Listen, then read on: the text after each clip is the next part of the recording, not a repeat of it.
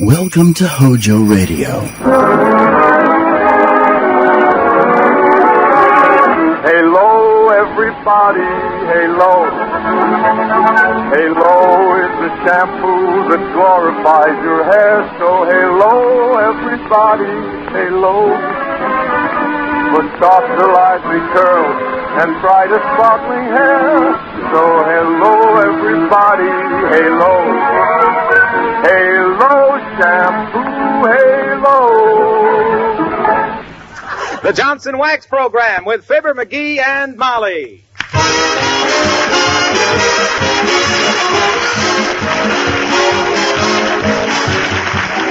The makers of Johnson's Wax and Johnson's Self-Polishing Glow Coat present Fibber McGee and Molly, written by Don Quinn, with songs by Martha Tilton and the King's Men, and music by Billy Mills. The show opens with Love Is.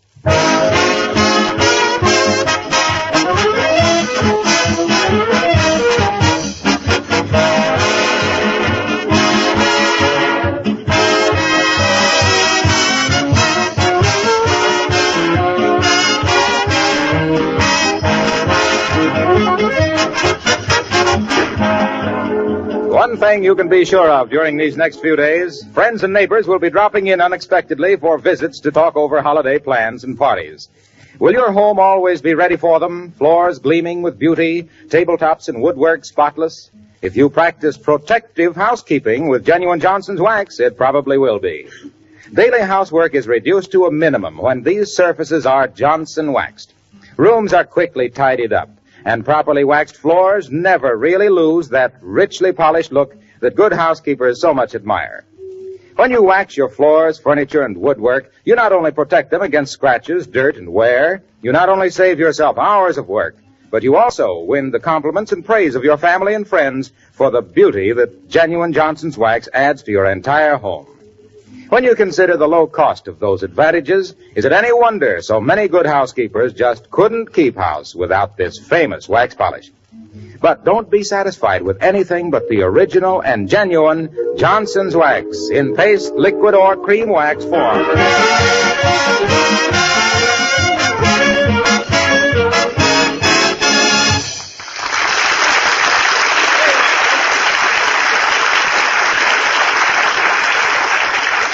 This is the time of year when a man who can't suppress his curiosity should be handcuffed and blindfolded. For instance, a package came for the McGees today, which is almost certainly a Christmas present. And we invite you to an interesting discussion between Fibber McGee and Molly.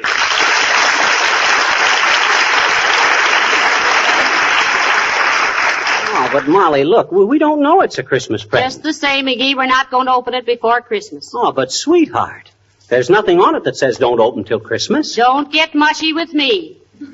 I still say we don't open it till Christmas morning now. Okay. I just wondered if it could have been them silver fox furs, that's all. I just wondered. What silver fox furs? Oh, never mind. We'll know Christmas morning. Well, I guess I'll run out the cigar store. McGee! Huh? What silver fox furs? Who's sending me some furs? How should I know? Well, you're the most exasperating. But this is exactly the size and shape of a box that would have a set of fox furs in it.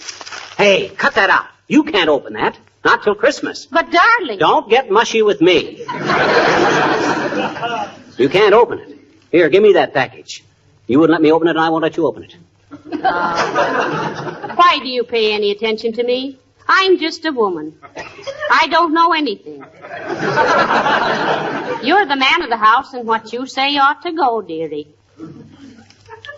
Hand me the scissors. Here. Thanks. Uh-oh. Bad news, Molly. It ain't furs. What? It isn't? Mm. Oh, dear. I told you we shouldn't have opened that package, McGee. Not until Christmas. Uh-huh. But what is it? I don't know. Look. Oh. It's a musical instrument of some kind. Looks like a little pipe organ. There's electric wires on. Hey, I know. It's one of them chime doorbells. And a beauty, too. You mean one of those doorbells that every time it rings you expect somebody to say, the following announcement is transcribed? Yeah, but it don't say here who sent it. Now, who do you suppose... Oh, get that stuff out of sight quick, McGee. Okay. Come in. Mr. Wilcox. Hello, folks. Oh, hi, Harlow. Come on in. No, thanks. I just wanted to leave these packages for you. And don't open them before Christmas. Oh, thank you, Mr. Wilcox, and we won't. But what's your hurry? I've got to stop and get a sandwich before I go back to the office. I missed my lunch. Well, Merry Christmas. Well, heavenly days. Now, there's plenty of cold chicken in the refrigerator, Mr. Wilcox, and a lemon meringue pie. Oh, boy, my favorite vegetables. But, gee, I hate to be any trouble, Molly. It's no trouble at all. It's no trouble at all. I'll just set out the chicken. Now, wait a minute. No, you don't. I'll find everything myself. Don't get up or I won't stay. Oh, well, go ahead, Wilcox, and easy on that pie. You got to watch them hips. Okay, I'll try to restrain myself. Well, we know he didn't send that doorbell. No, but I wonder who did. Oh, dear. Come in. Yeah. Oh, how do you do, Mrs. Uppington? How How do you do, Mrs. McGee? And Mr. McGee? And a yippee-yoo-tie to you, Mrs. Hughes. Won't you slip out of your sables and squat a spell? Thank you, no, Mr. McGee. I came over to ask a favor of you. Oh, certainly, Abigail. Anything we can do, just ask us. Oh, yes. Unless you want me to take that pooch of yours for a walk. I draw the line at patrolling the precinct with that pie-eyed peak. Mr. McGee, Fifi does not enter into this matter at all. Besides, I believe she entertains the same aversion to you that you do to her. Well, that's a lot of entertainment for one man and a dog. But what can we do for you, Abigail, dear? Well, Mrs. McGee, I head the neighborhood committee to conserve waste paper for the government. I wish to ask you not to burn or destroy your waste paper and cardboard. Please save it, and I shall have a truck pick it up whenever you call. Why, sure. I'd be glad to help such a good cause. Personally, I'd like to form a movie committee for this war. A movie committee, Miss McGee? Yeah, I'd like to get the government to make a documentary picture and send 1 million prints to Tokyo. Starring what actor, dearie? Harry Carey.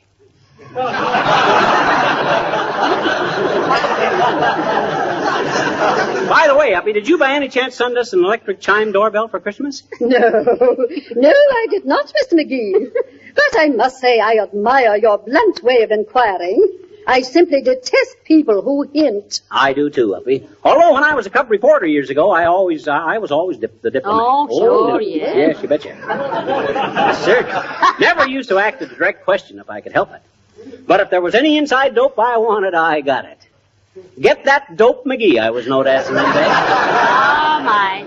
Get that dope McGee, the dashing, daring darling of the dailies and the ding-dong dipsy-doodle daddy of the dirt dishers, diligently deviling dignified diplomats for delicate details, discreetly dictating data difficult to decipher, and deliberately denouncing dangerous demagogues dripping with dubious dialogue designed to develop defeatism, doing my duty with a dearth of dilly-dallying despite the dirty digs of the desperate dogs who determined to dampen my do-or-die disposition and deteriorate a diggity dynamo into a drippy droop, a dandy detective at dodging death and danger, but doesn't this description sound like a total stranger?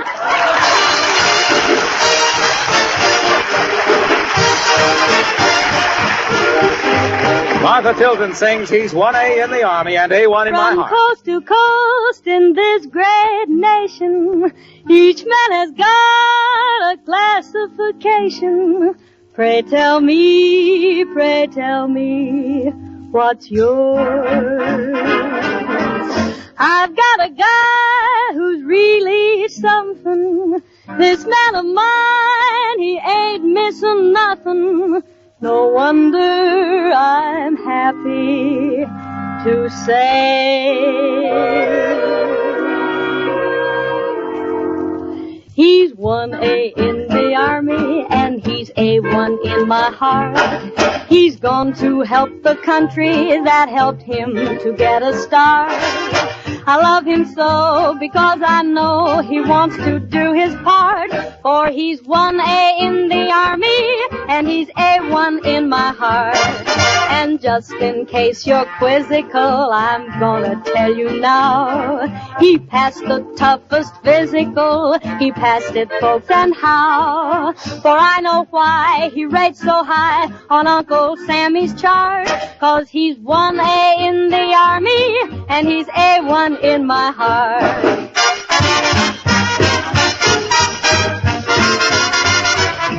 They're 1A in the Army and they're A1 in our heart. They've gone to help the country that helped them to get their start. We love them so because we know they want to do their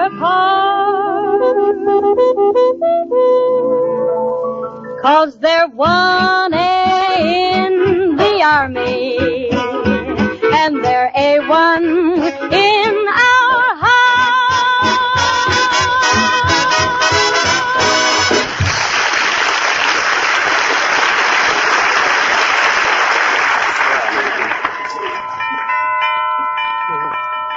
Hey, Molly, this is going to be a pretty snazzy doorbell, you know it? Yes, but who do we get to install it, dearie? An electrician? Nah, I can do it myself. Oh,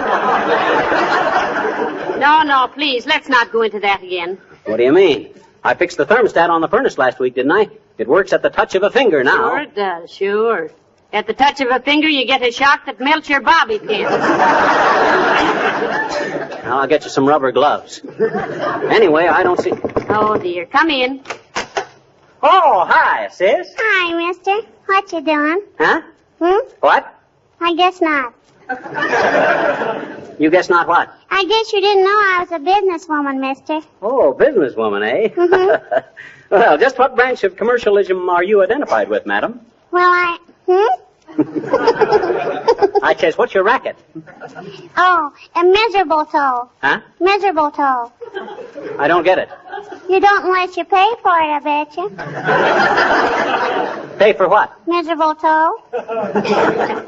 Well, that was a short ride, but I enjoyed it. Let's go around again. What's miserable toe? Oh, gee, mister, you know what miserable toe is. No. You hang it up on Christmas and it's got white berries on it. Oh, sure. Sure. Mistletoe. Mhm. Otherwise known as mug holly. Lip lilac. And night blooming smush. My daddy calls it fracture cactus. Fracture cactus. Why, sis? Because once a long time ago, he started to hang some up on the chandelier and the chair broke and he fell down and fractured his leg. Oh. I says, oh. Oh. Well, mister, can we do any business? Only 25 cents a bunch. Okay. Bring me 2 bits worth, sis. Oh, thank you, mister. I'll deliver it first thing tomorrow and you can pay me the 35 cents. Fine. I'll be... Hey, wait a minute. You says 25 cents. What's the extra dime for? Tax? What do you mean, tax? There's no tax on mistletoe. There is unless you want to glue it up, mister. It's up to you. Come on.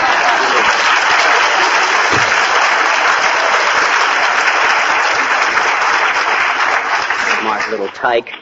I'll bet she winds up selling Santa Claus a snood for his beard. Hey, Molly, do you suppose this doorbell runs on batteries or the regular house current or how? Well, why don't you experiment, little dearie? You're a wonderful lad with electricity. You really think so? Why, sure I do. Yeah. Who else could have wired the vacuum cleaner so it runs and hides under the Davenport every time I plug it in? Well, stop. Oh! Heavenly days! Something's happened to Mr. Wilcox. Come on, McGee. Oh! Hey, what's the matter, Harlow? Hey, what you sitting on the stove for? I've just glow-coated your linoleum. Meow. Huh? And I'm waiting for it to dry. Ooh. I've only got 15 seconds to go. Ooh, yeah. But you're sitting right on the pilot light, Mr. Wilcox. I know, but I don't want to jump down till the floor is dry. It takes 17 to 20 minutes. 20 minutes. Time's up. Well, turn around quick. I'll throw some water on you. That's it. Yeah. Oh, boy. That's better. Now, what was all this foolishness, Mr. Wilcox? I'm sorry, Molly, but when I came out here in the kitchen, I noticed your linoleum needed attention. Oh, I know, but I've been so busy shopping the last day or so that Oh, well, it wasn't bad, but I can't resist a linoleum that isn't perfect. So I grabbed a can of Johnson's self-polishing glow coat and spread some around with a long-handled plier. It's really fun to do, you know. Oh, yeah, we heard you screaming with joy, Harlow. Well, you see, the minute I had the floor all nicely glow-coated, and with no rubbing or buffing either, I hopped on the stove to let it dry, never realizing I was sitting on the pilot light. Well, thank you for polishing my floor, Mr. Wilcox. And I'm sorry you had to roast your rompers doing it. Oh, that's all right, Molly. Well, I'll be getting back to the office now. And Did you have enough to eat, Harlow? Eat? Yes, eat. Did you find the chicken and the pie? Well, what do you know? I forgot all about eating. The minute I got out here, I started glow-coating the floor. If I'm not the darndest fool. Oh, well, I'll grab a bite downtown. Thanks anyway, folks.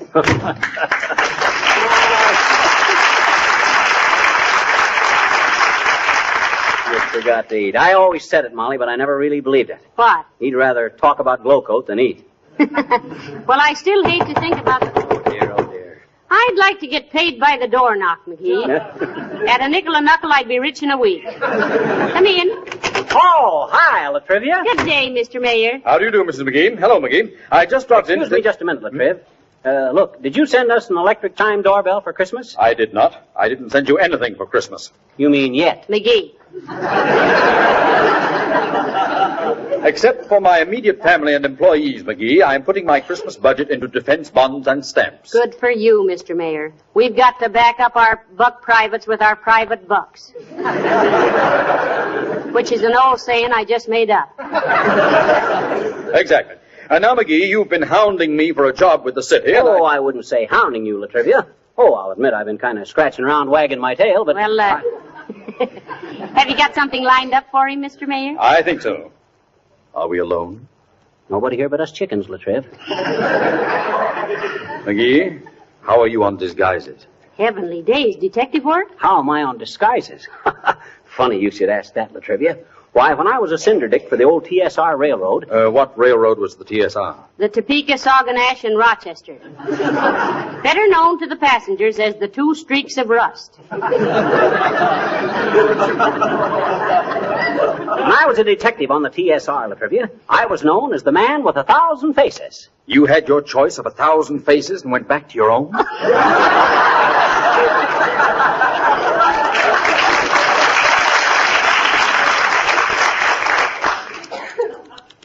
Oh, tush. I'll never forget the time I rounded up that gang of boxcar bandits around East St. Louis. I was walking along the right-of-way, slick as a cat, disguised as a jockey. Never mind the heroic details, McGee. All I want to know is, can you assume a completely different identity and maintain it under trying circumstances for days at a time? Oh, why, certainly he can, Mr. Mayor. Why, he can even disguise his voice. Change your voice for the mayor, dearie. Okay, I will. No trouble at all. In fact, I started changing my voice at the age of 14. That's splendid. You report to the city hall first thing tomorrow, McGee. Oh, wonderful. You better get me a police permit. You better get me a police permit, Latriv, so I can carry a gun. You won't need a gun. The disguise will be enough. You're going to be Wistful Vista's official Santa Claus in City Hall Park. $5 a day. I'll see you tomorrow.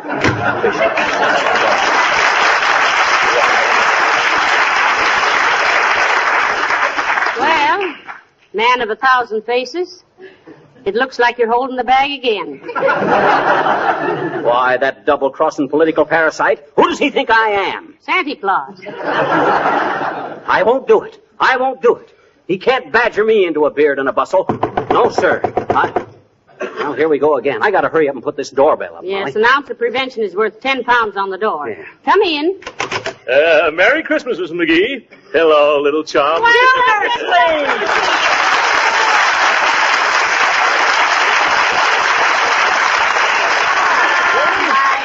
Heavenly days, how do you do, I'm sure. Well, come on in, Gildy old sock. I'm glad to see you. Look at him, Molly. Ain't he a sight? What's that, McGee? I mean, ain't he a sight for sore eyes? Oh. By George, it's nice to see you folks again. You're looking as lovely as usual, Mrs. McGee. Oh, now, Mr. Gildersleeve, stop your blind. Yeah, you see, Gildy, you got her so fussed she can't even pronounce baloney. Here, Mr. Gildersleeve, take his hat and coat, McGee. Okay. I'll make a pot of tea. Yes, take my hat and coat, McGee.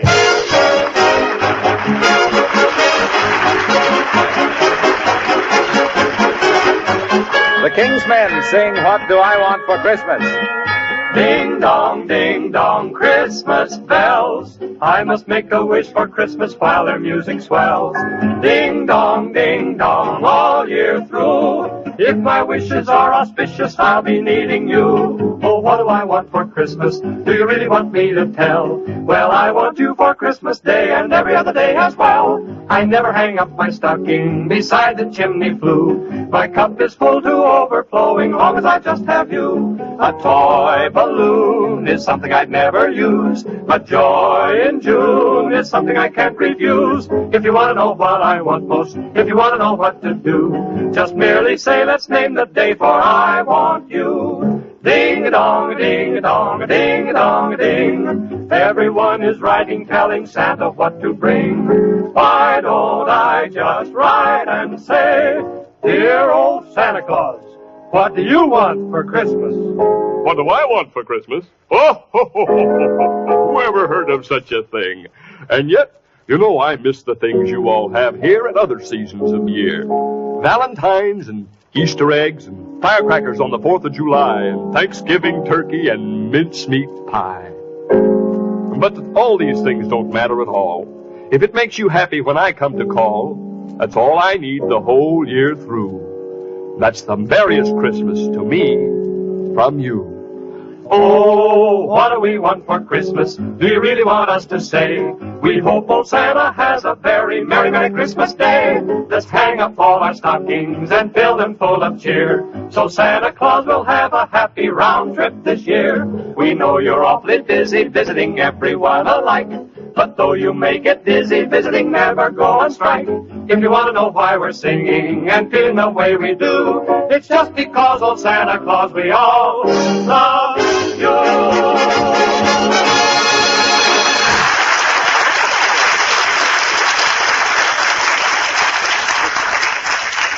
Yes. Yes, Sir Gildersleeve, you don't look a day older than when you left Wistful Vista. Oh, well. Not that you were any chicken then, but... Yes. Will you have another cup of tea, Mr. Gildersleeve?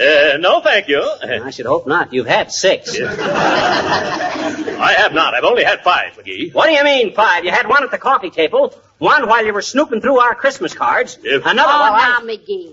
Stop it. He's welcome to all the tea he can drink. Thank you, Mrs. McGee.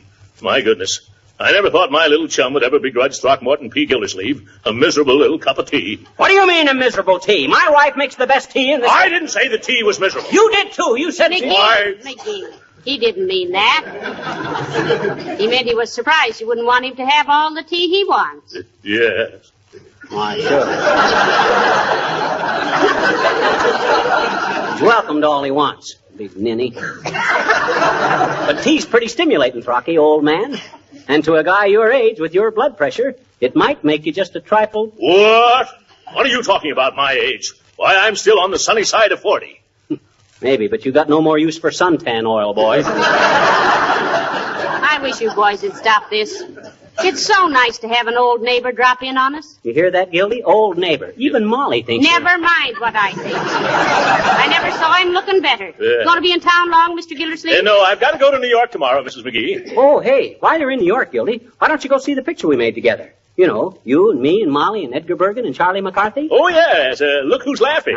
Where's it playing? Well, it has its New York premiere tomorrow at the Palace Theater, and Keith Albee in Brooklyn. Oh. Yeah. So you better see it in Brooklyn, Gildy. You're one of them bums. You? Is that so? Speaking of bums, McGee, that was a bum joke of yours sending me that old lawnmower the other day. Why, it was yours, Mr. Gildersleeve. Didn't you want it back? Well, I thought it was a big, expensive Christmas present. So before I opened it, I went out and bought McGee a very costly easy chair with a built-in radio and everything. Gildy, I'm sorry. That lawnmower thing was just a gag. I sent you a real present yesterday. What? You did, McGee? Why, sure. I thought to myself, if Gildersleeve ain't worth $47.50 of my money... Oh, I'm sorry, I didn't mean to let the price slip out. $47.50 is none too much for Mr. Gildersleeve, McGee. Not that the price of a gift makes any difference. Of course it doesn't. But I might have known that my little chum wouldn't do a thing like that. $47.50, eh? Well. Come in. Is this the resident? Who lives here? I do, Bud. Fibber McGee. Oh, thanks. Here's a telegram. It's a wire. Well, I'll sign for it, boy. There.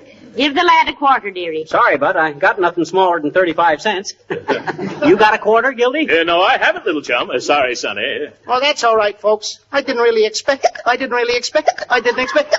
been here before.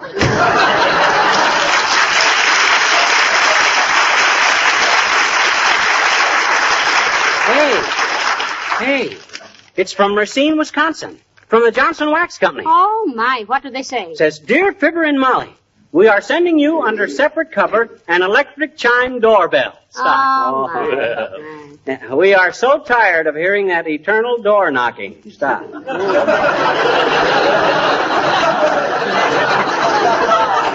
So is everybody else. Stop. If every knock was a boost, you'd have a Crosley rating of 6,000. Use the doorbell. Stop.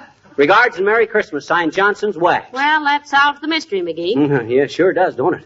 For a while there, I wondered, hey, where are you going, Gildy, old man? Aren't you going to stay for dinner? Oh, please do, Mr. Thank you. I'm sorry, folks, but I've got to get back to Summerfield and then on to New York. Hey, that's a wrong hat, McGee. I was wearing a fedora, not a beret. Oh, excuse me. That's the one I wear to fix the furnace in. Yes. Here you are, Gildy. Thank you. Well, I certainly enjoyed this visit. Oh, thank you, Mr. Gildersleeve, and I'm so sorry you can't stay for dinner. Well, he couldn't eat any anyway, Molly. He's so full of tea, his eyes are beginning to slant. Yes.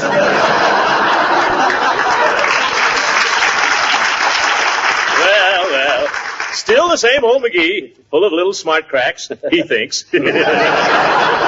Well, I hope you enjoy your Christmas present, folks. I'm sure we will, Mr. Gildersleeve, and thank you very much. Yeah, and I hope you like the one I sent you, Gildy. I'm sorry I was so crude as to let the price slip out. Yes, $47.50. Well, certainly nothing to be ashamed of. Wow. Well, goodbye, folks, and Merry Christmas. Goodbye, Mr. Gildersleeve, and the same to you. So long, Crocky. Well, I'm certainly glad we found out who the doorbell was from, dearie. Me too. Hey, Molly. Yeah? What could I get Gildersleeve that would look like it cost around $47.50?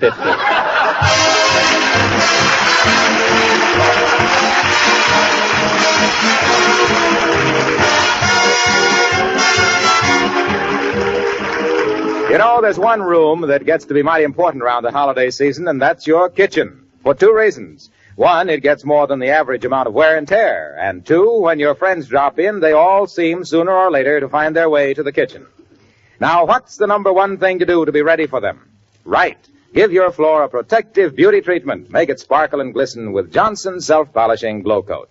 The floor polish that gives floors such a lasting luster, that makes linoleum wear indefinitely, keeps its colors as fresh and bright as new. Glow Coat is different from ordinary polishes. Its film is flexible, not brittle. It does not chip or wear down unevenly. It guards linoleum surfaces against wear and dirt. Makes house cleaning so easy because it needs no rubbing or buffing. Glow Coat is quick drying. You simply apply and let dry 20 minutes. And Glow Coat is economical because a little goes a long way. Now, if you're not already using Glow Coat, just try it once. Look for the familiar red and yellow can, and be sure it reads Johnson's Self-Polishing Glow Coat.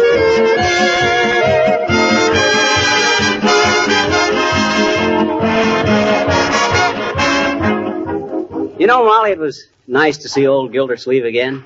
Well, nobody'd think so the way you two argued that. Oh, we were just kidding. I wouldn't really fight with him.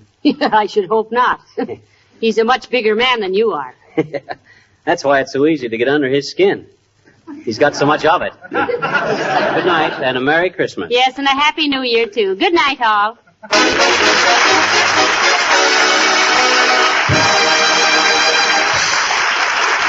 This is Marla Wilcox, speaking for the makers of Johnson's Wax Finishes for Home and Industry, inviting you to be with us again next Tuesday night. Good night.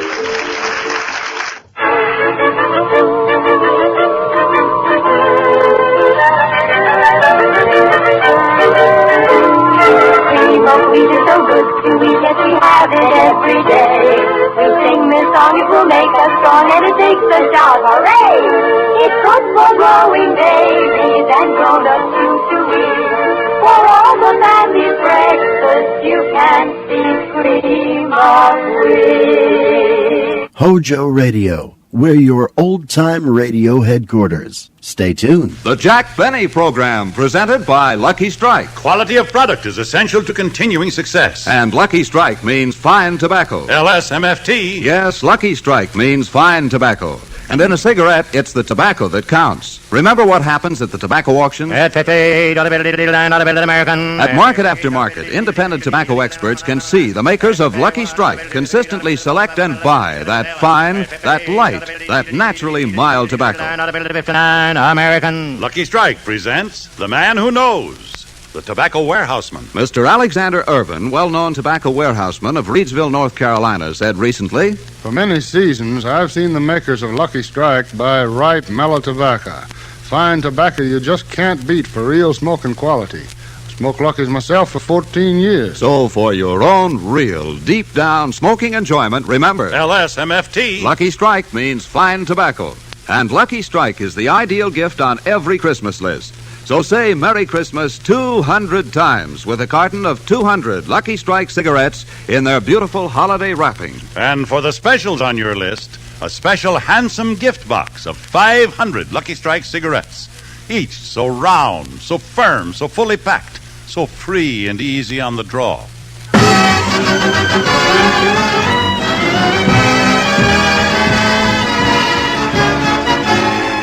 The Lucky Strike program starring Jack Benny with Mary Livingston, Phil Harris, Rochester, Dennis Day, and yours truly, Don Wilson.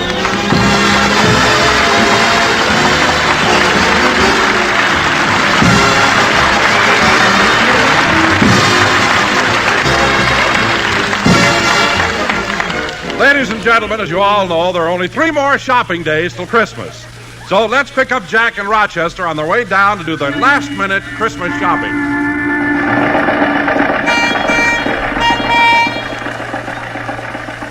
Rochester, how far is it from my house to downtown? About 7 miles, boss. Oh, fine. We ought to be there about noon. Yeah, it's a good thing we started last night. Yeah. Gee, there sure is a lot of traffic this time of year, and I have so much to do. I better check over this list. Clark Gable, a half a dozen shirts. Barbara Stanwyck, 1 dozen initial handkerchiefs. Gary Cooper, 2 pair of silk pajamas. Claudette Colbert, a lace negligee. Rochester, I hope we can deliver these things by tomorrow. Yeah, you promised them they'd have their laundry back before Christmas.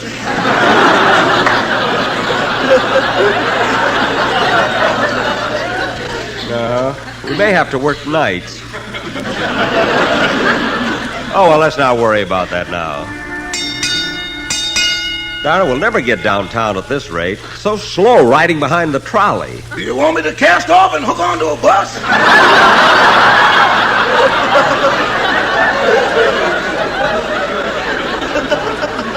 No, I can't stand those fumes. You know, Rochester, Christmas is a lot different now than it was years ago. I remember one Christmas Eve when I was a kid. The ground was covered with snow, and as I looked out the window, in the distance I could see someone dressed in red. Suddenly there came a patter of hoofbeats and a knock on the door, and the door flew open, and the man said, "The British are coming."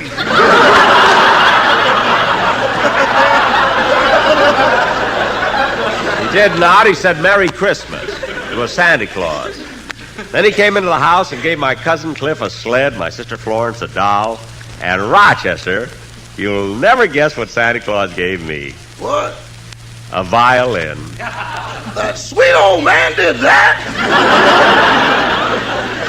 Rochester, don't be so... Oh, there's the store. We better start looking for a place to park. Here's a place. Slow down while I see what it says on the sign.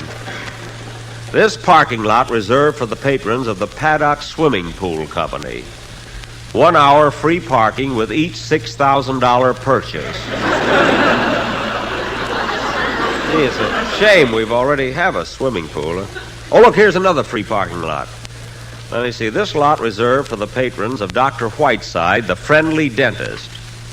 1 hour free parking with each tooth pulled. Rochester. I went last time. It's your turn now.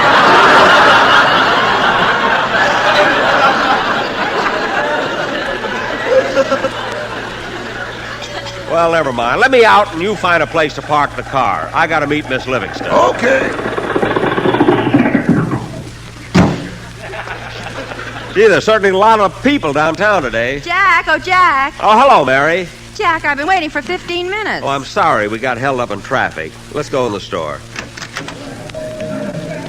Mary, you have my Christmas list, haven't you? Yes, here it is. What does it say? It says, Dear Jackie boy, I couldn't meet you last night because a customer spilled a chocolate soda all over my uniform. So The list is on the other side. Give it to me. Wait a minute, Jack. Who's Josephine? The little blonde car hop at Simon's Drive-In. She used to work at the Glendale branch, but they promoted her to Beverly Hills. Gee, I hope that chocolate soda incident doesn't send her back to Glendale. You know, she's very pretty, Mary. The Drive-In uses her pictures in all their newspaper ads. Oh, yes, I remember. She was Miss Cheeseburger of 1946. Yeah, she'd have made it this year, too, but her mustard was on crooked. Just goes to show you. Fate, a little thing like that, huh? Let me see that list, Mary. Here you are. Gee, I still have to buy a present for my old girlfriend, Gladys Abisco. I don't know what to get her. You think she'd like a lipstick?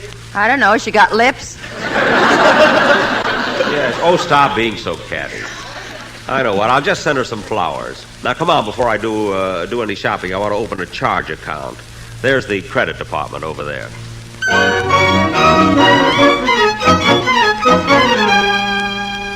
Now, Mr. Benny, I think we have all the personal information we need. Now, would you tell us something about your financial qualifications? What are your assets? Well, I own my own home, my own car. I have 3 paid-up insurance policies. I have a radio program, and I own some stocks and bonds. I see. Now, what are your liabilities? My liabilities? The horn blows at midnight.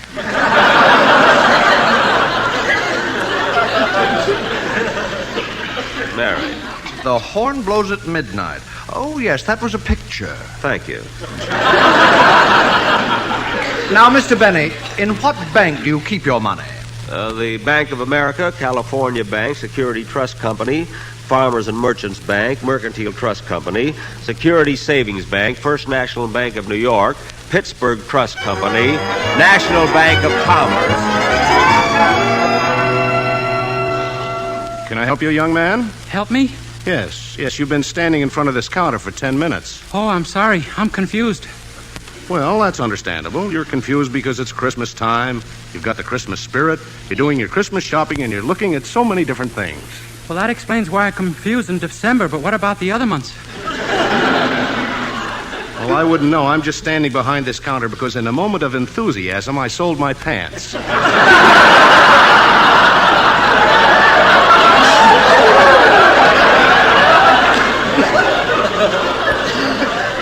Oh, well, I'd like to get something for my parents. Oh, your mother and father, eh? Yeah, how did you know? Oh, I just figured it out. Gee whiz, I don't know what to get for my mother. You know, young man, looking at you, I can just picture your mother. You can? Yes, small, petite, gentle, a kindly smile for everyone, and spends most of the time sitting in a rocking chair knitting. That's my father. Now try and guess my mother. Oh, boy, she sure makes him toe the mark. You mean your father's afraid of your mother? Oh, everybody's afraid of my mother. When I was born, the stork left me a block away from the house. What? It's a good thing I knew the address. Gee, I wish I knew what to buy my mother for a Christmas present. Oh, I know. I'll get her one of these. What size is this one? 38. No, that'll be a little too small. What size is this one here? That's a 44. That's fine. Put some bullets in it and wrap it up. Yes, sir. Send it to Mrs. Patricia Day and put a card in it saying, "With all my love, Dennis." Yes, sir. I'll do that immediately.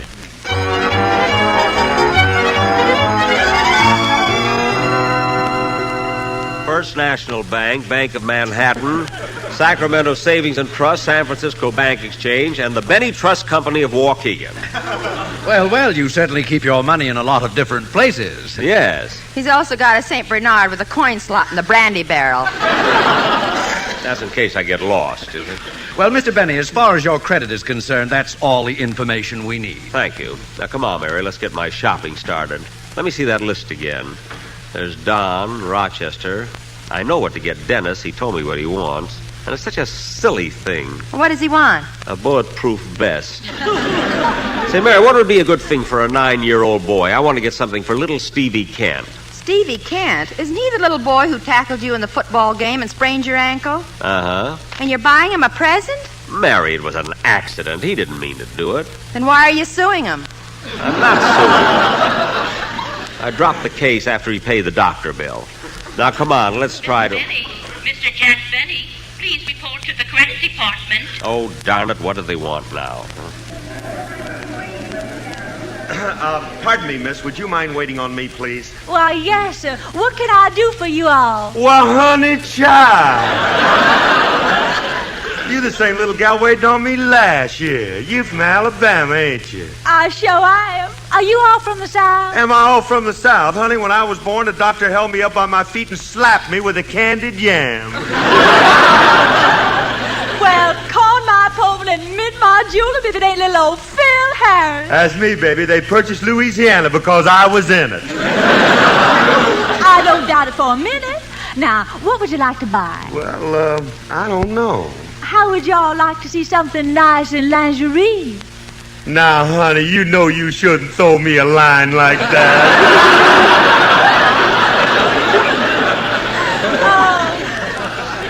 Gee, Mr. Harris, you're so cute. Yeah, everybody notices it. You know, Mr. Harris, you're so much different than I pictured you to be. On the radio, you're such a braggart. You sound so conceited. That ain't nothing. Wait till I go on television. Are you all going to go on television? Honey, when a man is as good looking as I am, television ain't a luxury. It's a necessity.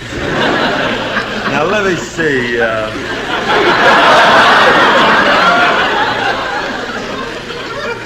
Let me see. I'm wondering, honey, what I can get for my wife. I'll tell you what. Hey, give me one of them negligees there.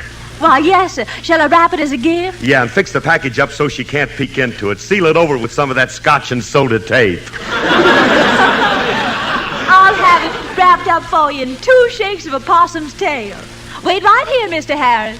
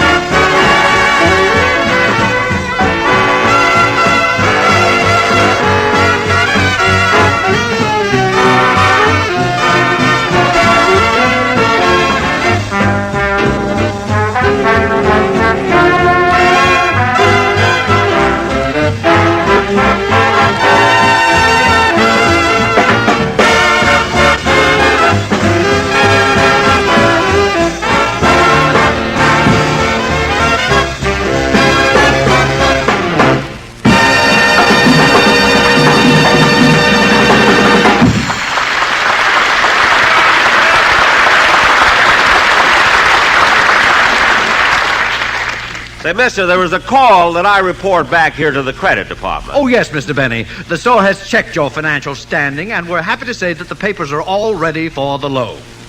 Loan? I don't want to get a loan. No, we do.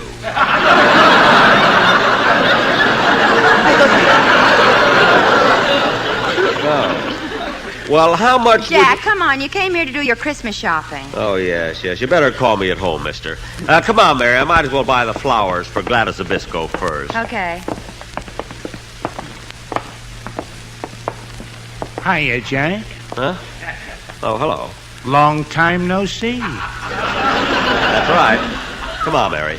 Jack, who was that? Oh, he's that racetrack tout who used to hang around Santa Anita. What a guy. Come on, let's get away from him, huh? Oh, wait a minute, Jack. I want to stop the lingerie counter. I like this shade, miss. I'll take this pair of 2-thread hose. You're wrong, lady. This hose is 3-thread. Oh, no, it's 2-thread. I beg your pardon, but it's 3-thread. Listen, sister, don't argue with me. Not so long ago, I was standing right where you are. Let's tell her, Mary. I don't know why I'm so fresh. She's making more money than I am. Only during the holiday season. Anyway, Mary, you don't have to buy stockings. I was going to give you a pair for Christmas. I'll buy my own. I wore the stockings you gave me last year, and everybody thought I was a nurse.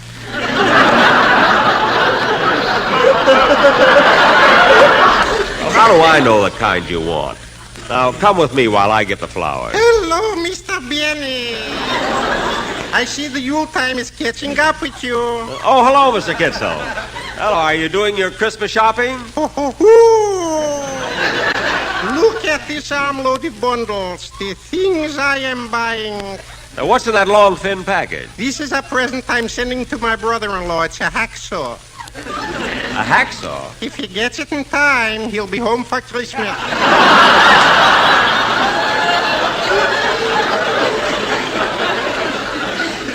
Mr. Kitzel, your brother-in-law is a prisoner? No, he's the warden.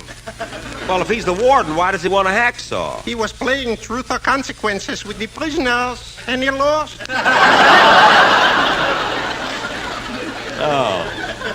Say, Mr. Kitzel, what are you getting your wife for Christmas? I got it already here in this box. It's a beautiful fur coat. Well, that's nice. What is it, a fox or sable? On the label, it's sable. In the box, it's fox.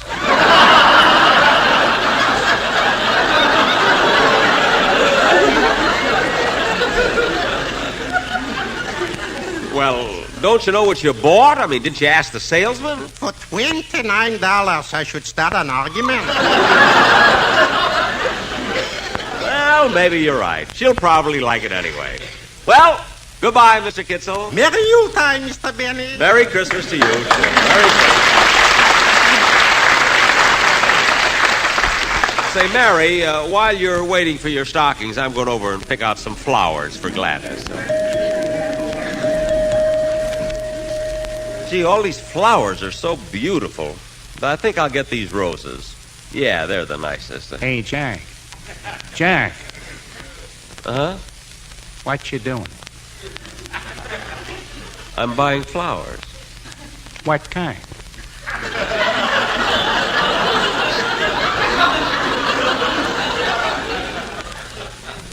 I'm buying roses.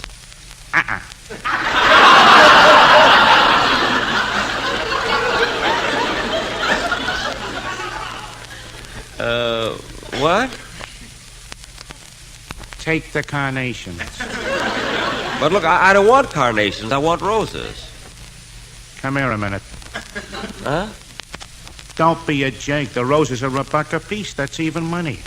I know. The same dough on carnations will get you 6-1.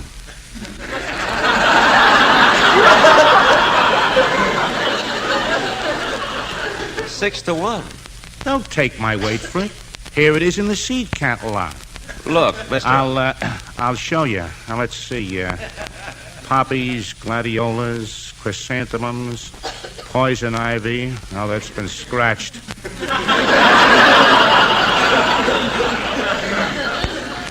Violets, daisies, roses. Yeah, here it is, roses. Blooms early, fades in the finish. Well, look, I don't care what it says. I'm still going to buy the roses. Okay, it's your money. I wish that guy would leave me alone. For sake. Oh, Miss! Now, let me see. I have my rifle, cartridges, my rod and reel and hooks. Yes, sir. Now, is there anything else you need? Oh, yes, a tent. Very well. How about this one over here? Well, that looks good. Shall I have it delivered? No, just put sleeves on it. I'll wear it home.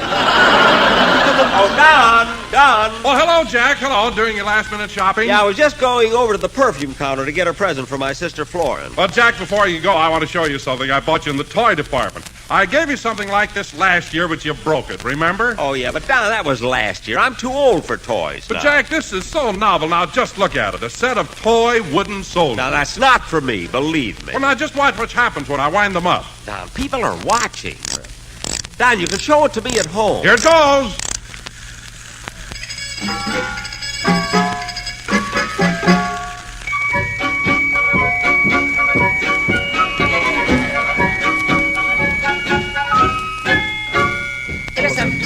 LSMFT, it's a smoke for you, it's a smoke for me, it's a smoke for we. LSM, FFM,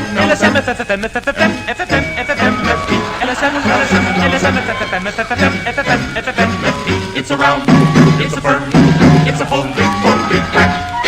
Better buy Lucky's, Lucky Strikes the smoke for me. Better try Lucky's, LSMFT. Better buy Lucky's, better buy Lucky's. Lucky Strikes the smoke for me. LSM, LSM, LSM, LSM, LSM.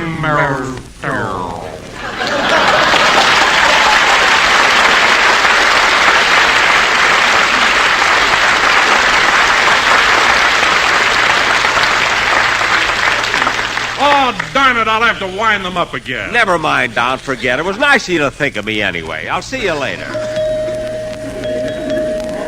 Jack, I've been looking for you. Oh, I'm sorry, Mary. I stopped to talk to Don Wilson.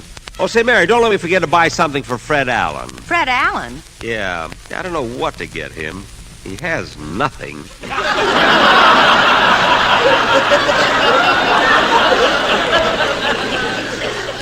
Oh, I'll buy something for my sister first. Here's the perfume counter. Pardon me, sir. I'd like to buy some perfume. Okay, mister. What kind of perfume would you like?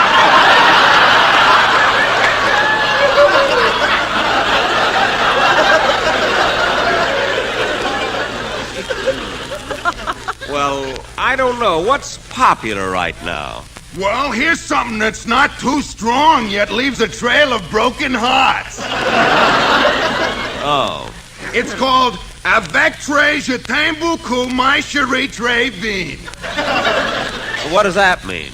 I don't know. I didn't take French when I was at Harvard. Oh, well, anyway, I don't think I'd like that. What else have you got? Well, here's some other perfume called Essence of a Locker Room.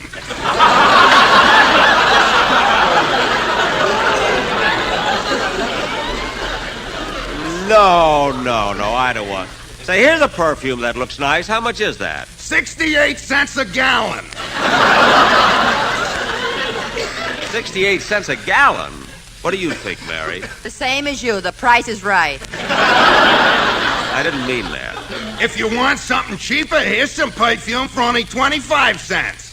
25 cents? What kind of a bottle does that come in? That don't come in no bottle. We keep it on tap. On tap? When I draw it fast, you ought to see the head on it. Well, never mind. I'll get something else. By the way, mister, how come they put a fella like you behind the perfume counter? Oh, my regular job is in a delicatessen department slicing Limburger cheese. Limburger cheese? Yeah, once a month they send me here to neutralize me.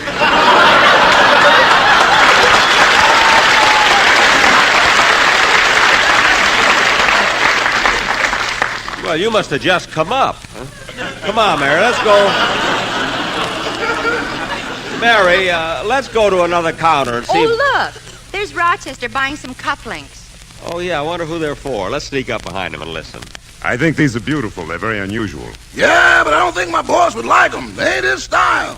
I see. What type of man is your boss? Well, he's medium tall, medium weight, and rather conservative.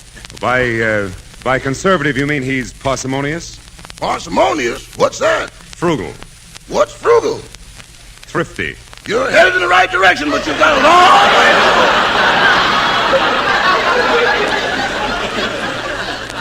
If I had those cufflinks already, I'd fire him. Quiet. I want to hear this. Now, let's see. Maybe he'd like something else. Why don't you buy him a nice wallet? He ain't got no use for a wallet. Where does he keep his money? California Bank, Bank of America, Security First National Bank, and a FUNKO deep freeze. A FUNKO deep freeze? Mr. Benny likes some of his money in cold cash. Rochester! Oh, hello, boss. I didn't see you. I know you didn't, but if you're going to buy me a Christmas present, buy it. Don't discuss my personal affairs. Yes, sir. Now, come on, Mary, let's go. Oh, say, Mary, there's one thing I still have to get. What's that? A present for Don Wilson. I can get it right over here at this counter. Oh, clerk. Yes, sir? I was thinking of getting... Say, your face looks familiar. Didn't I wait on you last year? Yes, I believe you did. I was thinking of getting... Now I remember. You bought a pair of shoelaces, didn't you?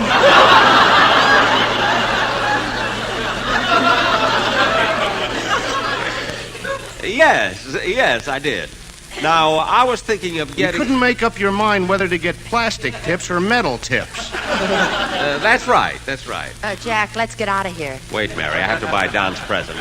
Mister, do you happen to have... I remember how you kept coming back.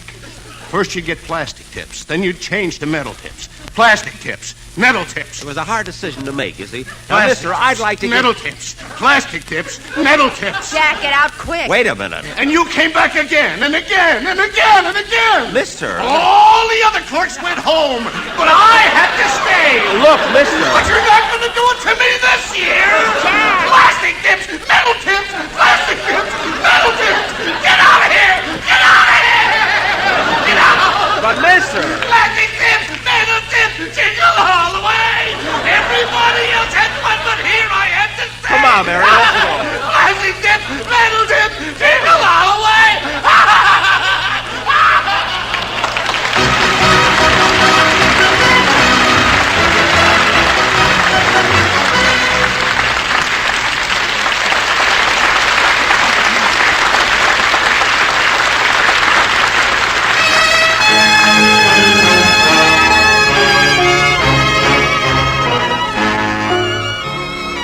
Ladies and gentlemen, since this is our Christmas show, we feel that it is fitting to close with a medley of Christmas carols sung by Dennis Day. Oh, little town of Bethlehem, how still we see thee lie above thy deep and dreamless sleep. The silent stars go by, yet in thy dark street shineth the everlasting light. The hopes and fears of all the years are met in thee tonight.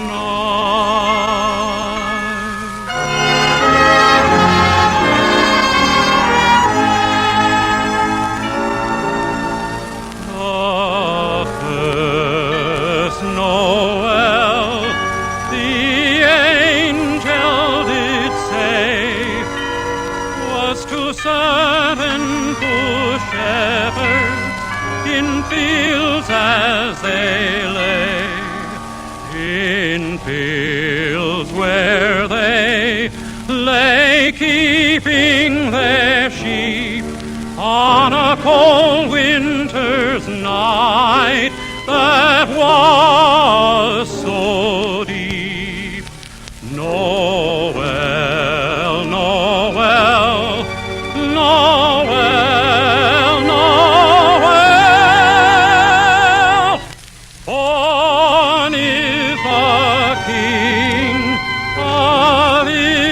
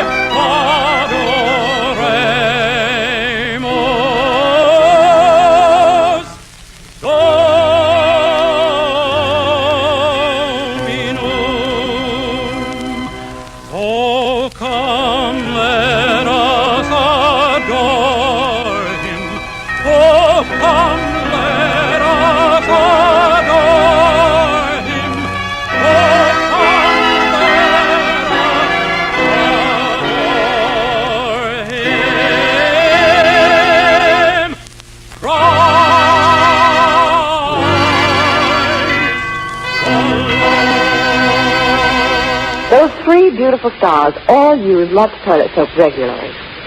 You know what a forthright person Joan Blondell is. Yes? Well, when I asked her about her complexion care, she said, "A Lux girl? You bet I am. Active lather facials really work for me." Lux Soap Beauty Facials do make skin lovelier, all right. Skin specialists proved it. In 3 out of 4 cases, daily Lux Soap care made skin softer, smoother. The fact that so many famous stars recommend Lux toilet soap shows how right it is for delicate skin. Now there's a beauty counsel for lovely ladies everywhere. Why not make fragrant white Lux toilet soap your daily beauty soap? Remember, it's Hollywood's own complexion care. The choice of 9 out of 10 lovely stars. Stay tuned to HOJO Radio.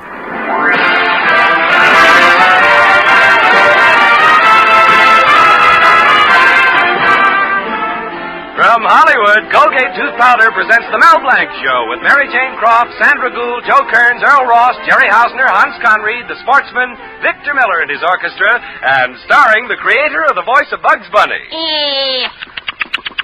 What's up, Doc? Yes, Colgate Tooth Powder for a breath that's sweet and teeth that sparkle brings you The Mel Blanc Show with Mel playing his new character, Zookie. Hello, everybody. Hello, everybody. Hello, everybody.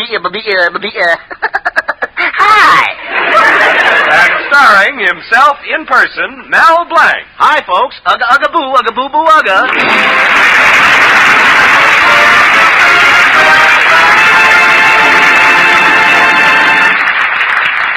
Well, it's a week before Christmas, and all through Mel Blanc's little town, everyone is talking about Christmas presents. In the Williams house, we hear, Sam Brown, I have a notion you're going to get that set of Shakespeare you've been thinking about. Thank you, Mr. Williams. And in the Tucker showroom, we hear, Henry Adams, something tells me you're going to get that automobile you want. Thank you, Mr. Tucker. And in Brillig's department store, we hear, Mel Blanc, I think you're going to receive a tool chest for your fix-it shop. Thank you, Santa Claus. So now we know Mel Blanc is in the department store. Let's follow him as he presses forward along the crowded aisles with his girlfriend Betty. What you shoving, mister?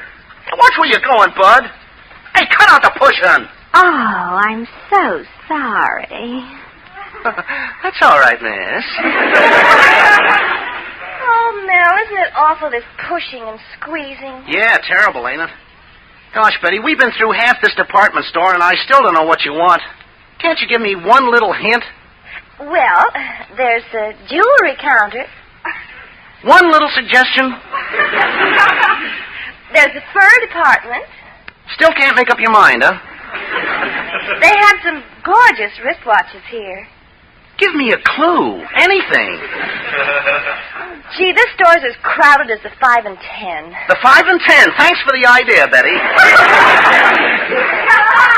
Well, if a certain someone wanted to give his certain someone something, that certain someone should give her a bottle of French perfume. Does that certain someone get the idea? Mel? Mel, where are you going? He got it. You bet he got it. He doesn't realize it yet, but he's trapped. And like every foolish lover, he runs to get his girl what she wants. Well, I think I have enough money to get Betty some perfume. Ah, here's a perfume counter now. Ooh, look at this bottle. Sinful Hour. A snare that lures unwary men to dizzy heights of ecstasy. Breathless moments of romantic passion. Unquenchable abandon in soft arms. Can I do something for you? Yes, kiss me. I'm looking for perfume for my girl. Well, how much would you like to spend? We have perfume as high as $100. What have you got as low as? How about a bottle of this shocking? Is it really shocking? I'll say it is. It was banned in Boston. That's not bad.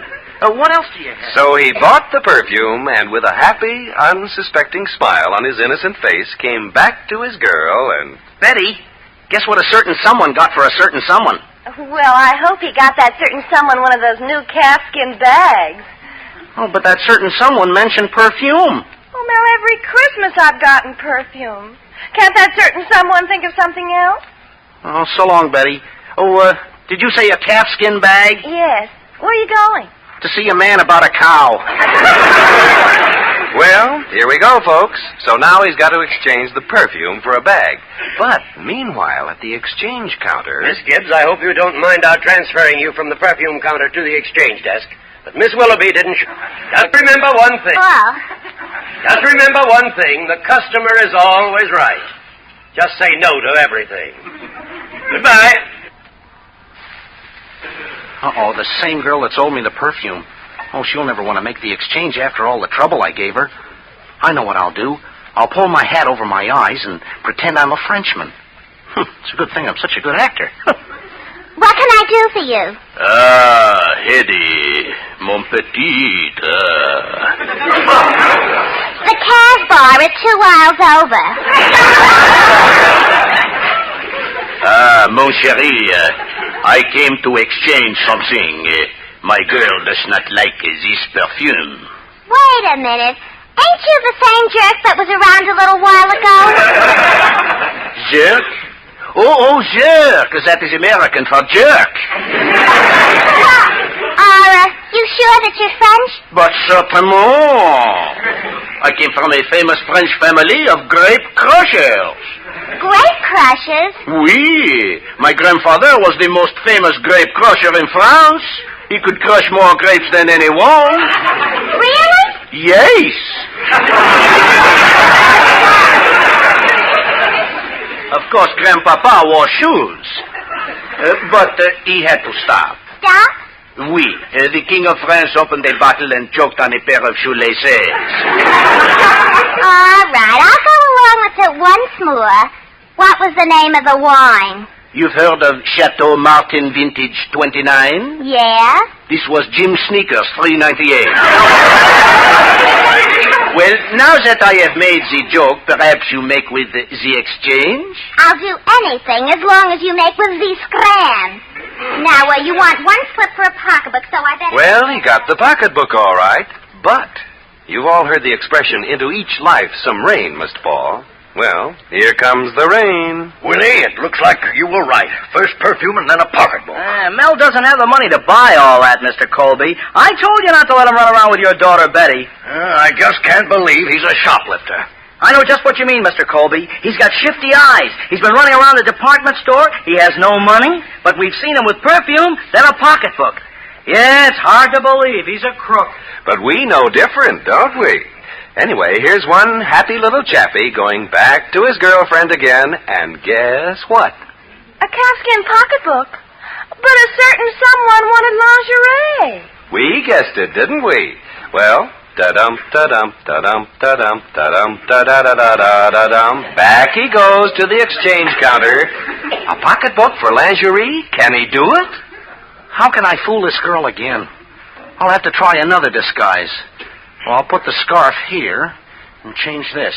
Yeah, that'll do it. Get in line, folks, and one at a time. Oh, gee, what a mob. Well, what can I do for you, mister? Pardon me, Hoot Mom. Yes? I'm returning my wife's pocketbook. It has a mechanical defect. A mechanical defect? Oh, let's see. Why, the pocketbook opens easily. Aye, that's the mechanical defect. Well, if you're so thrifty, why don't you just send your wife a Christmas card? Oh, I've got a card now, a bonnet card that does for all the holidays. One card for all the holidays? What's it like? Well, it's a picture of St. Valentine in a Halloween costume with an Easter rabbit under his arm, hitting Santa Claus over the head with a firecracker and wishing him a happy Mother's Day.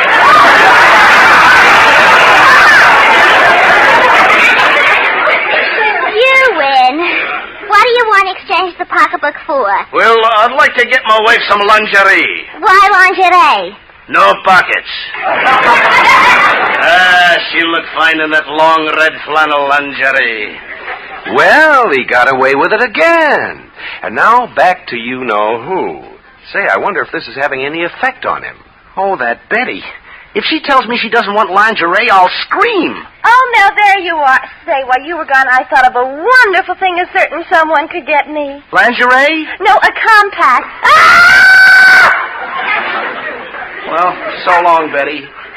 Oh, this is the third time now. Just like a woman can't make up her mind about what she wants. Gosh, that's the third time Mel has wandered off and returned with a different package. Well, just like a man, can't make up his mind about what he wants.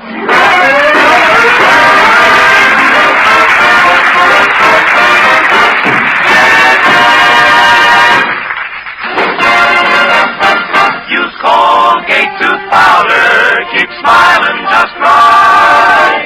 Use it each morning and use it each night. Don't take a chance with your romance. Use Colgate tooth powder. A girl who has a breath of trouble is seldom asked to date up double. Yes, that little breath of trouble, I mean unpleasing breath, can lose you friends and alienate people. Don't let it happen to you. Just do this. Brush your teeth night and morning and before every date with Colgate tooth powder. For Colgate tooth powder cleans your breath as it cleans your teeth. Yes, scientific tests have definitely proved that in 7 cases out of 10, Colgate tooth powder instantly stops unpleasing breath that originates in the mouth. What's more, no dentifrice at any price cleans your teeth more quickly and thoroughly than Colgate tooth powder. Remember to buy it first thing. And remember the name, Colgate tooth powder with the accent on powder. Don't take a chance with your romance. Use Colgate tooth powder. And now, Victor Miller, the sportsman, and Managua, Nicaragua.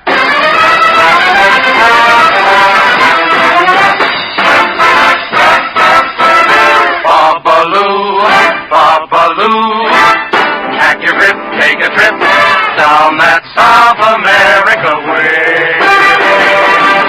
'Cause Managua, Nicaragua is a beautiful town. You buy a hacienda for a few pesos down. You give it to the lady you were trying to win, but her papa doesn't let you come in. Managua, Nicaragua is a heavenly place. Yeah. You ask a senorita for a little embrace. Yeah. She answers you caramba, scramba, barbarito. In Managua, Nicaragua, that's no. I have been to many tropic ports. I might include even Brooklyn. If you're ever feeling out of sorts, I'd like to recommend a look in Managua, Nicaragua. What a wonderful spot. There's coffee and bananas and the temperature hot. So take a trip and on a ship go sailing away across the agua to Managua, Nicaragua.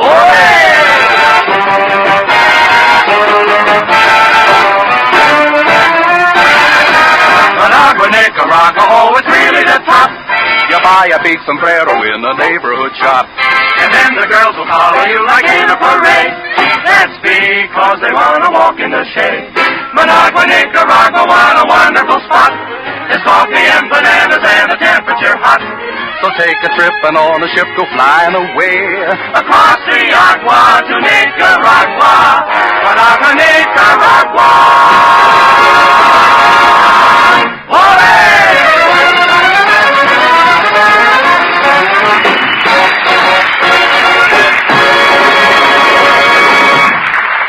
You know, folks, you may look any place in the country, and wherever you go, you'll find that any Jane Doe knows what she wants for Christmas, and any Mary Brown knows what she wants. But Mel Blanc's girlfriend, Betty, says... I want perfume. No, I want a pocketbook. No, I want lingerie. Oh, no, I want a compact. No, I want earrings. But if Betty doesn't know what she wants, Mel Blanc, who's been going crazy exchanging these gifts, knows what he wants, and he says... I want to kill myself. But, like I told you, it isn't that easy. Betty's father, Mr. Colby, and Willie Murdoch have spotted Mel, and after watching his strange behavior, they think he's shoplifting in the department store. Now let's pick up Mel, as for the 4th time he plods his weary way to the exchange counter to exchange the compact for earrings. Gosh, how am I going to fool the exchange girl this time? I've disguised myself as a Frenchman and a Scotsman. Maybe I can be an Australian. No, I can't talk like a kangaroo. Besides, I haven't a pouch. Well, not much of one. I got it. Well, what do you want to exchange? Oh, speaking to me, Governor. Oh, I came to exchange this here compact. And what's wrong with it? My lady friend doesn't like the lipstick. The price is right and she wants it grind. What would you like to exchange it for? Nylons. Earrings. Haven't I seen you before? Impossible, Governor. Are you sure you're English? Oh, my sure. Oh, my dear. Oh, my sure. Oh.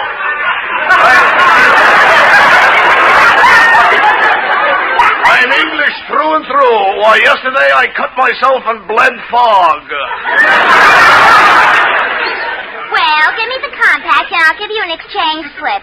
Now you want earrings, Well, the huh? guy's phenomenal. He did it again. Old hands, folks. We're going back to... Uh-oh, look out. The bad guys are here. Hey, look, Mr. Colby. Look, there goes Mel with another package. Oh, Willie, it looks like you're right. But who do you suppose he's giving all the other packages to? Well, his assistant, Zuki, of course. He must be the accomplice. Oh, that can't be. Why, there's Zuki right now walking over to Betty. Oh, hello, Zuki. What are you doing here? Hi, Betty. I came to buy a present. I came to get a gift. I'm just window shopping. Well, have you seen Mel? Oh, he was over the. He's on his. Hello, Mel. He's here. And now, where have you been? Well, I'm not telling, but if a certain someone doesn't like earrings, which a certain someone exchanged for a compact, that certain someone is going to faint. Well, frankly, that certain someone would rather have a bracelet than earrings. Oh. Hey, Betty, don't just stand there. Help me pick up that certain someone. Now, any other man would be content to lie there, but this guy's a glutton for exchanges, so he picks himself up and back he goes. Gosh, my 5th trip. Somewhere people are happy. People are smiling. I don't have to do this. I can go out on the street and take my chances with the rest of the pedestrians. Oh, there's Mr. Cushing, president of my lodge. Hello, Mr. Cushing. Hello, Mel. Greetings, mighty potentate. Ugga, ugga, boo, ugga, boo, boo, ugga. Well, have you decided on something you want to get for your wife? Yes, Mel. But they won't sell it to me without a prescription.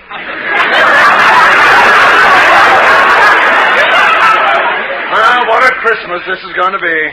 Every woman in the world hangs up mistletoe. My wife hangs up poison ivy. Well, what would you like to have hang in the house?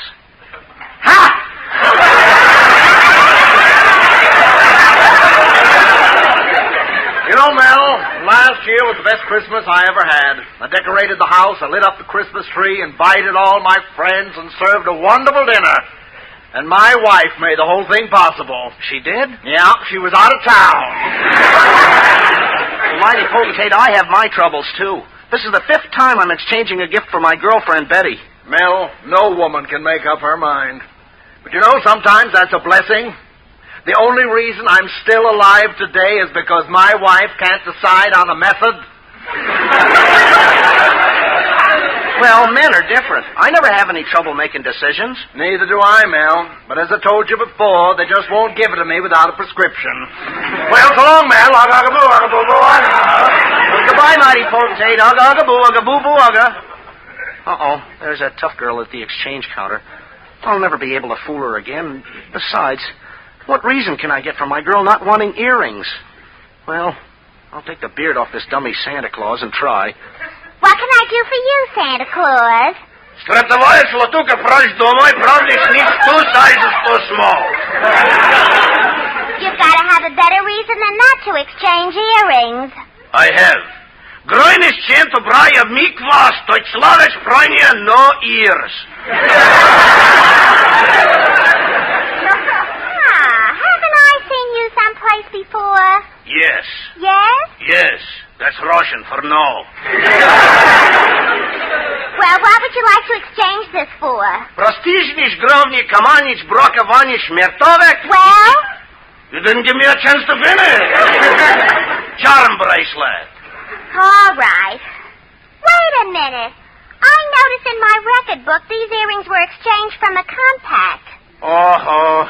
And an exchange was made before that. Oh. In fact, 5 exchanges were made. Oh. I won't be able to make an exchange unless I get an okay from the 5 people who made the exchanges.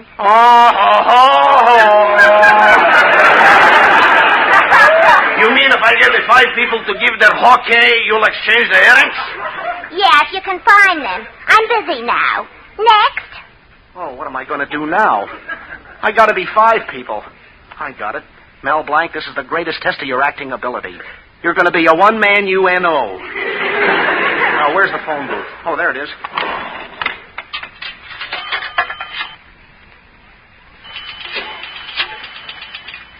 Hello? Is this Brillig's department store? Well, give me your exchange department, please. Hello, this is the fellow you just talked to. You want to speak to the people who made the exchanges? Well, I got all 5 of them with me here in the phone booth. And we better talk fast because 3 of us are turning blue already. Hello? I'm Mel Blanc, the fellow who bought the perfume. Sinful Hour? Yeah, remember the label? Come with me to dizzy heights of exquisite ecstasy where lovers in the moonlight What? No, I'm busy tonight. Say, here's another fella. Atchama for you! You better me come in the side of the phone booth. Atchama! What? There was no Italian? Put man, you're absolutely right, no Italian. I say, Governor. Ah, bonsoir, ma petite. Come out there, young man. I'm the manager of this store. Hey, what's the matter? There's that shoplifter. Where are all those packages? Mel Blanc, I'll break every bone. Hey, just a minute. I can explain everything, Mr. Colby. You see, I bought Betty a Christmas present.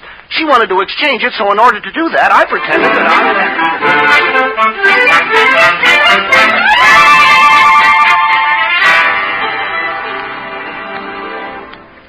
Gosh, Mel, I'm awfully sorry about what happened. Oh, I didn't mind it, as long as it was for you.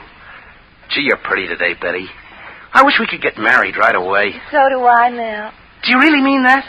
Do you really, Betty? Oh, gosh, this is the happiest moment of my life. I'll always remember that you said it standing right here by Household Pest Control's DDT $1.98. Well, anyway, Betty, if a certain someone looks in her Christmas stocking, that certain someone is going to find pajamas. Oh, gosh, Mel, that certain someone's been thinking. And if a certain someone really wants to please a certain someone, he'll get her... Betty, don't say it. Perfume. Oh. I say, may I help you, sir? Yes. I'll have a gallon of this DDT. Shall I write it up? Don't bother, I'll drink it right here.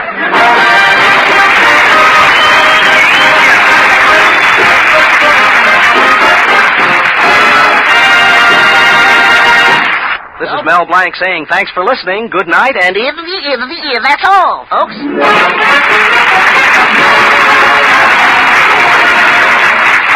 Well, I'm back again. This time just to say it isn't quite easy, reminding you that Colgate tooth powder for a breath that's sweet and teeth that sparkle brings you the Mel Blanc Show every Tuesday at this time. Be sure to join us again next Tuesday night for more fun with Mel and the people you'll meet in Mel Blanc's Fix-It Shop. Say hello to Halo Shampoo for naturally bright and beautiful hair. Remember, even finest soaps and soap shampoos hide the natural luster of your hair with dulling soap film. But Halo Shampoo contains no soap, therefore leaves no dulling soap film. Even in hardest water, Halo makes oceans of rich, fragrant lather, quickly banishes loose dandruff and dirt. Halo needs no lemon or vinegar rinse. Say hello to Halo and goodbye to dulling soap film. Get Halo Shampoo at any cosmetic counter. Remember,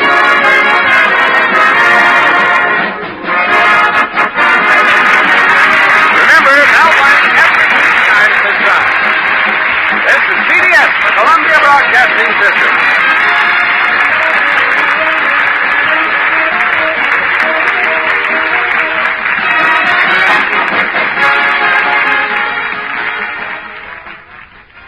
Speaker, Mrs. Milan's very own. That is, when our young son Daniel hasn't picked it up and carried it off to his room. Oh, there you have it, Ray. Even a mere youngster can play it. Jimmy, you can hardly miss getting those 7-inch records onto the big center spindle correctly. And what's there to do after that? Nothing but press one button once and enjoy up to 50 minutes of music. And what music, Jimmy? Such rich tone. And there's the second great feature of the RCA Victor 45, quality. The third is its low cost. 45 automatic players begin at $12.95. And 45 records as low as 46 cents. Those 15 dance albums you mentioned, Ray, cost $12.45 less when purchased on 45. And that's only 50 cents short of the price of a completely automatic 45 attachment. With record savings like this, it's no wonder all America is swinging to 45. Best swing I've ever seen, Jimmy. None better, Ray. Friends, join the swing to 45 when you buy your next record. HOJO Radio, where the classics come alive. 1, 2, 3, 4, 5, 6, 7, 8, 8 ways better than Swan soap. Yes, sir, the new Burns and Allen Show, presented by Lever Brothers Company, the makers of Swan, the new white floating soap that's 8 ways better than old-style floating soap. Here's Paul Whiteman. Your Swanee announcer, Bill Goodwin. Our singer, Jimmy Cash. And the Swan Quartet singing Gay Ranchero.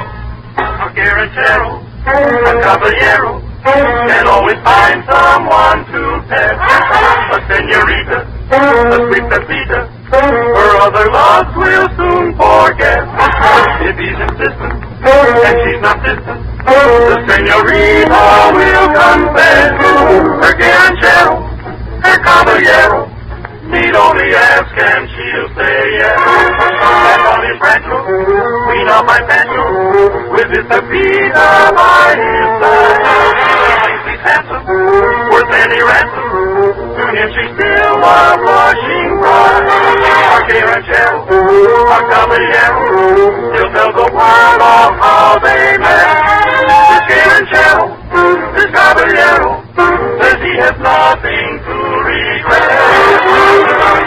And the story that I once was told is a little secret that I must unfold. 40 farmers that they had in store. Now they're really counting sheep to find the score. I guarantee.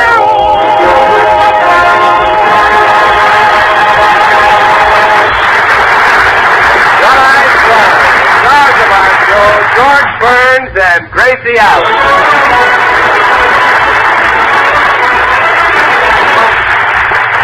Now we take you to their home where we find Gracie in the kitchen having a talk with Martha, the new cook.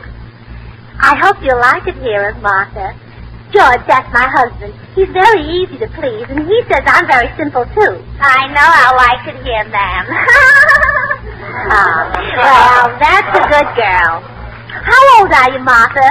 Just 17, ma'am. My, that's young. But, of course, when I was 17, I wasn't any older than you are. Oh, I sure hope I'll give satisfaction, ma'am. You know, I ain't a very fancy cook. No, you're not. But I always say it's more important to have an honest face. Oh, everybody says my spirits are good. Well, that's nice. And it's important to be healthy, too. Oh, and by the way... Oh, I'll answer it, Martha. Hello? Who? Yes. Oh, you sound just like my sister Bessie. Oh, you are my sister Bessie. Ah, well, now guess who this is? No. No. No. Give up? Well, this is Gracie. How's Mama? Well, that's good. And Papa? You don't care to discuss Papa? You're mad at him? What happens every time you're bringing this fellow to the house? Oh, Papa gives him permission to marry you before the boy gets his hat off?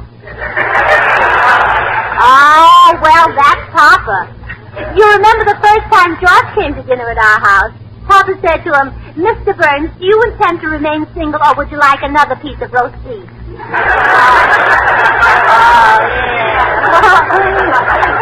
And George was so hungry we announced our engagement immediately. What? Well, I know, Bessie, but you can't be so choosy. You'll be 26 for only a few more years. Honestly? Papa gave you 3 presents for Christmas? What were they? Oh, a hope chest, a bridal veil, and a bear trap. Oh, well, wear them in good health, Bessie. Oh, and thanks for calling. Goodbye. Mrs. Burns, this is my first day as your cook, and I'd like to know if Mr. Burns likes lots of seasoning in his food. Oh, by all means, Martha. So when you wash the vegetables, be sure to use plenty of bath salt. Yes, ma'am. Now you go right ahead with your work, Martha. I'm going in to see if Herman is through with his lunch. Here, I told George to oil that kitchen door. Hello, Herman. Oh, are you all finished with your lunch, Herman? That's good. Why, Herman Burns, you didn't.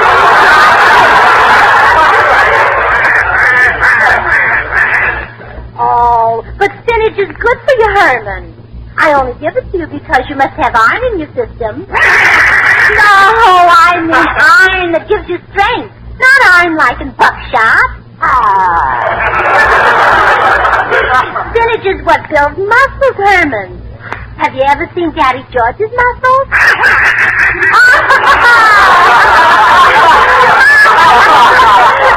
So you've seen them, huh? But look what spinach does for Popeye. Popeye. Oh, Herman, sometimes I think you don't listen when I read you the funnies on Sunday. Well, Popeye is the big, tough sailor, remember? Popeye. When Popeye gets in trouble, he just eats a great big bowl of spinach. And then he beats up all the villains, and that's why his sweetheart loves him. And Herman, wouldn't you like to have a girl love you?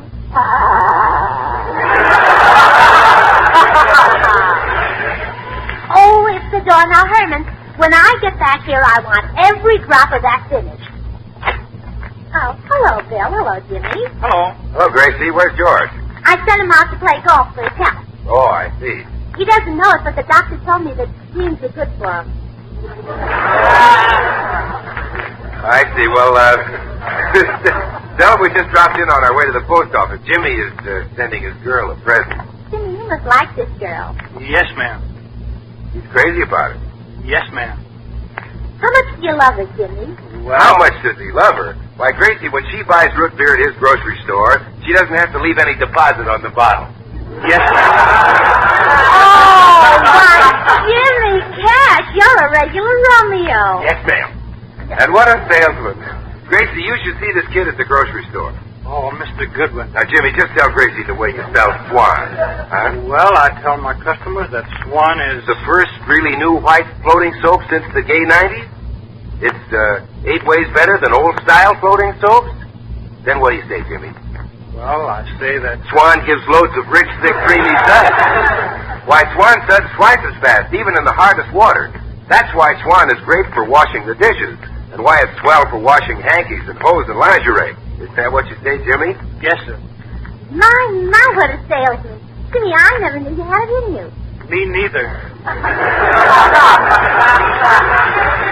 And then for a grand finish, Jimmy says, Swan comes in a green wrapper with a white swan on the front. What a salesman. Well, we better run along now, Gracie. We're on our way to the post office. Oh, that reminds me. I've got to mail this package, too. Gee, that's a beautiful package, all wrapped in pink cellophane with a big blue bow. What's in it? 2 dozen rocks. Rock? Yes, for a friend of mine who has a rock garden. Oh.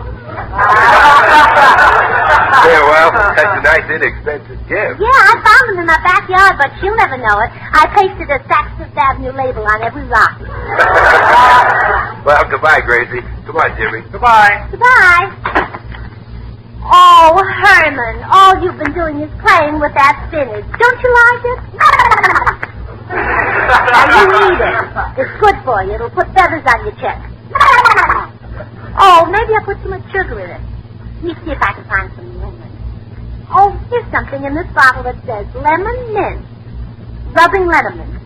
Oh. Now, there you are. I poured it all in. Now try it, Herman.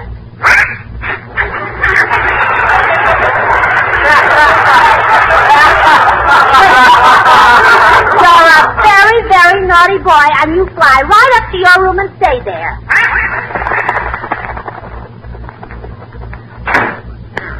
I don't care if I did hurt his feelings. Oh, dear, now it's the door. Mother's Day is never done. Oh, sweetheart. Oh, hello. What a game of golf. Did you beat UFC again? Yeah, 3 weeks in a row. Boy, I'm starved. We have a new cook, George. She's just 17 years old, and her name is Martha, and she comes from Nebraska, and she's 5'3", and she likes Ronald Coleman pictures. Did she cook? Oh, darn it. I knew there was something I forgot to ask you. Well, it doesn't matter as long as she knows what kind of movie she likes. Gracie, isn't there something to eat? Yeah, but it'll spoil your dinner. And besides, we have to go to the post office to mail this package. Well, I can't wait for dinner. I'm going to eat this spinach. Oh, what's in the spinach? It's simply awful. Oh, George Burns, you're just like your son Herman. You go right up My to your son room. Herman?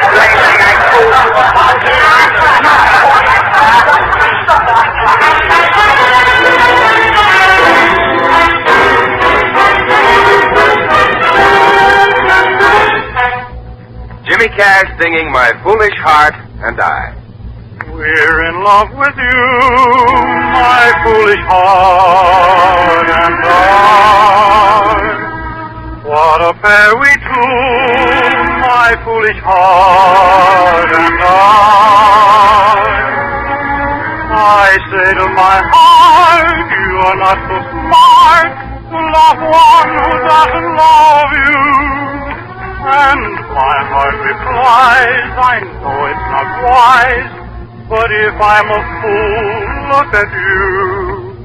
And I must confess, my foolish heart is right.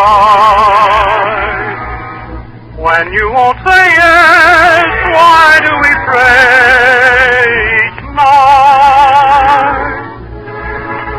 Well, maybe someday we'll hear you say, darling, let's give love a try.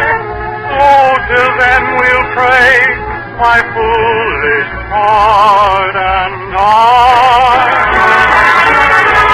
Well, maybe someday we'll hear you say, darling, let's give love a try. Oh, till then we'll pray, my foolish heart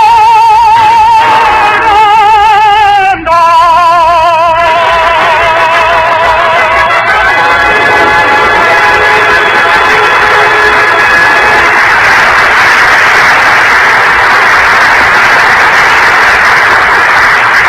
And now we pick up George, Gracie, and the package at the post office. And if parcel post is 12 cents a pound, George has got a fortune on his hands. Gracie, both my arms are going to sleep. Honestly, this package feels like it has rocks in it.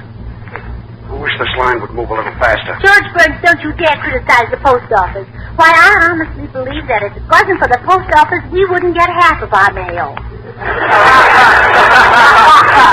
Gracie, I'm not complaining about the post office. Well, you better not. Look up there on that wall. See what it says? Neither rain nor snow, nor sleet, nor gloom of night shall stay these couriers from the completion of their appointed round. That's the motto of the California Post Office. That's the motto of all post offices. You mean they have that kind of weather in other places, too?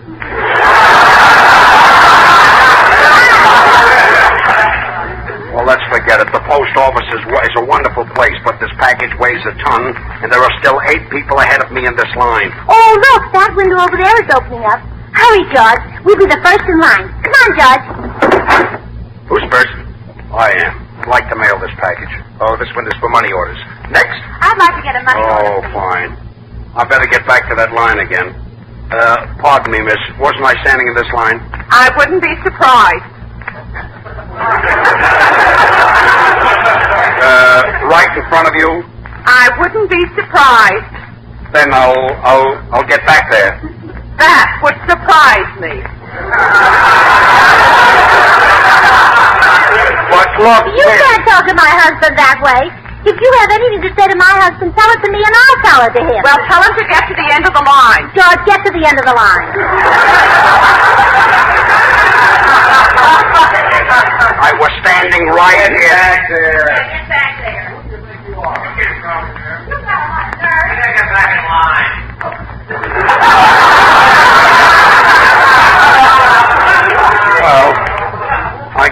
want me to get back to the end of the line. Well, come on, Gracie, come on. Well, don't worry, George. After I tell the superintendent what happened, he'll put that woman in her place, then you can stand in front of her. Well, thanks. Oh, look out, George. You get hit by that mail truck. That isn't a mail truck. Oh, no. Oh, hello, Paul. Hello, kid. Well, kids, how'd you like to have some of these potato chips? Always carrying food. Paul, you don't happen to have a tuna fish on white.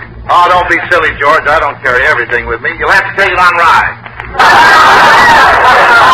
Okay, put a little mayonnaise on it if you're wearing your vest.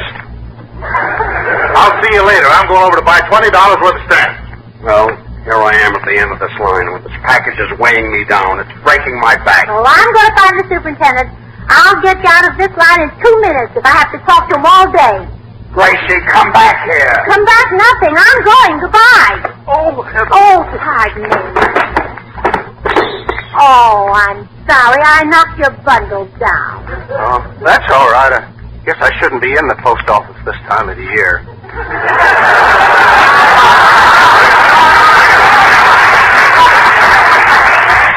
Now, I wonder where that superintendent can be. Hello, Gracie. Hello, Bill. Did you help Jimmy mail that package to his girl? Oh, yes, he got it off all right. Gee, that Jimmy's a cute kid. He was so worried because he didn't know what to give his girl for Christmas. Well, what did he finally give her? Well, I don't know yet. He mailed her 250 box tops and told her to send in for what she wants. Well, George gave me a beautiful bracelet for Christmas. Well, Gracie, Christmas isn't until next week. Well, I won't tell him he gave it to me until next week. Where is he now? Right over there in line. He's the one holding the bundle with the flannel pants. Boy, he looks all in. If the line wasn't so close together, he'd fall down. Well, I'll see you later, Gracie. You've got to find that superintendent. Oh, I've got an idea. George, come here. Gracie, I'm second in line. But I must see you before you get to the window. Well, what is it? When you get to the window, ask the man where the superintendent's office is. Is that what you called me out of the line for? Yes. Well, I'm sorry, mister, but I was standing in front of you. Get back at the end of the line. Well, I was standing right here. Get back at the end of the line. Get back. Get back. Get back. Yeah, get back.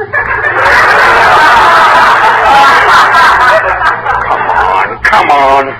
This bundle is so heavy it should be holding me. Well, here I am at the end of the line again. Oh, well, now don't worry. I'll find that superintendent. I'll tell him a thing or two. Oh, pardon me. I'm terribly sorry. I spoke your bundles again. Oh, that's all right. I shouldn't be mailing all these gifts. My relatives hate me anyway.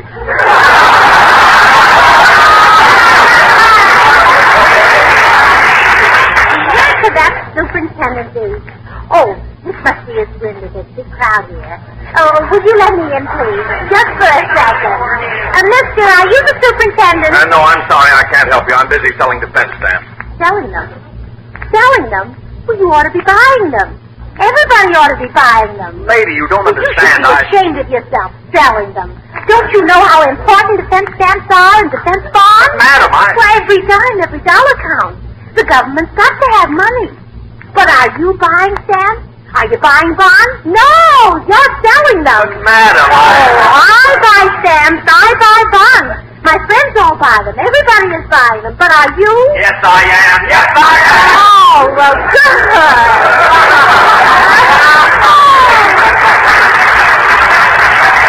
Well, that's all I wanted to know.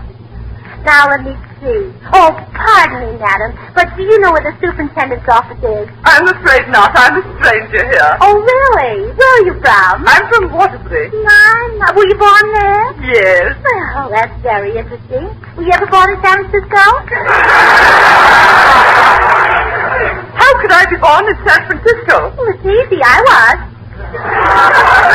I'm sorry, miss, but I must be off. Well, aren't we all?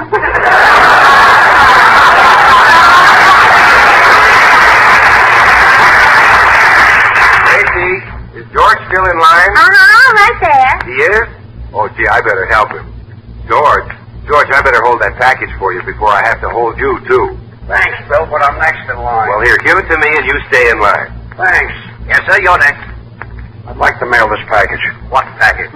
This Bill, let's have that package. Just a minute, George. I'm busy talking to this lady. Well, stop talking and bring me that package, Bill. Stop talking. I'm telling her about Swan. How Swan is the first really new white floating stove. 8 ways better than old-style floating stove. If you haven't got a package, will you step out of line? Bill, bring me that package. But George! George! I still got to tell her that Swan is pure and gentle, as mild as the finest imported cast steel stove. Perfect for bathing the baby. Easy on your hands when you wash the dishes. She knows that. Bring me that package. Wait a minute. Does she know that Swan is really a twin bar? You can break Swan in two and use one half in the kitchen and one half in the bathroom. Come on, step out of line, please. Next. Give me that package. I'm going to break you in two. Now I'm out of the line again. Oh. All right, here you are. Shucks, didn't even get a chance to tell her that Swan comes in a green wrapper with a white swan on the Well, it's too bad. Well, don't worry, George. I'll get your place back to you. Just let me talk to this fella. Hello, handsome. You mean me? Oh, yes. My, that's a pretty suit you have on. Oh, gosh, I'm glad you like it. And your hair is so nice and curly. Oh, shucks. In fact, I think you're awfully cute. Oh, gee, thanks. But if you think your husband's getting back in this line, you're nuts. But look here, mister, this was my place. Get back. Get back. Get back. Get back. Get back. Please, get back. Well, this is fine. There's a place for everything, and here I am again. Well, now, George, you just stay right here. I'll find that superintendent if I have to do it myself. Wait, lady. You don't have to bump into me again. I'll save you the trouble.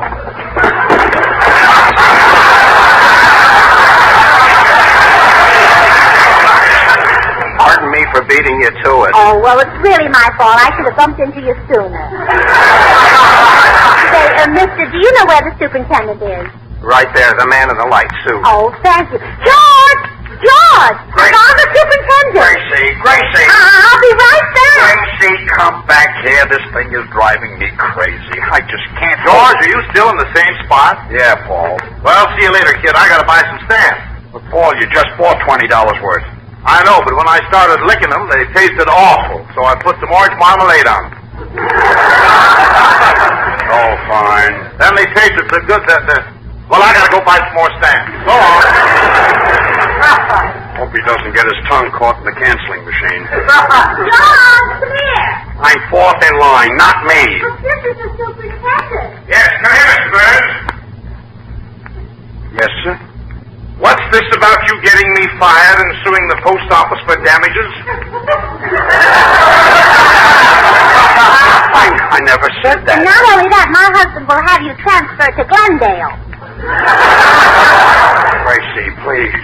We'll see about that. Now, what's your complaint? I've got no complaint. I'd just like to mail this package. Then why aren't you in line? I was in line. You just called me. I didn't call you. You called me. Now get back to the end of the line. The end of the line? Yeah, get back. Get back. Get back. Get back. Get back. Get back. Oh, come on, Gracie. Come on! He's not going to get away with that. Well, this is fine. I'm at the end of the line again. Who does that superintendent think he is? I'm going to find the postmaster general. Postmaster General, he's in Washington. He is? Well, then you wait right here. I'll be right back. Right here? Will you come back here?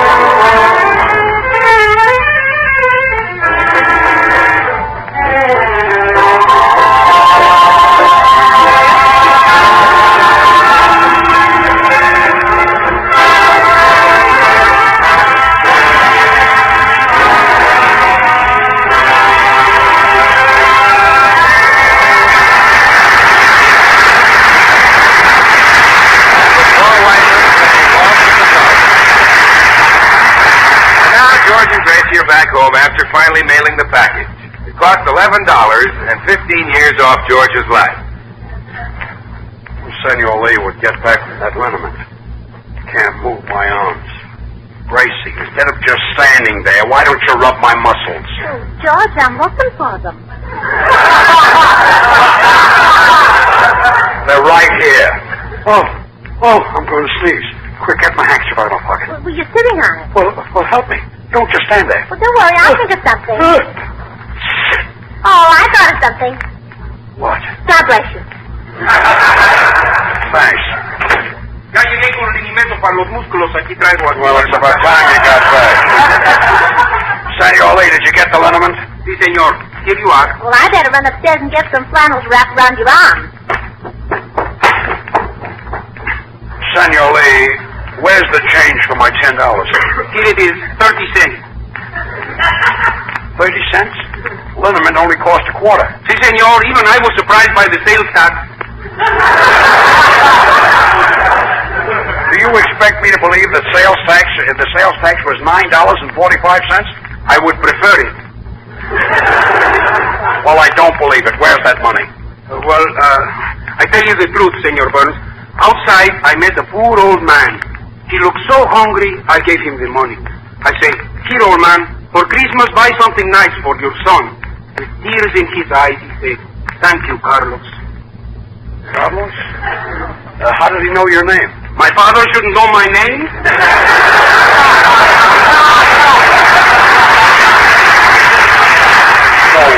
Go on, get out of here. Sí, cómo no, get out of here, get out of here. Es lo único que dicen aquí. Gracie, come on down here. All right, get away from the banister. Here I come. Whee! Look, I landed on my feet. Well, for a minute. If there's any liniment left over, I'll let you have some. Oh, look. Here comes Ethel Wilcox up the front steps. You mean that absent-minded woman from across the street? Here she is. Oh, hello, Sandra. Sandra? My name is Gracie. Oh, yeah, I must remember that. Oh, my, your house looks pretty, Gracie. What a lovely old hat rack. Have you had it very long? I've been married to him for 15 years. Oh, fine. Say, I brought over a present for you, Gracie. Oh, now, where'd I put that thing? Oh, it's in your hand. Oh, yes, so it is. Well, here you are. And a Merry... Christmas. Oh, yeah, I must remember that. Well, thanks very much, Ethel. And I sent you a present today. I sent you some rocks for your rock god. Oh, thanks. Rocks? Do you mean to say that I stood in the post office for hours with 40 pounds of rocks for somebody that lives across the street? Why couldn't I take them over myself? That's the postman's job. That's what he gets paid for. Why should I let you carry a heavy package like that? Give me the letter. Give me that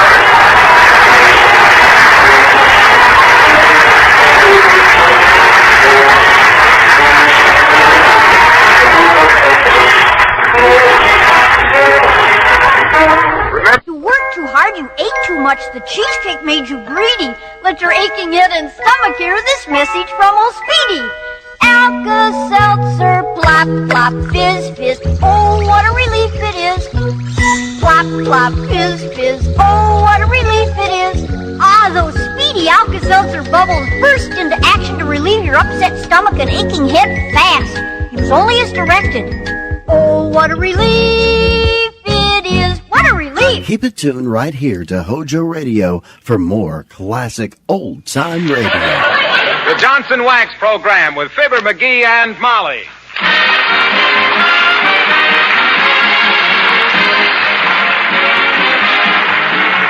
The makers of Johnson's Wax, Johnson's Car New, and Johnson's Self-Polishing Glow Coats present Fibber McGee and Molly, written by Don Quinn, with music by the King's Men and Billy Mills Orchestra.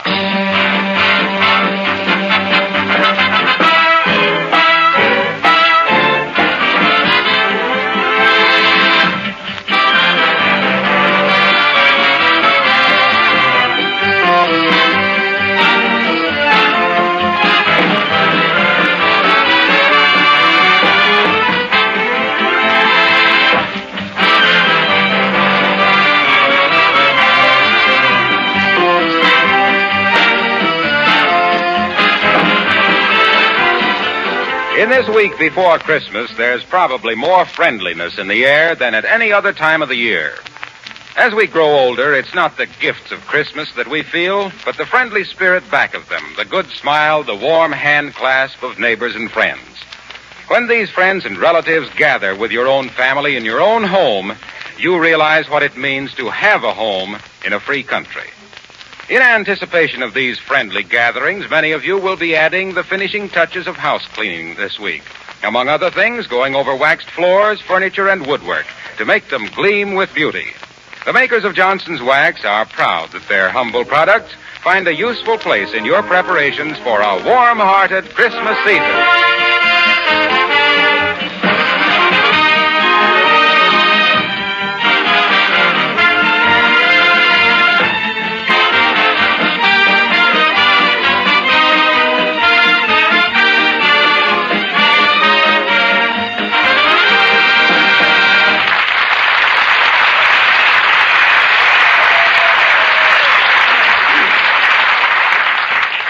Have you ever waited till the last minute to buy your Christmas tree, only to find that the dealers were all sold out? You have?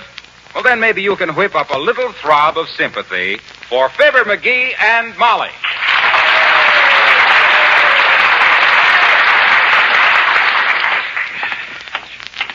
Well, I'm afraid it's no use, McGee. We've been to 7 different lots and we haven't seen a loose spruce. Don't worry.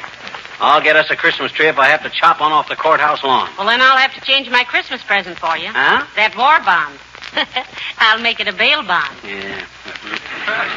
Say, why on earth didn't you go buy a tree last week as I suggested? Because they were asking ridiculous prices, that's why. Most of them slum-raised lumber jerks were asking $7.50 for a bow-legged little balsam no bigger than a whisk broom. You think they get cheaper as they get scarcer? That ain't the point. The point is to find the guy that's overstocked, see? Afraid he isn't going to get rid of them by Christmas. Get one for a song that way. We should have brought Nelson Eddy with us then. I've heard you sing in the shower, and that soapy opera of yours wouldn't get us anything but a raspberry bush. Merry Christmas, Mrs. Nesmith. Who's that? Mrs. Nesmith. Oh. Say, there's a lot right along in here someplace where the guy had 1,000,000 trees last week, and he can't possibly... Oh, here it is. Come on. Oh, that must be the salesman. I beg your pardon, sir, but is that Christmas tree for sale, and if so, how much... Well, heavenly days, Uncle Dennis. Hello, Molly, darling, and Fibberland. Hi, Unc. Where's the sap in charge of the saplings? We want to negotiate for a live log. Well, now, I'm sorry, lad, I am indeed. The gentleman in charge of this Christmas tree lot, a fine lad by the name of Monahan, may his pretzels never grow soggy, as he is one of the grandest guys that ever tripped a fruit peddler to take his hungry mother a big juicy apple, has closed up and gone home. Yeah, but we wanted to buy this Christmas tree, Uncle Dennis. Yeah, not that it's much of a tree. I've seen better fur on a mouse. Well, now, isn't it a shameful thing that you should be too late and all like that? It was only 10 minutes ago, lad, by your very own wristwatch, which I happened to be wearing as it was lying about loose in your top dresser drawer, and I don't happen to have one myself, it was sold. Oh, dear, but there's no sales tag on the tree, Uncle Dennis. And who, may I ask, was stupid enough to dish out good dough for that beetle-bitten hunk of tumbleweed? 'Twas myself. You? You? You bought the last Christmas tree in this lot, knowing that we didn't have one? Now. And how was I to know that a smart gossoon like yourself would be getting caught without a tree? It was a bargain given to me by my good friend Monahan, who is quite a man at singing the camalias, which are a regular feature of Grogan's beefsteak dinners. May they soon be resumed when Hitler, the dirty little house painter, gets his comeuppance and Hirohito finds our heroes turning on the heat hole. Say, why do you want a Christmas tree, Uncle Dennis? You live with us. Come on, Unc, sell it to us, will you? What do you say? Whatever you paid for it, I'll toss an extra 2 bits on the drum. 2 bits? That I could not do, lad. Huh? 'Twas buying this tree for a dear friend I was. And there ain't enough money in the world to make Dennis Driscoll betray a trust. And the very idea is enough to make my old father, may the little people keep his pipe lit for him, look down and say, would you think of making it $2 extra now? No, I wouldn't. That's ridiculous. Very well, you can't blame a man for trying to pick up a couple of bucks. A very Merry Christmas to you. Oh, tread on the tail before...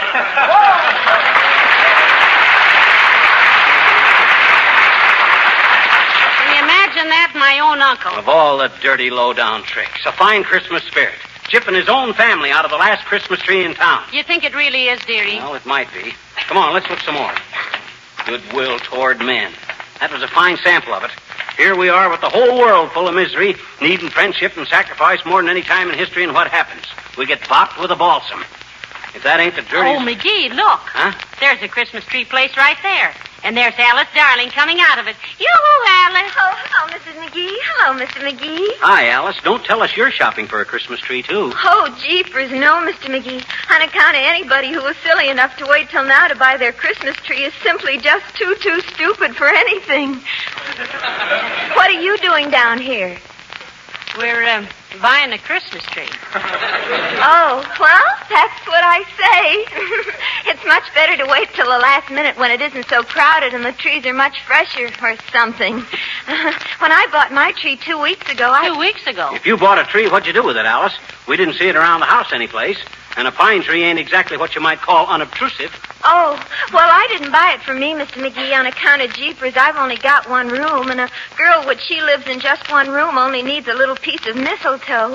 You know what that is. That's the ivy that if you don't meet the right people under it, it's poison.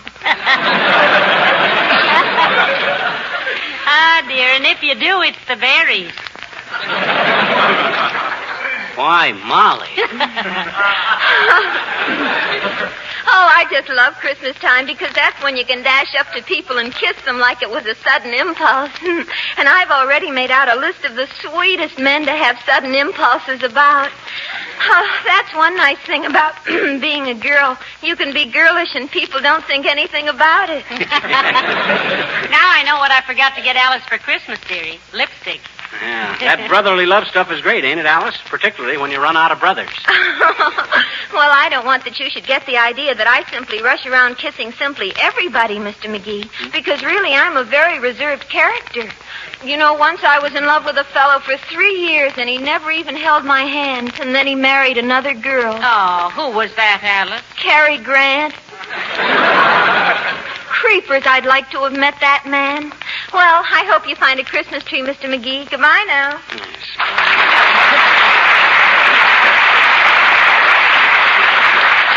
Well, shall we give it up, McGee? No, sir. I started out to get a Christmas tree, and by the curly cotton cover crop of a corner Kris Kringle, I'm going to get a Christmas tree. Well, you might fly up to Canada and get one, but it would be a lonesome trip. What you mean? The other geese won't be flying back for a couple of months yet. Okay. Scoff if you want to. Deride. But I'm telling you, if I... Merry Christmas, Miss Curry. Who was that? Miss Curry. I'm telling you, Molly, when I set out to get a Christmas tree, by George, Hey, here's a place on the corner here. Oh, yeah. Come on. Say, Alice Darling might have told us she was getting one. She could have got us one at the same time. Well, what do you expect of people? Consideration? It's no wonder they always picture Santa Claus as a fat mug standing there holding the bag. My gosh, people... Oh, look, McGee, this place seems to have plenty of trees. Yeah, they had plenty last week, too. And the guy that runs this pocket-picking concession thinks no more of a quarter than I do of my left leg. Pocket-picking concession. Pocket-picking papa. That guy wouldn't lend you a match without 4 cosigners.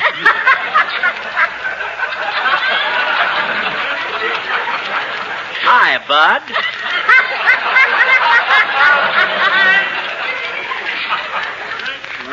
Remember me? Yeah. You were the guy last week that waved a $1 bill at me. And for that, I was supposed to sell you a 12-foot tree, deliver it, trim it, sing 3 Christmas carols, and carve you a turkey. Listen, we couldn't get a turkey. We're having chicken. Yeah, we're having turkey. Now, don't take me so literally, Molly. Look, bud, if you have a nice, reasonable price tree, we might... Yeah, we got only one left. Better take it quick, dearie. Not so fast. They like to haggle a little bit. Now, which tree is it, bud? If it's the right size... You're leaning on it. Heavenly days, that one? You call this broken-down bird sanctuary a Christmas tree? Well, I've seen better trees than that in an old pair of tennis shoes. That moth-eaten bramble looks like it was raised in a cold hothouse. How much is it, sir? Much too much, lady. The price is way out of line. If I was you, I'd skip it. Don't tell me how much I can pay for a tree, bud. I'm not as poor as I may look. I hope not, friend. You look like a holdout from a handout. Well, how much? $12. $12? $12 for that sad-looking cedar? Why, that cone carrier's got more broken branches than the Berlin Public Library. And look at those bare limbs. You could sure find a haystack in those needles. And besides, last week you only wanted $9 for the same tree. Well, last week the town was full of Christmas trees. And furthermore, Oh, hiya, Mr. Wilcox. Hello there, Louie. How are you, Molly? Hiya, Fibber. Hello, Mr. Wilcox. Hi, Junior. What you looking so happy about? Who, me? No, I don't know. Just the old Christmas feeling, I guess. I love this time of year, don't you? No, I guess everybody does, Mr. Wilcox. Got your Christmas window shopping all done? Just about. And I suppose the presents are all piled up at your house. We stack them on the piano, Junior. Yeah, and from the looks of the Christmas tree situation, that's where they're going to stay, too. Yeah. Oh, so what? It won't hurt anything. Not when anyone keeps the piano and woodwork and lampshades and windowsills and everything protected from scratching and holiday wear and tear like you do with Johnson's wax. Oh, it's nothing. You think it's nice, Junior? You think it's nice to be so commercial about Johnson's wax on a holiday like Christmas? You think that's very couth? This, pal, is Tuesday. Christmas is Saturday. And on Saturday, I say nothing about Johnson's wax. I merely say things like, thank you. And, gee, that's wonderful, but you shouldn't have done it. And, very little ice in mine. And stuff like that. Well, personally, we've been so upset trying to get a Christmas tree, Mr. Wilcox, that we haven't... Excuse me, Molly. Hey, Louie, how much is this tree here? $12, Mr. Wilcox. It ain't worth it, frankly, but it's the last one I got. I'll take it. Here's 15, and wish yourself a Merry Christmas with the rest of it. For $3, I can wish myself 6 Merry Christmases. Thanks, Mr. Wilcox. Hey, wait a minute. I was dickering for that tree myself, Wilcox. Now, looky here, Louie. To you, friend, the name is Mr. Zambowski. And we can't do no business. The tree is sold. You see, Mr. Wilcox, we were... Gee, I wouldn't have had this happen for anything in the world, folks, if I'd only known you wanted it. I thought you were merely friends of Louie here. He should live so long. They say a man can't have too many friends, but in your case, Bud, it would be too many. Now, look, Wilcox, we haven't got a Christmas tree, and we were merely trying to decide about this. Believe me, pal, believe me, I'm terribly sorry. To think that I should walk in and grab it right out from under your nose. Oh, gee whiz. I ought to be ashamed of myself. I'll take it with me, Louie. Well, I'll see you later, kids. To think that I should pull a shabby trick like that on my best friend. Well,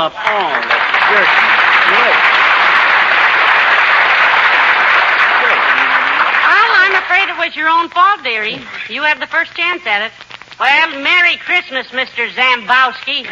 And the same to you, ladies. Come on, McGee. Standing there like a friend, chatting away as gabby as you please. And all the time.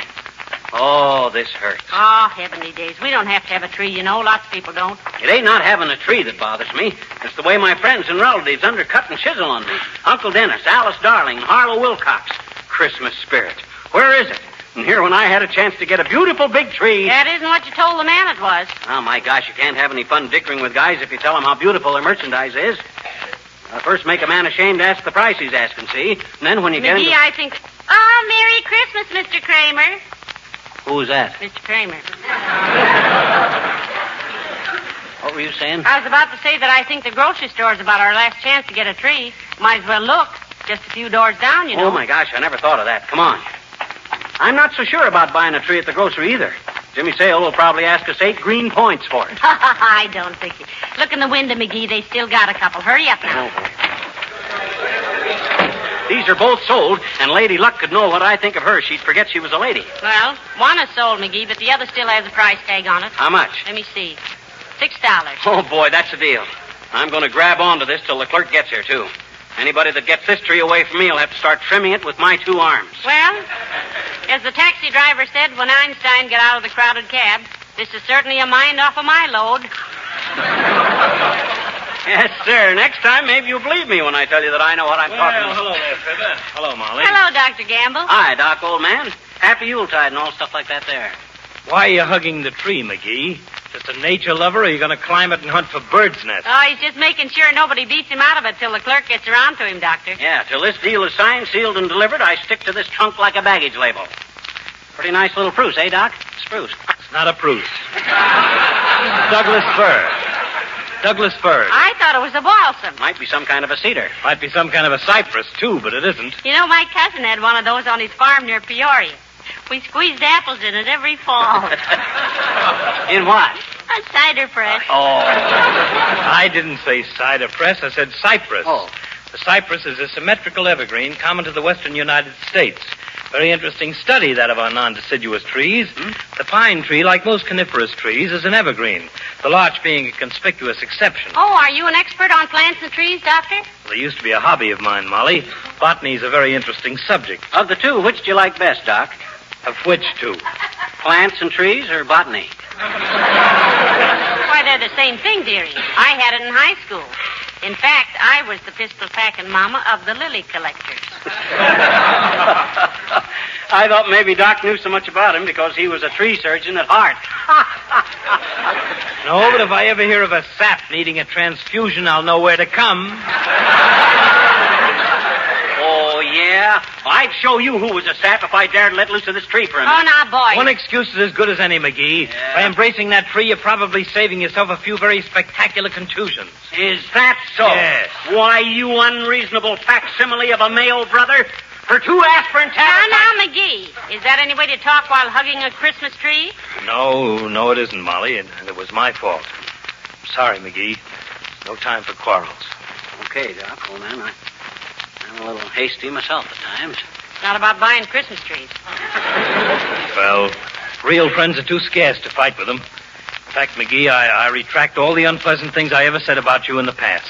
Oh, I do too, Doc. I even take back the stuff I thought about you. That's even dirtier than what I said. Well, now, this is better. You know, Christmas is a time when we should all be friends. I think so, too. Let bygones be bygones, McGee. Be a pal. Well, that goes for me, too, Doc. Here, I'd like to shake your hand. Good. So would I. Isn't that nice? Wait till I get untangled from this weeping willow here, and put her there, Doc. I think this is one of the sweetest things I ever Hey, saw. all right, Doc, let go of my hand. Now, wait a minute. Hey, Joe! Yes, Doctor? Hey, put that Christmas tree in my car, will you? What? Hey, wait a minute. What the... Now, look, Doc, Pay for it the next time you come in. Doggone it, Doc, let go of my hand, will you? You double-crossing double... Doc Gamble, come back here with that Christmas tree or I'll...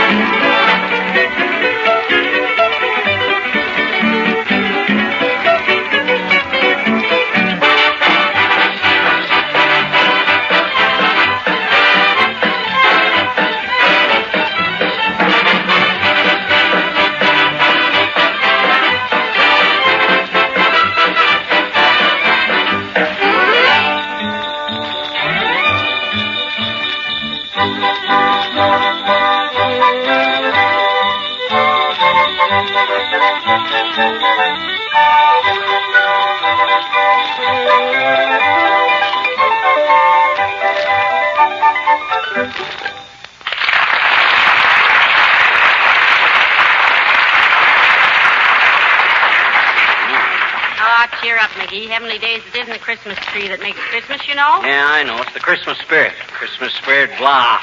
All I've seen of it today... Merry Christmas, Mr. Crockett. Who was that? John Crockett from Washington. Oh, what was I saying? Oh, yeah. Here it is, the season where everybody is supposed to love everybody, so what do? They go around grabbing Christmas trees out of people's hands. The timber thieves. The first guy that says Merry Christmas to me, I'm going to hang up my sock right on his chin. Merry Christmas, Bud. Same to you. Thanks. Who was that? Search me, but I got as much right to holler at people on the street as you have. Doggone it, if those so-called throat-cutting, sheep-stealing friends of mine knew how bad I wanted that tree, I'd... Hey. What? What if we string the colored lights on that rubber plant of yours and... Oh. no. That's no good. Doggone it, I trust people too much. But not now. Take a good look at your husband, Mrs. McGee. You recognize him? Why shouldn't I? Because he just had his faith lifted, that's why. From now on, little Fibber's going to go along looking after little Fibber. Period. As long as everybody is throwing the love your fellow man stuff overboard, I might just as well... Hi, Mr. McGee. Hi, Miss McGee. Merry Christmas. Oh, hi, little girl. And if you must yammer out those Yuletide wall mottos, sis, just say, a good December 25th to you. Or season's greetings, sir, or something like that. Skip the Merry Christmases as far as I'm concerned. Yes, he's a little disappointed. He'll get over it, though. Yeah, I'll get over this like Dan McGrew got over his lead poisoning. Sis, I'm glad I saw you while you were still young. If you still believe in this... Hey, mister. Huh? Look up on your front porch. What do you mean, look up on our front porch? Why, McGee, look, the porch is full of Christmas trees. Why, what in the... I've just been reading the tags on them, mister. Huh? There's one from Dr. Gamble and one from Mr. Wilcox and Alice Darling and one from Billy Mills, I betcha, and one from Uncle Dennis and one... Oh, my gosh, you mean they were all buying them trees for us? Well, I never thought... Well, gee whiz, come on. Boy, oh, boy. Hero. Merry Christmas! Oh, my heavenly days. Here's the King's men and everybody. McGee, get out the root beer. I'll get some cookies. Just a small root beer for me, McGee. I got to operate in the morning. McGee, can you close your mouth and pull in your eyeballs long enough to thank these people for the Christmas tree? Well, look, everybody, gee whiz, all I can say is, well, Merry Christmas. Yes, indeed. Hey, Mr. McGee. What do you want, sis? Look, I got my whole gang here again. Kenny and Bud and Johnny and Reddy and Billy Mills and all the fellas, and we thought maybe it'd be nice to sing that same song we sang last Christmas. Well, sis, that's a wonderful idea. People have been writing in all year asking us to do that again. So here's The Night Before Christmas, as originally set to music by Ken Darby of the King's Men.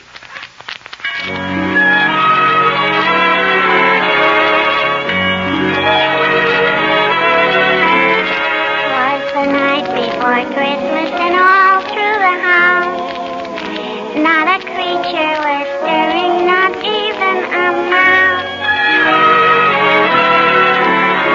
The stockings were hung by the chimney with care, in hope that St. Nicholas soon would be there. The children were nestled all warm in their wee little beds, while visions of sugar plums danced in their wee little heads. Mama in her kerchief and I in my cap had just settled down for a long winter's nap.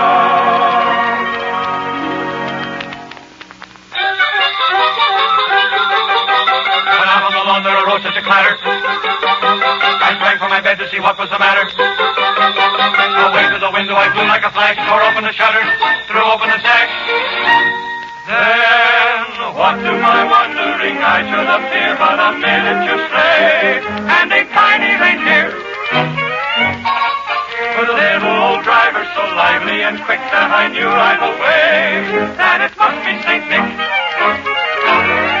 All bundled in fur from his head to his foot, old Santa was covered with ashes and soot. I drew in my head and was turning around when down the chimney he came with a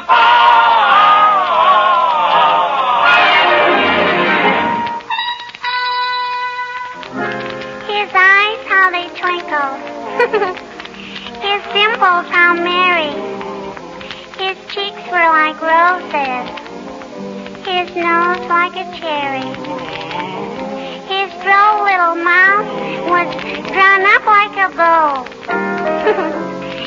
and the beard on his chin was as white as the snow. The stump of a little old pipe he held tight in his teeth, and the smoke went around and around and around his head like a wreath. He was chubby and plump, a right jolly old elf. Then I laughed and I laughed and I laughed when I saw him in spite of myself. He had a broad face. Ho, ho, ho, and a little round belly. Ho, ho, ho, that shook when he laughed. Ho, ho, ho, like a bowl full of jelly. Ho, ho, he gave me a wink of his eye and a twist of his head. A chuckle and a smile, I knew all the while I had nothing to dread. He spoke not a word, but went straight to his work and filled all the stockings. Oh, boy. Then turned with a jerk. Then laying a finger aside of his nose and giving a nod up the chimney he rose.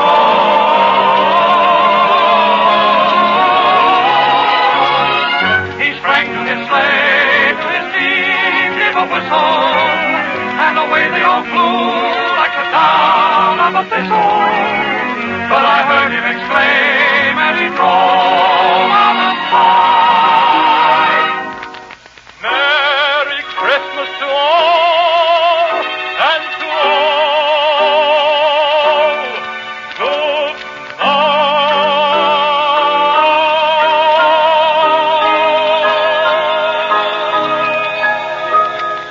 Oh, is he gone? Is the night after Christmas, and all through the house not a creature is stirring, not even a mouse. The presents are scattered and broken, I fear, and St. Nicholas won't come again for a year. The children are nestled all warm in their wee little beds, while memories of sugar plums dance in their wee little heads. Mama in her kerchief and I in my cap are settled at last for a long winter's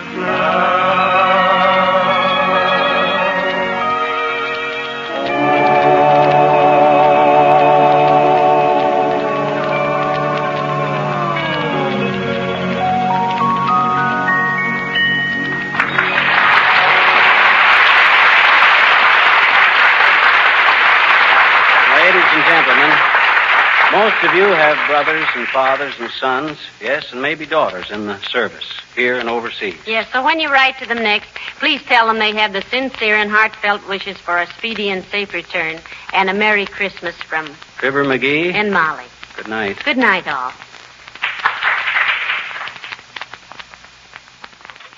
In the month just ahead, there will be many days that are cloudy and gray. Isn't it very important on such days to have your home bright and cheerful? Your kitchen especially, where you spend so many hours? There's one thing that will brighten your kitchen more than anything else. Gleaming linoleum floors kept fresh and spotless with Johnson's self-polishing Glow Coat. Glow Coat requires no rubbing or buffing. There's practically no work to it. You just apply Glow Coat, it shines while it dries with no further work from you. It not only keeps your floors beautiful, but it actually makes linoleum last many times longer than an unprotected floor. Glow Coat is safe, easy to use, and sure to please. Try some tomorrow on your floors. Ask for Johnson's Self-Polishing Glow Coat. GLO-COAT. Stay tuned to HOJO Radio. The Jack Benny Program, presented by Lucky Strike. American. Smoke a Lucky to feel your level best. Smoke a Lucky to feel your level best. Your level best. That's how you'll feel when you light up a Lucky. Because Lucky's fine tobacco picks you up when you're low, calms you down when you're tense, puts you on the right level to feel and do your level best. It's important to you as a smoker to know that fine tobacco can do this for you. And every smoker knows. LSMFT, LSMFT. Lucky Strike means fine tobacco, mild, ripe, light tobacco.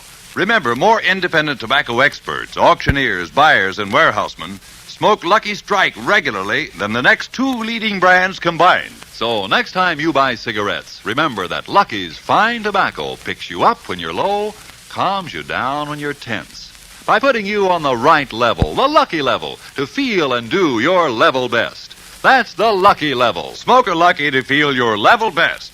Smoke a Lucky to feel your level best. Get on the Lucky level, where it's fun to be alive. Get a carton of Luckies and get started today. And listen, here's a Christmas gift suggestion that's bound to make a big hit. Say Merry Christmas 200 times by giving the gay holiday-wrapped carton of 200 Luckies. And for that extra special someone on your list, give Lucky Strike 500s, the handsome Christmas gift box of 25 packages of Lucky Strike cigarettes.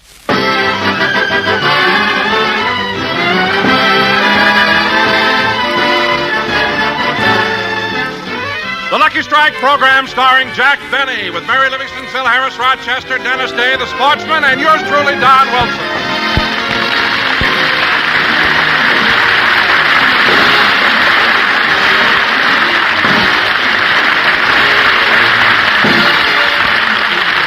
Ladies and gentlemen, there are only 5 more days till Christmas. So let's go down to the local department store where Jack and Mary have gone to do their last-minute Christmas shopping. Mary, read my Christmas list, will you please? Gold cufflinks, platinum cigarette lighter, silk pajamas, a star sapphire ring, a Cadillac, a diamond stick pin. No, Mary. Those are the things I'm asking Santa Claus to give me. My shopping list is on the other side. Oh, here it is. A package of lifesavers, razor blades, toothbrush, shoelaces. Jack Benny, you ought to be ashamed. Mary, I gave you the wrong one. Here's my Christmas list. See? Don Wilson, wallet. Well, let's go. The leather goods counter's over there. Okay. Gee, the store is crowded. Can I help you, please? Oh, yes. I'd like to see some of your wallets. Well, we have a large variety. All these wallets you see here are $1.98. $1.98? Yes, sir. Jack, here's some better wallets over here. Oh, yes. I think Don would like this one. It's genuine cowhide. Cowhide? How much is that? $40.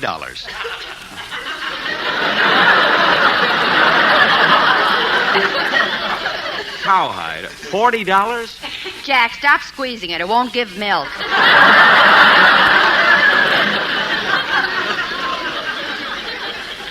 But, Mary... Look, Jack, Don has been with you 15 years. It's about time you got him something nice. But, Mary, $40. Oh, Jack, for heaven's sake, for once in your life, show Don you appreciate his loyalty. You know, Mary, you're right. I'm going to get Don this wallet. He deserves it. Mister, I'll take that $40 wallet. Yes, sir. Does that include the engraving? Oh, yes. What would you like to put on it? The price.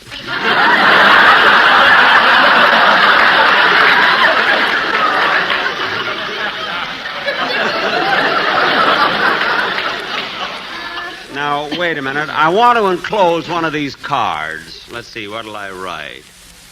To Don. A very Merry Christmas from Jack Benny. Here it is, mister. Make a nice gift package and see that Mr. Wilson gets it before Christmas. Yes, sir.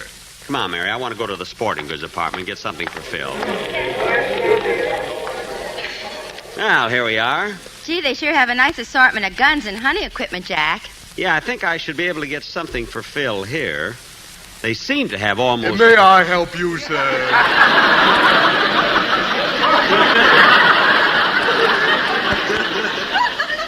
Yes, clerk.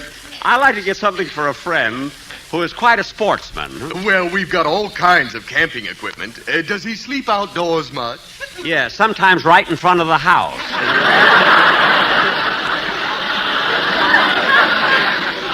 Jack. Clerk, he has all the camping equipment he needs. His favorite sport, though, is hunting. See, he makes 2 or 3 trips a year to the high Sierras. Oh, does he hunt bear? Well, a few days ago, he...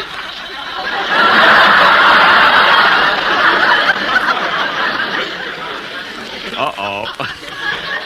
Hey, mister, ask me that again, will you? Does he hunt bear? No, Petrillo makes him wear his union suit.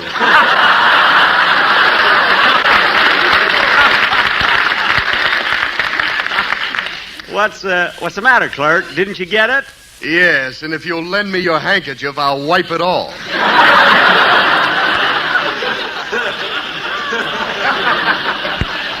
Look, I didn't come here for any of your silly wisecracks. He thinks he's smart, doesn't he, Mary? Don't talk to me. I'm pretending I'm not with you. What? And now, sir, supposing you look over some of these items while I take care of another customer. Okay. Do you mind if I fool around with this gun? Not at all. It's loaded.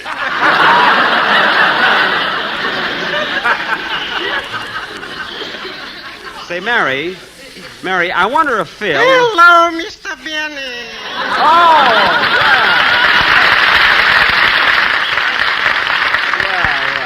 Hello, Mr. Kitzel. Are you doing your Christmas shopping? Yes, I'm buying a Christmas present for my wife. She's always complaining she hasn't got what to wear. So I think I'll get her something sporty in the line of clothes, you know. Well, that sounds nice. Why don't you get your wife a pair of slacks? You never saw my wife.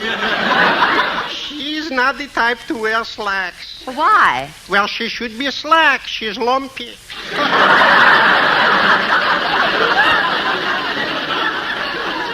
Oh, your wife is a little chubby, eh? A little chubby. From the back, she looks like Don Wilson from the front. And sideways, you wouldn't believe it. I'll take your word for it. Huh? Tell me, Mr. Benny, what are you getting your neighbor for Christmas?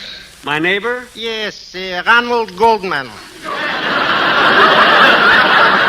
no, that's Ronald Coleman. I don't know what to get him, but I'll think of something. Yes, I suppose. Well, I better finish my shopping. Lumpy is expecting me home for dinner. Well, goodbye, Mr. Kitzel, and Merry Christmas. The feeling is reciprocal. Come on, Jack. Make up your mind. We still have other shopping to do, you know. All right. I think I'll take this fishing outfit. Oh, clerk. Just a minute. I have other customers. Oh, all right. I'll wait. That'll be $8.76, madam. Have you decided on that, sir? Good. That'll be $12.75. Gee. Yes, ma'am. $16.50 out of 20. Gosh. Ouch. Finally got your nose caught in it, didn't you?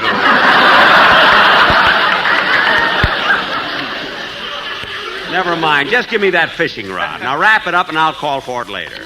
Come on, Mary. Gee, my nose hurts. Well, it's your own fault. Now let's finish our shopping. Hey, wait a minute, Mary. What's the matter? I've been thinking about that card I put in Don's gift.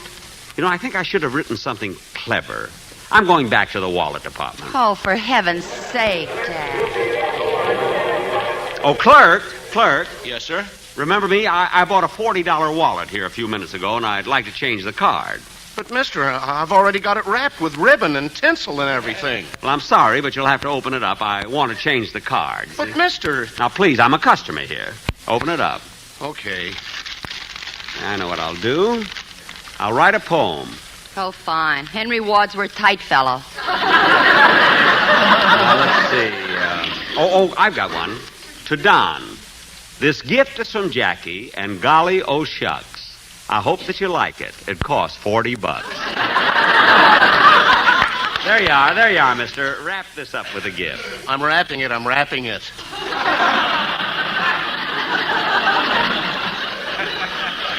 Come on, Mary. Mary, I'm glad I'm giving Don that $40 wallet. Yeah, it'd be kind of tough to get a rhyme for $1.98. Yeah. Now, Mary, let's go up to the mezzanine and... Oh, hello, Phil. Hiya, Jackson. Hello, Livy, you little fugitive from the doll counter. Hello, Phil. My, you're certainly loaded down with packages. Yeah, I've been shopping all day. Got presents for everybody. How about you two? Well, I'm nearly finished with my shopping. Your $5 is almost gone, huh? Phil, for your information, I just spent $40 on Don Wilson. What'd you do, take him to lunch?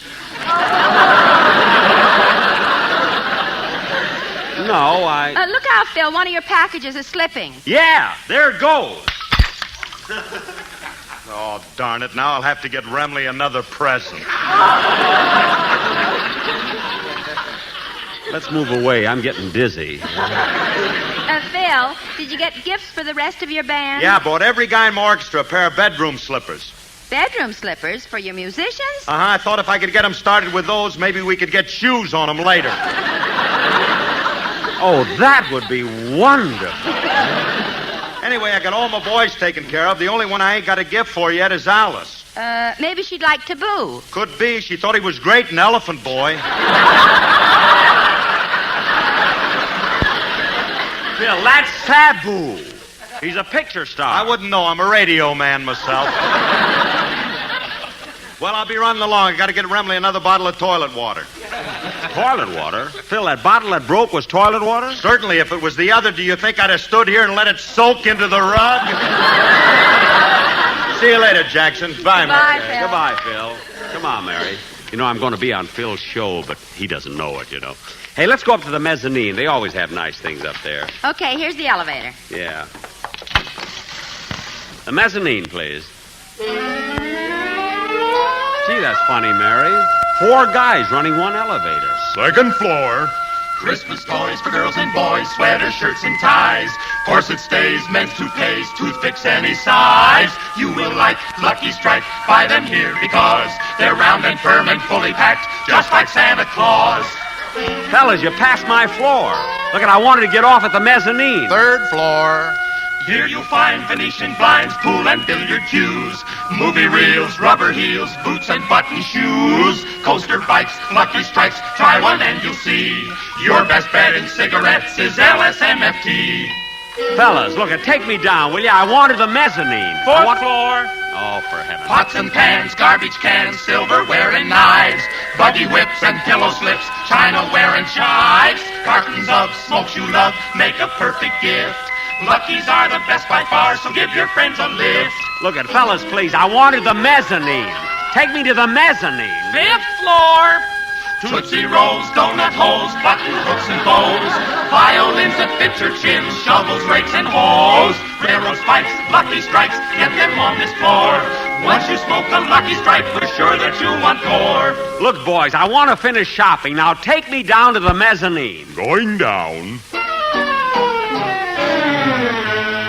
Mezzanine, gasoline, alligator bags, coats and boats and billy goats and girdles if it sags. Let us off, we got things to do. Merry Christmas to you all, and a Happy New Year too.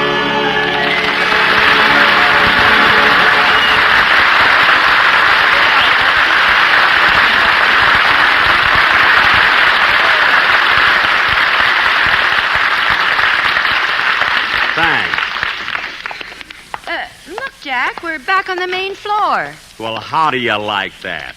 I asked him to say it's just as well. You know, I've been thinking about that card for Don's wallet.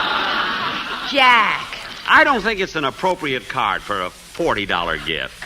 I'm going back and change it. Well, I haven't got nerve enough to face that clerk. I'm going to buy something for my sister, Babe. Babe, what are you going to get her? Well, she asked me to send her a telescope. What does Babe want with a telescope? She lives across the street from the YMCA. Oh. Well, I'll meet you here later. I'm going to change that card. Oh, clerk. Clerk. Yes, sir. What can Oh, it's you again. Yes. I want to change the card in that gift. Oh, no. No.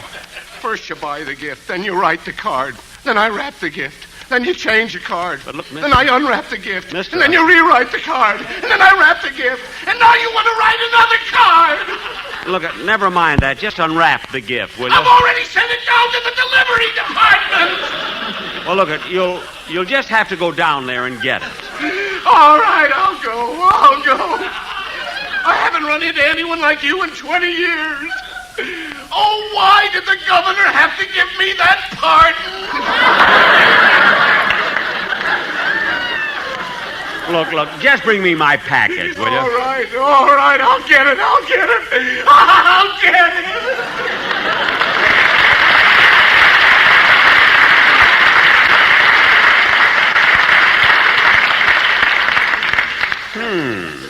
What an eccentric character, you know? Something like it. Stevie, maybe we can buy something for Mr. Benny here. Okay, Joey, let's look around. Something I can do for you boys? Yes, we'd like to buy something for the treasurer of our club, the Beverly Hills Beavers. A present for the treasurer of your club, eh? How old is he? About the same age as you. 39. Well, boys, it's none of my business, but how come you picked a 39-year-old man to be the treasurer of your beaver club? Because he's such a good businessman. He puts all of our dues in the treasury, and then he lends it out at 10%. Oh, I see. Who does he lend it to? Us?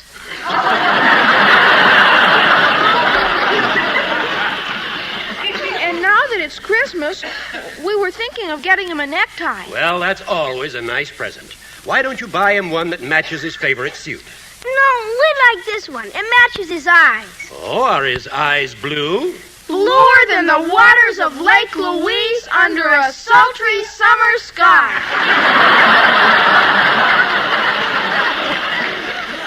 My, where did you boys learn that? Every beaver has to memorize it before I can borrow money.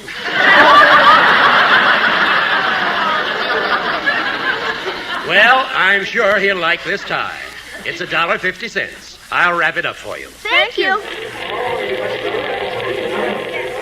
Here you are, mister. Now, let's not have any more trouble. Make the card out right this time, will you? Yes, Jack, we've wasted enough time. All right. How do you think this sounds, Mary? To Don. Your pear-shaped tones many announcers ape, but no one can match your pear-shaped shape. Isn't that cute, huh? Yes, Jack, it's a beautiful poem. Nick Kenny would be proud of it. Yeah. Oh, hello, Mr. Benny. Hello, Mary. Hello, Dennis. Dennis, I didn't expect to run into you here. Oh, I brought my mother's lunch. She's the Santa Claus. Your mother is the Santa Claus with a white beard and everything? Yeah, and she sure fooled my father. He climbed up in her lap and told her he wanted Hedy Lamarr for Christmas. Oh, for heaven's sake, what did she do? I don't know, but now my father goes around singing, "All I want for Christmas is my 2 front teeth."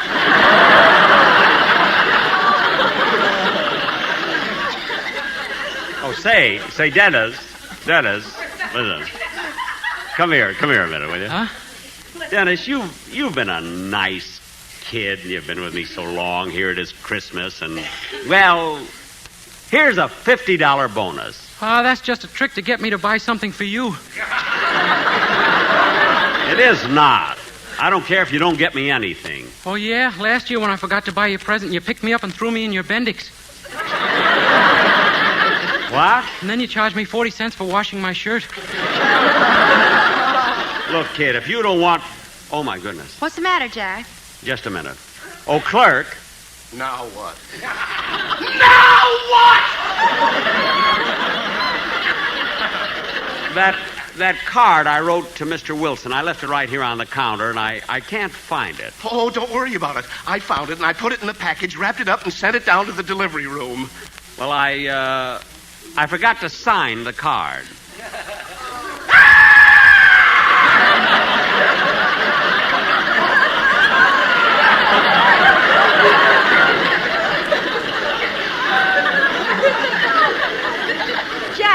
Jack, let's go. You're creating a scene. It's okay, lady. I'll get his package. The customer is always right. And this jerk is a customer. You see, Mary, you got to know how to handle these people, you see? Now, come on, let's shop around till he gets the package from the delivery room, will you? Say, Mary, what do you think I ought to get for my sister Florence? Well, I don't know. Lingerie might be nice. Say, yeah, that sounds pretty good. There's the lingerie counter right over there. Oh, yes. Pardon me, but would you mind waiting on us? Why not?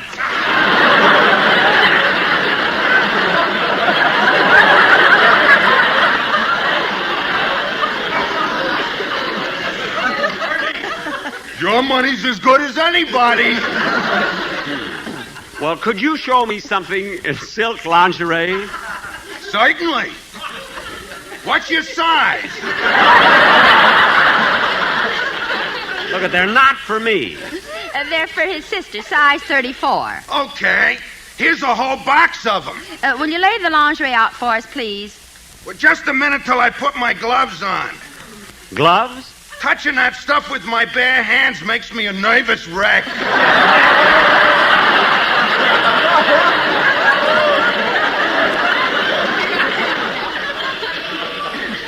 What? Especially the black ones.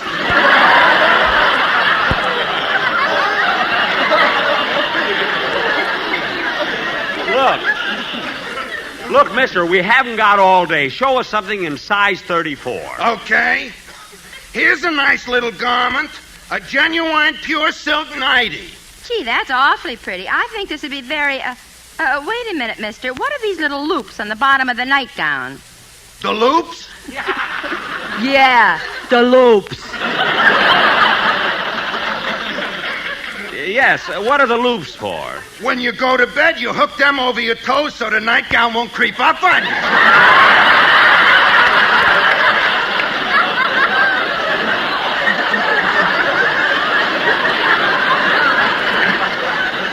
Well, that's swell, really. Wrap it up and send it to my sister, Mrs. Florence Fenchel. Here's the address. Yes, sir. Oh, look, Jack, there's Rochester doing his Christmas shopping, too. Yeah, shh. I want to hear what he's getting. Can I do anything for you? Yes, I'm looking for a Christmas present for my boss. Perhaps if you told me something about your employer, I'd be able to make some suggestions. How old is he? That and what happened to the gas man are the two burning issues of Beverly Hills. Well, you can't go wrong if you get him a nice scarf. We have some beautiful silk ones for $20. Yeah, I'd like that. Jack, he'll hear you. No, I'm afraid $20 is more than I had in mind. We also have some lovely ones for $15. That's still too much. $12.50? Uh-uh. Well, we have other gifts for about $10. $7.50? $6? $5? When you get down to $1.25, wrap it up. Well, that's not much of a gift. What does your boss usually give you for Christmas? A brand new dollar bill and a lecture on the evils of wine, women, and song. Oh. Well, look, if he's that kind of a man, why do you keep working for him? Well, it's kind of hard to explain. But he's good, thoughtful, kind, considerate, and he gives me his old toupees to cover my bicycle seat. Oh. Well, here's a nice red scarf, which is really an excellent buy. I'd rather take this one here. The color will match his eyes. Are his eyes blue? Bluer than the waters of Lake Louise under a sultry summer sky. Oh, are you a beaver? No, but I work like one.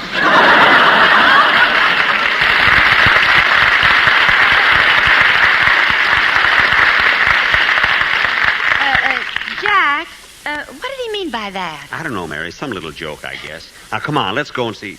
Oh, Mary. Mary, I just thought of something. Not again. Come on with me. It'll only take a minute. Oh, clerk. Here's the package. I got it up from the delivery room. Now go on and sign the card. No. That's not important now. I want to change the wallet. What? Instead of the $40 one, I'll take the one that costs $1.98.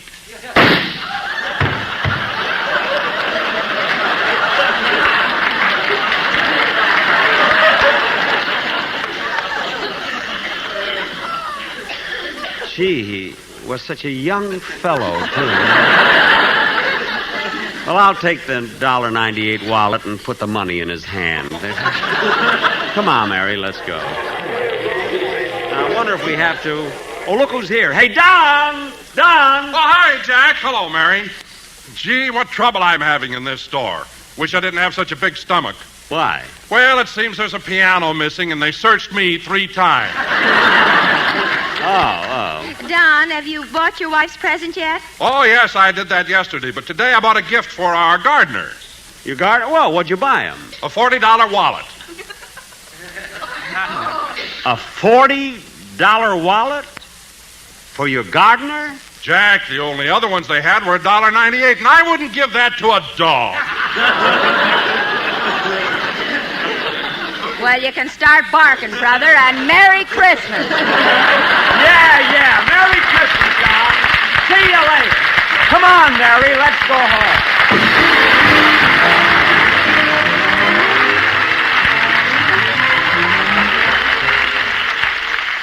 And now, ladies and gentlemen, as is our custom every Christmas, at this time, Dennis Day will sing Ave Maria.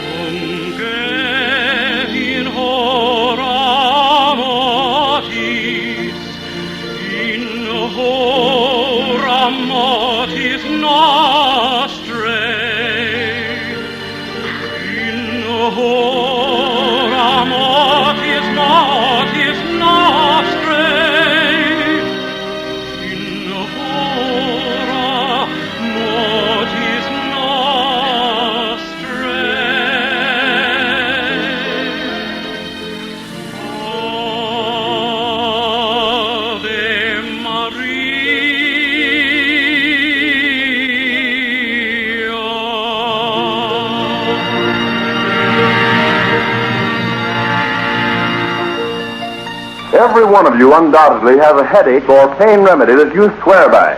But haven't you noticed that on some occasions it fails you? That there are times it does not seem to work? On these occasions, let me suggest that you try Anacin, for here is a remedy that I'm sure won't fail you.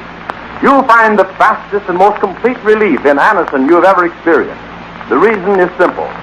Anacin contains not one pain-soothing agent alone, but 4. One of which is in all probability the remedy you now customarily take to relieve pain. You can get Anacin at your druggist for a few cents. Your money back if you're not pleased. I'll spell the name. Anacin. Keep it tuned right here to HOJO Radio for more classic old-time radio. Hello, are you there? Well, we're here, and we've got Edna May Oliver with us. 1, 2, 3, 4, 5, 6, 7, 8 ways better Swan soap. Yes, sir. Lever Brothers Company, the makers of Swan, the new white floating soap that's 8 ways better than old-style floating soaps, presents Paul Whiteman. Your Swanee announcer, Bill Goodwin. Our singer, Jimmy Cash. Well, hi, Swan. The stars of our show, George Burns and Gracie Allen.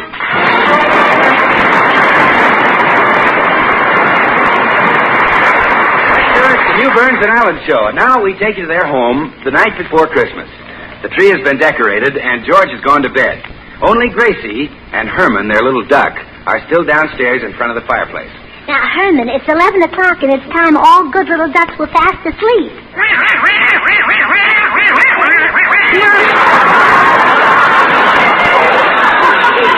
Herman Burns, you go right to sleep. Well, all right. I'll tell you a bedtime story. Then will you go to sleep? Now, once upon a time, there was a little girl. She was very, very beautiful and very, very smart, and her name was Gracie.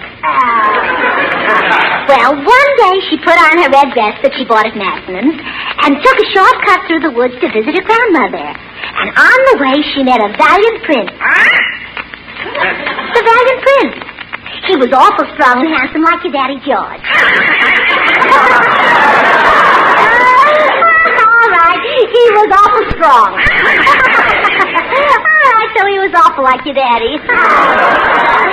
But when she got to her grandmother's, the wicked witch... Oh, remember the night we went to the movies and saw Edna May Oliver? That's right. Anyway, the wicked witch ate up little Gracie's grandmother and went to bed without even washing the dishes. Yeah, she was very untidy. So they lived happily ever after. Now go to sleep. No, Herman, you're not going to get a double feature. Now go to sleep. And if you're a good little duck, your mama will take you way up to the North Pole to see Santa Claus. And the North Pole is way, well, it's so far that you couldn't even get up there without a magic carpet.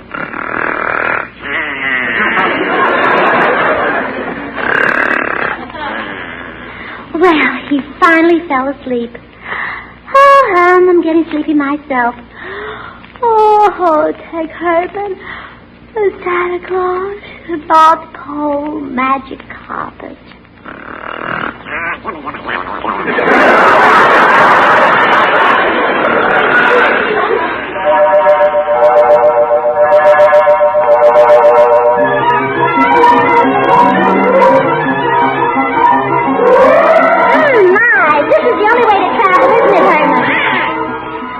Magic carpets are a little hard to get these days. Priorities, you know. Oh, look. There's a sign. North Pole, 3 million miles. We must be getting near Santa Claus's workshop. Oh, Ducky, you get your Christmas wish. Lots and lots of fish. Oh, Ducky, you gotta get the best from Santa Claus. Because Ducky, he knows that you've been good like little Ducky should. Oh, Ducky, he'll make you happy, wait and see. Oh, hold on, Herman. Santa Claus has quite a knack for making things you break your back for.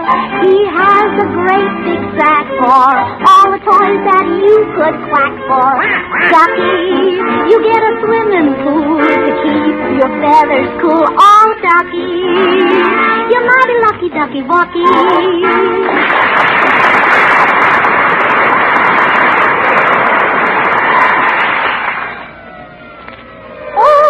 There's Santa's workshop. Hold on, Herman. Oh, my goodness, I'll have to get the brakes on this carpet rewoven.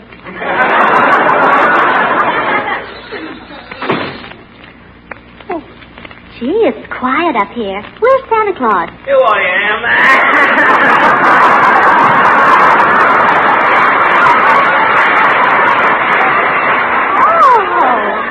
Why are you crying? You can't be Santa Claus. Oh, sure I am, Gracie. I'm Kris Kringle in the flesh.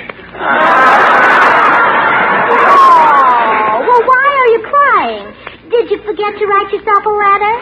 No, the Wicked Witch stole all my Christmas toys, and now I won't have any presents to give to the good little boys and girls who brush their teeth. Or their feathers. A wax and a whack, Gracie. Christmas will be a flop over. Don't cry, Santa Claus. Be brave and strong like I am. Oh, imagine no presents for all little kitties. Or ducks.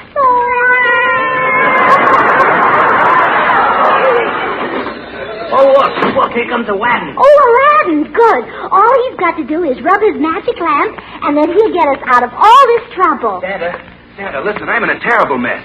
Hello, Gracie. Hello, Al. Listen, Santa, the Wicked Witch stole my lamp. She cast a spell and made herself look like Lana Turner. Then she offered to hold the lamp while I kissed her. Oh, that's awful. Well, that isn't the worst of it. When she got the lamp, she broke the spell. You should see the difference between what I started to kiss and what I got through kissing. Oh, poor Aladdin. So the Wicked Witch tricked you and stole your magic lamp? Yes, Santa. And what a lamp. All you had to do was wish for anything you want and rub it. Yeah? And out came Swan soap.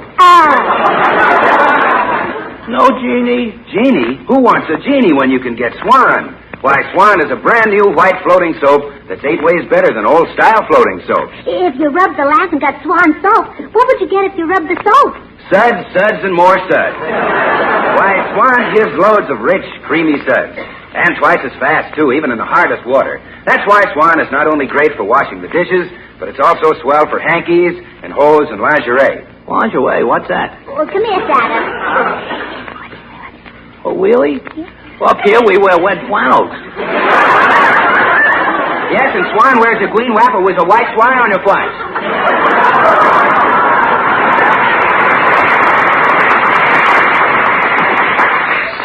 Hey there, whose magic carpet is that parked outside in front of the fire club? Well, it's mine, officer. Well, you'd better be moving, and I'll be giving you a ticket. And would a big, handsome lad like yourself, all decked out in a nice blue uniform, be after giving a little Irish Callion a ticket? That Lolly will do you no good. I'm an Eskimo.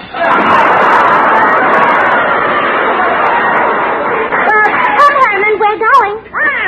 Well, we've got to get Santa's toys back. And Santa Claus, when I find the Wicked Witch, I'll send Herman back here. You jump on his back and fly to the castle. Oh, I'm too heavy. It's impossible for me to fly on a little duck's back. Oh, nothing's impossible for a man who can be at the May Company and Bullocks at the same time. Come on, Herman. The magic carpet is waiting.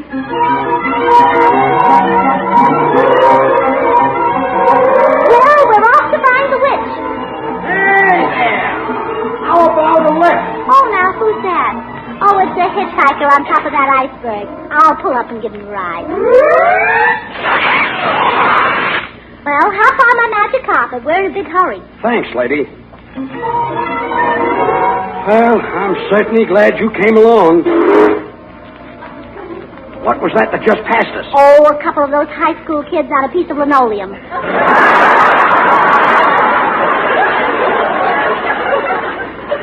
Darn those jalopies. Oh, who are you? Who am I? I'm the bravest man in the world. Why, Errol Flynn. What happened to your face? That's not my name. I'm Prince Valiant. Oh, how'd you? I'm Gracie. I'm the world's greatest hero. I fear no man. I fear no beast. Take him away. Take him away. Help! Help! Oh, he won't hurt you. That's just my little duck. Oh. Herman, stick your wing out. I'm going to make a turn. You know, Prince Valiant, there's something very familiar about your face. Were you ever in vaudeville? I still am. I just finished a split week at Lowe's North Pole. Oh.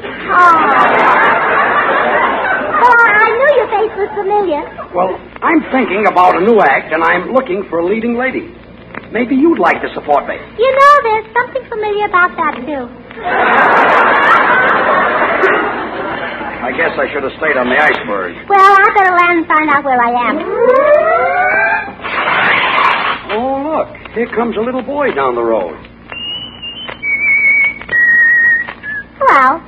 Hello. I'm very hungry. Have you some supper I can sing for? What's your name? Little Tommy Tucker. Oh. Well, here, have a Swiss cheese sandwich. You can eat it and sing through the holes at the same time. Thanks. Beautiful dreamer, wake unto me. Starlight and dewdrops are waiting for thee. Sounds of the rude world heard in the day, lulled by the moonlight, have all passed away. Beautiful dreamer, queen of my song, list while I woo thee with soft melody. Gone are the cares of life's busy throng. Beautiful dreamer, awake unto me. Beautiful dreamer,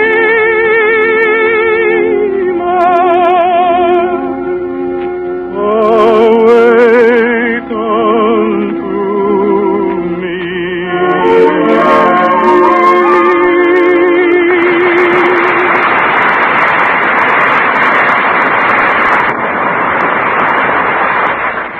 Gee, that was beautiful, little Tommy Tucker. Tell me, do you have to sing for your supper every night? Yes, or the Wicked Witch will cut off one of my legs. Oh, she wouldn't do that. No, she only says that to scare me. Well, I've got to be hopping along. Well, goodbye. Come on, Herman. We've got to find that Wicked Witch. Oh, I'll tell that Wicked Witch a thing or two, believe me. You just wait till I see that Wicked Witch. So, you would like to see the Wicked Witch, eh? Me guileless one.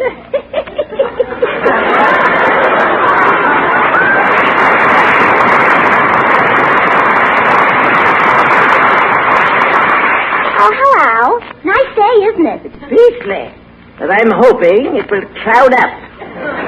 Little did she realize that I'm the Wicked Witch in the flesh, what there is of it. Well, I'll see you later, Gracie. Do you live around here? Who knows where I live? One day a lonely castle in the hills, the next a crowded city street. Today a villa by the sea, tomorrow a mountain retreat. Ma, how do you do it? We've been trying to break our lease for months. I've had enough of this shilly-shallying, me girl. Do you know, you look exactly like someone I've seen in the movies. Now, let me see. Well, is it Annie Sheridan, or are we going to argue about it? Annie Sheridan? Oh, no, I'm not that silly. Oh, I know who it was. Shirley Temple. Don't be fantastic. There's a good 20 years difference between us. And a few bad ones, too. Well, it's been awfully nice meeting you, but I really must be going. Wait. You're looking for the Wicked Witch, eh? And just what do you want to see her for? Well, because I've got to get Santa's toys back. Oh, I see. Do you know what the Wicked Witch will do to you? She will transform you into a pain-racked mass of quivering flesh.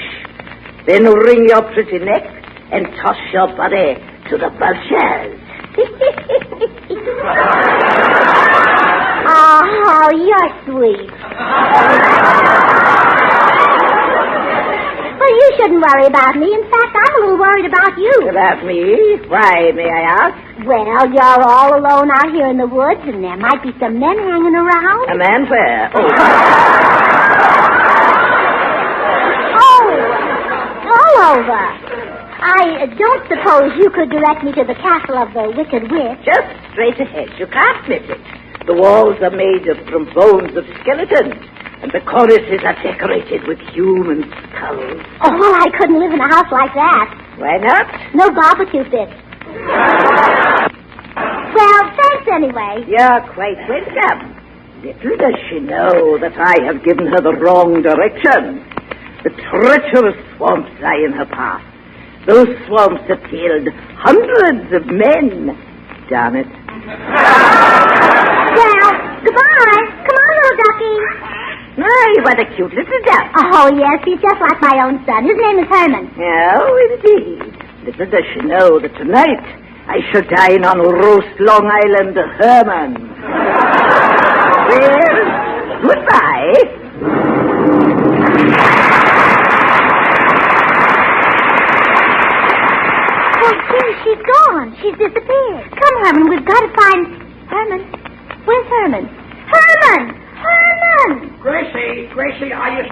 trouble, or can I come back? Oh, valiant prince. Herman is missing. He must have been duck-napped. Duck-napped? Then the woman you were talking to must have been the Wicked Witch herself. Well, how do you like that? And she talks just like a Vassar girl. Look, there's a duck feather. Oh, and there's another one. Herman must be pulling out his tail feathers to leave a trail. Well, now we can find the Wicked Witch's castle. Come on, let's go. Look, there's another feather. Oh, I hope poor Herman isn't catching cold. Oh, look. Is that a blimp up there? Hello, kid. That's no blimp. That's Humpty Dumpty sitting on a wall. Oh, gee, isn't he big and round? He must be at least 65 cents a dozen. Say, Humpty Dumpty, we're looking for the Wicked Witch. Will you come and help us? I will, just as soon as I finish eating. Well, when will you be through? That's funny. Somebody asked me that same question 20 years ago. Didn't you ever do anything else but eat? I don't know. When I get home, I'll look in the diary. Oh, please help us, Humpty Dumpty. The Wicked Witch stole all of Santa's toys. Oh, then I'll go with you. And I'll take along this spaghetti to tie her up. Gosh, you don't need that much spaghetti. Don't worry, it won't go to waste. Oh. Well, I'll call all my eggs together. Wait, I'm going to blow on this lamb chop. Oh,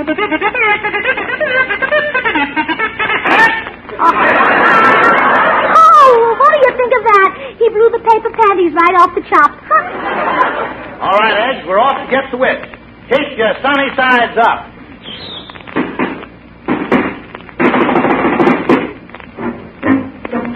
We're off to get the witch. We're off to get the witch. Hi-ho the cherry-o, we're off to get the witch. We're hunting for the witch.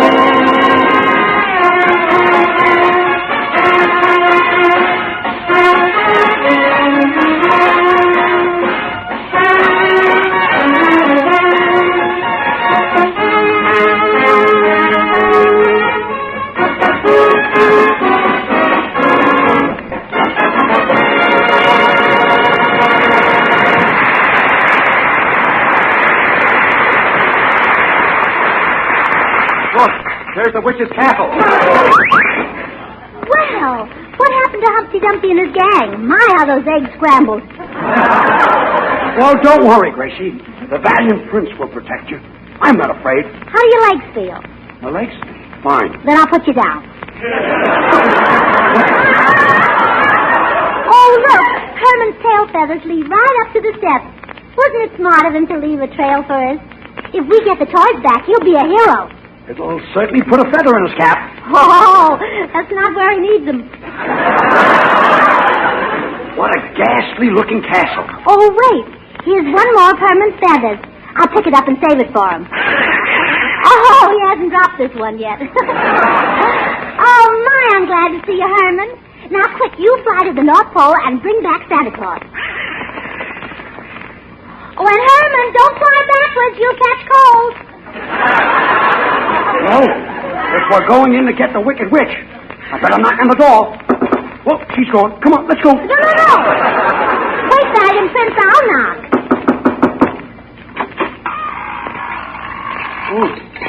Oh, it's a skeleton. Sí, soy esqueleto y tengo mucho gusto de verlos por aquí. My goodness, Mr. Skeleton. You shouldn't walk around that way. You'll catch your death of cold. You want to get goose pickles? On me they would not show. I am the witch's butler. Come in. Oh, poor man. That witch must be a slave driver. Look, he's worked his fingers and everything else to the bone. Oh, no, señorita. The work here is very easy. Then how did you become a skeleton? I was a heavy loser in a street poker game. Well, come on, Gracie. The witch isn't home, I hope.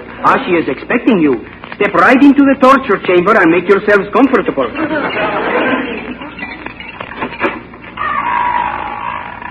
Will we have to wait long to see the witch? Oh, no, she just arrived. She is outside tying up her bat. Oh, was she on one? See, señorita, while you are waiting, Senor Prince, would you like an arsenic and soda or a beer? I'll have a beer. Fine. Little does he know that the beer is spelled B-I-E-R.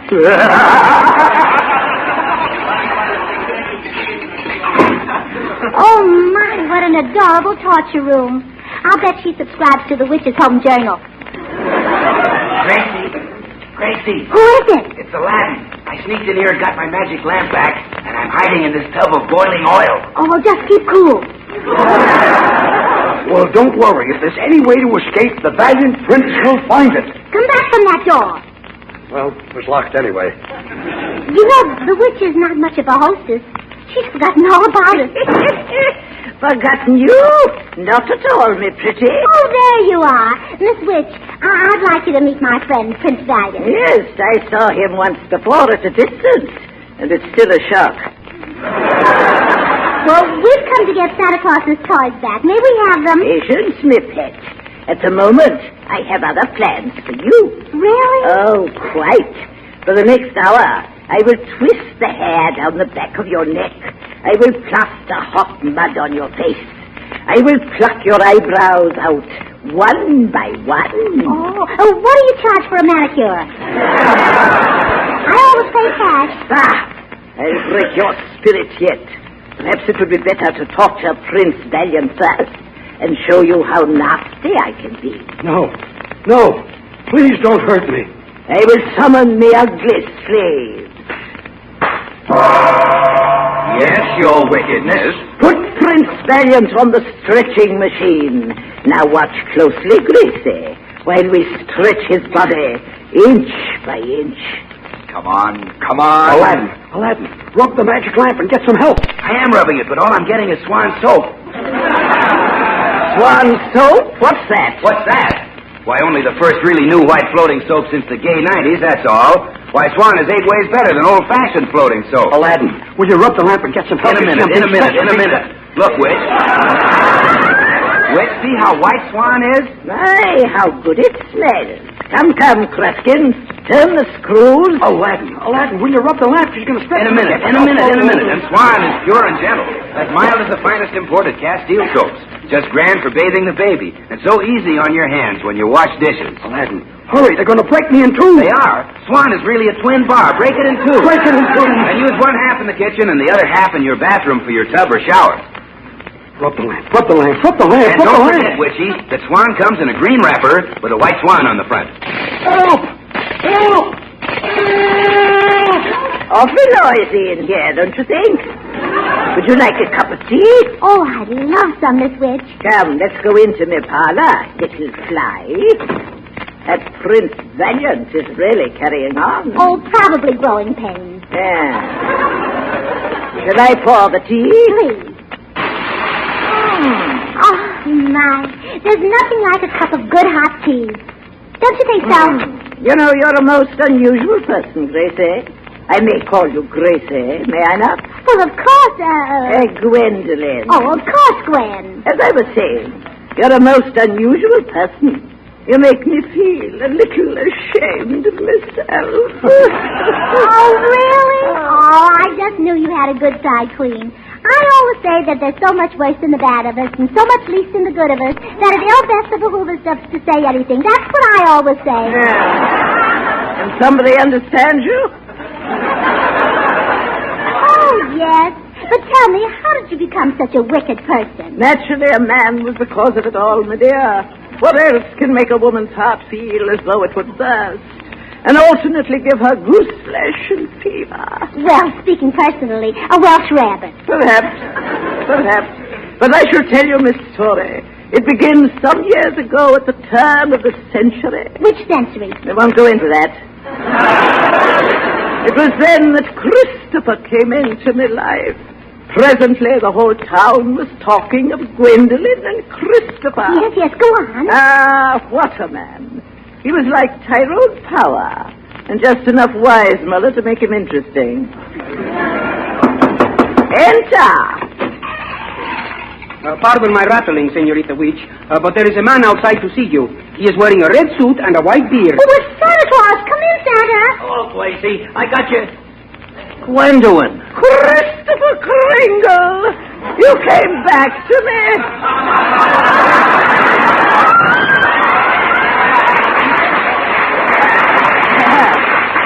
My little dream girl. Ah, the love of my life.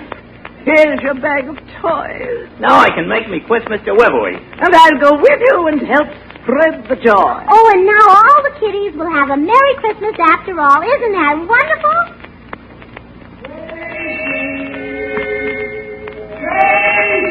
Oh, the diamond prince, I almost forgot him. Oh. Gracie, wake up. Wake up! Oh, my goodness, George. Oh, I've been asleep. I've just had the most wonderful dream. Gee, you look short.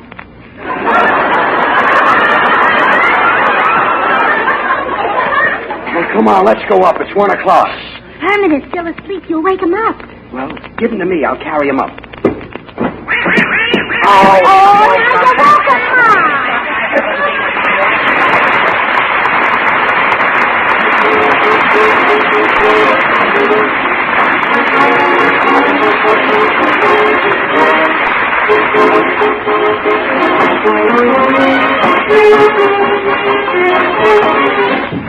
Remember, folks, buy Swan, try Swan.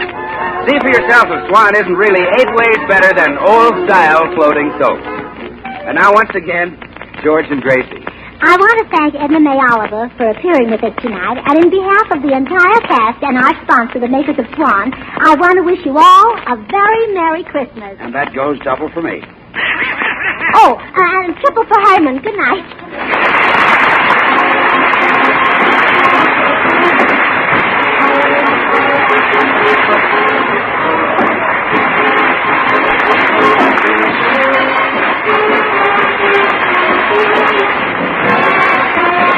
Swan, the new white floating soap, join George and Gracie in inviting you to tune in again next week, same time.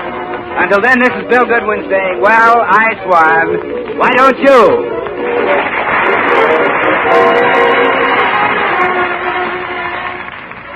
But first, here's a mighty swell suggestion. Kellogg's Pep!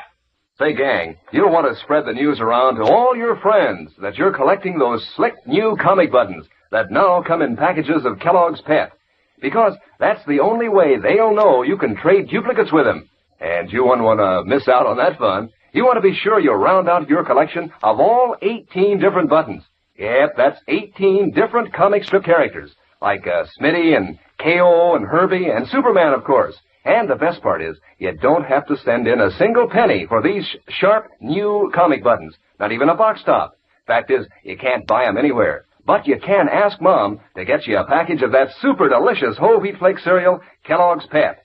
Inside each package, there's a thrilling prize. One of these bright new comic buttons or a military insignia or warplane button. Remember, that's P-E-P, Pep, made by Kellogg's of Battle Creek. Stay tuned to HOJO Radio.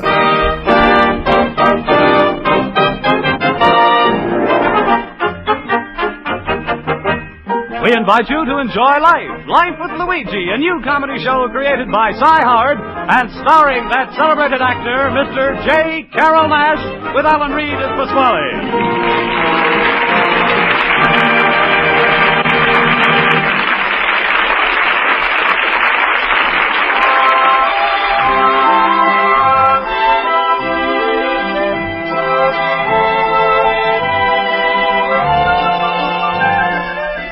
When Luigi Basco left Italy to start his new life in America, he promised his mother that he would write and tell her about his adventures. So now let's read Luigi's letter as he writes to Mama Basco in Italy.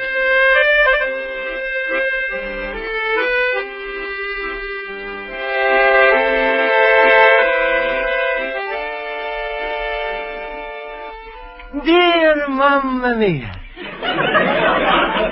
it's a funny thing about American people. They like to put their food in the cans. They got a milk in the cans, a beer in the cans, a meat in the cans, fish, beans, everything is in the cans. Mamma mia, it's a lucky somebody invented the can opener, or American people would have starved to death. But leave it to the American. One fellas come along and invent the 10-cent can opener. Then another fella is invent a can opener that's a hang on the wall and opens up the can faster. Now they got electric can opener. I'm a think if the American is open up the can any faster, he's going to have the cover off it before the companies put the food inside. But anyway, Mamma Mia, soon is it come a Christmas. So today I'm mailing you surprise package. Of course, it's not just a surprise. It's something you can use. Right now, I'm going to the post office to mail it. Use it in a good health, Mamma Mia. And I'm hope it's arrive in a time.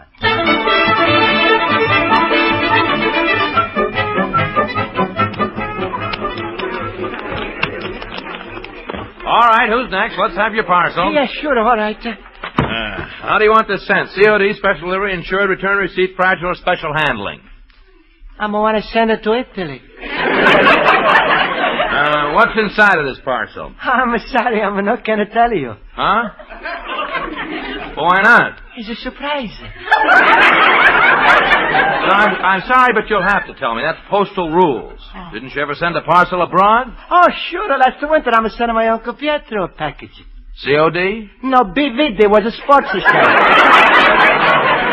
Well, then you should know the rules. Is there anything fragile inside? Fragile? Yeah, anything breakable. Only if you drop it. Hey, open it up down there, will you? All right. Say, mister, that line is getting a little longer. Let's weigh the parcel, huh? All right. There we are. That's 4 pounds. It'll cost you $2.10. All right. Here's your money. Now, I'll just stamp this up. All right. Catch us, Joe!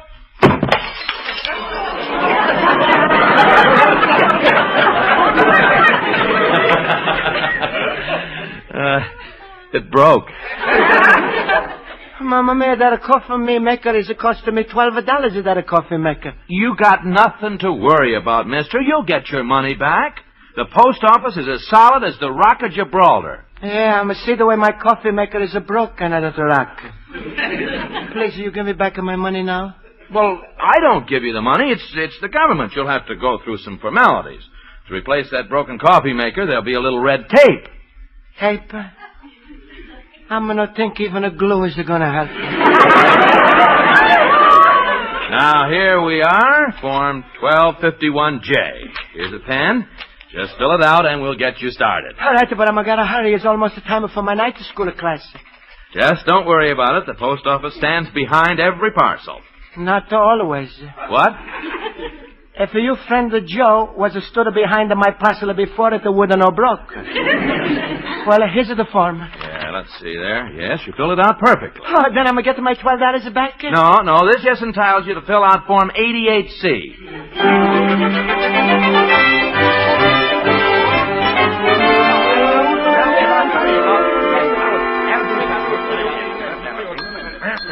Quiet. Sure. That's good. I'll call the roll. Mr. Basco? Here. Mr. Horwitz? Yeah. Mr. Olson? Here. Mr. Schultz? I pass. Mr. Schultz. No, it's no use to beg. I'm staying out of this pot. Well, it doesn't matter. We're all here. That's right. You got a full house. You see, I was smart to stay out of that pot. Now, class, I hope you've all studied your spelling because that's what we're taking up today. Mr. Basco, spell the word rough. 88 to C. 88C. What's that? Well, it's a form Mama got to fill out for the post office. You see, Mr. Basco, not now. Just spell rough. All right. Rough. R-O-U-G-H. That's fine. Mr. Horwitz, spell tough. Tough. T-O-U-G-H. Good. Mr. Olson, slough. Slough. S-L-O-U-G-H. Right. Mr. Schultz, enough. That's what I say. What? We got enough. Mr. Olson, will you spell that word? I will be glad to. Enough. E-N-O-U-E-H. That's very good. What's so very good about it? He can spell it only one way. I can spell it 15 different ways. Mr. Schultz, I wish you'd be more like Mr. Olson with one answer, but always the correct answer. Thank you, Miss Spaulding. I always try to be perfect in school. To me, education is like a lighthouse shining in a sea of darkness. I always think, the more I learn, the closer I sail to that lighthouse. If I don't study, I get pushed away by the waves. If I study, the waves push me closer. If the waves... Olson, stop fighting those waves and drown already. That's not funny, Mr. Schultz. Mr. Olson, your efforts are highly commendable. Just keep studying and you'll always go forward. Isn't that right, Mr. Basco? That's right. When I'm finished with this form, I'm forwarded it to the claims office. What? Miss Spaulding, the post office is broken. My mom is a coffee maker. And now I'm worried I'm not going to get back my money. Luigi, you got nothing to worry about. Yo, we got the best post office in the whole world. Then why they don't give me back the money? Why they making me fill out all of these forms? Well, Mr. Basco, in government matters you must expect a certain amount of paperwork. Paperwork? I know a veteran. He wanted to get a house on FHA. But they gave it to him so many forms to fill out, he almost went crazy. So he stopped. But Schultz, this veteran, he's got a house? Oh, sure. He put it together, all the forms, and now he's living in it.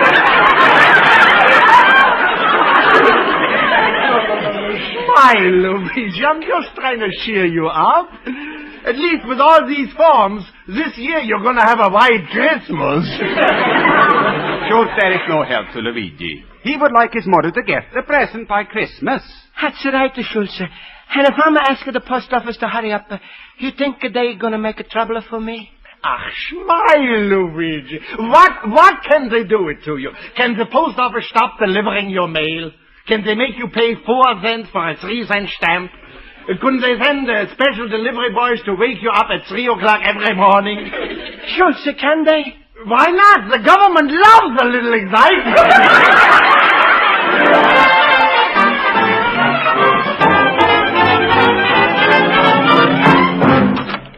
Luigi, my friend.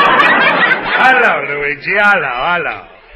Hello, Pasquale. Hey, Luigi, it's a special delivery. It's just to come for you. It's looking very important.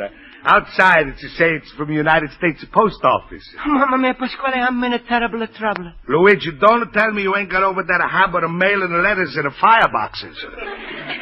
No, Pasquale, First, a few months of you was in America. Every time you mailed a letter to your mama, it was a 3-alarm fire. But, Pasquale, it's not that. It's a long story. You see, I was asking the government for money. Oh, Luigi, always you making a stupid mistake. So don't you know you can't get money from the government till you're 65 years old? Only time Americans are giving money before that time is if you're living in Europe. That's called the Morrison Plan. But, Pasquale, you don't understand. That the money I was asked was for the coffee maker. The post office is broke. Oh, I'm afraid to open up that letter. Pasquale, please, you open them up? I did. Oh, then we better take out the letter, huh? I did that, too. Oh, you did? What's it say inside it, Pasquale? Luigi, how dare you insinuate I'm going to read other people's mail? I'm sorry, Pasquale. There's nothing important inside anyway. Unless you're anxious to stay in this country. Pasquale, give me that letter. Dear Mr. Basco, this will acknowledge you Form 88C. Before we can act any further on your claim, please fill out and return and close the form 7026B. Mamma mia, it's another form to fill. What's the matter, little banana nose? What are you so excited about? Mother Pasquale, I was sending my mamma mia a coffee maker for Christmas. And when the post office is broke it, the fella is advising me to fill out some forms. And when I ask my night school class if I'm going to get in trouble, Schultz is say yes, Horowitz is say no. And Mr. Spaulding is say, fill them out. Sure. Luigi, why you always running around asking advice from people with a big, stupid heads like a hippopotamuses? When all the time you could have come straight to Pasquale, whose brain is light and fast like a bird. You're so right, Pasquale. You got a real bird brain.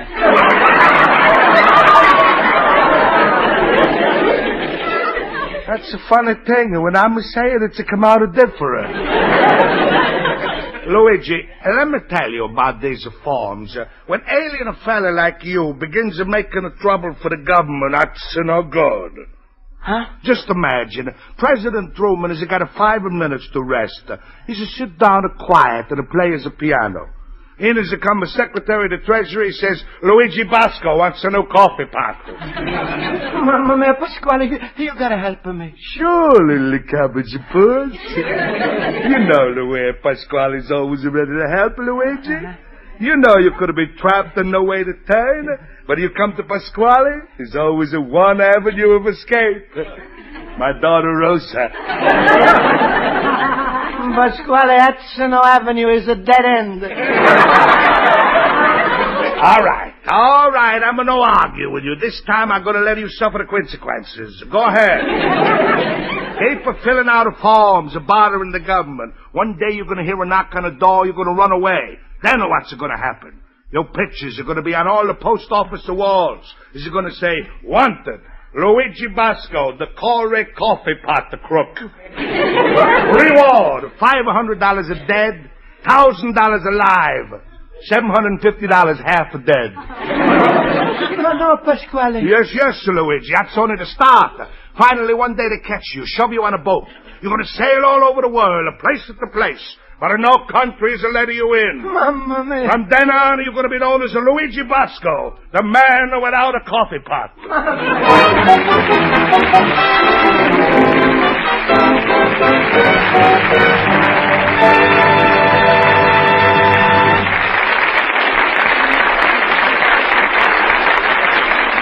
Life with Luigi continues in just a moment. But first, who says you need one of those newfangled uranium-finding gadgets to strike riches? All you need is a radio set tuned to CBS on Wednesday nights. The drama of Dr. Christian, the hilarious wit of Groucho Marx, the songs and humor of Bing Crosby, and comedy of George Burns and Gracie Allen. You hit pay dirt 4 times without a stop on most of these same CBS stations.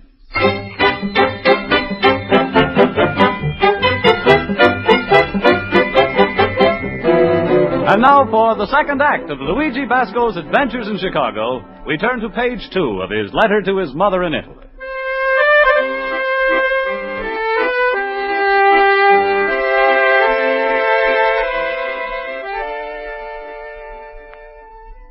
Dear Mamma mia, maybe you like to drink tea? Tea is very delicious. It makes you feel nice and warm inside. And it's very healthy. Besides, I'm still not able to get money for the coffee pot. I'm going to explain to you what happened. After I'm fill out the first 3 forms, I'm find out that this is entitled me to 3 more. So I'm fill out the forms 1148G, 72F, 1249L. And finally this morning, I'm receive a letter from the post office which is say, your coffee pot is now officially broke. This I'm could have told him a minute I was a sheet of pieces on the floor. But the worst thing of all, Mamma mia, I'm afraid that you're not going to get your present in the time for Christmas. Best I'm gonna hope for is I shouldn't get into trouble with the government. Luigi, my fellow booble. Hello, Schultz. Ach, you look so sad. Like a police dog what looked in the mirror and finds out he's really a cocker spaniel. Schultz, I'm all mixed up. Huh? Maybe it would have been better if I was sending my mom the money instead of the coffee pot. Now, Luigi, what is done is done. If everybody went around crying over spilled milk, the world would be filled with hysterical cows. Now, cheer up. Things ain't never so bad like they look. But Schultz, Pasquale is said because I'm alien, who's about the government. President Truman is not going to play the piano.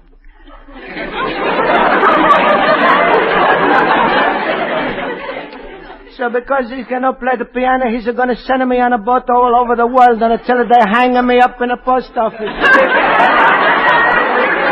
Oh, that steaming Pasquale, has he got you verschimmelt?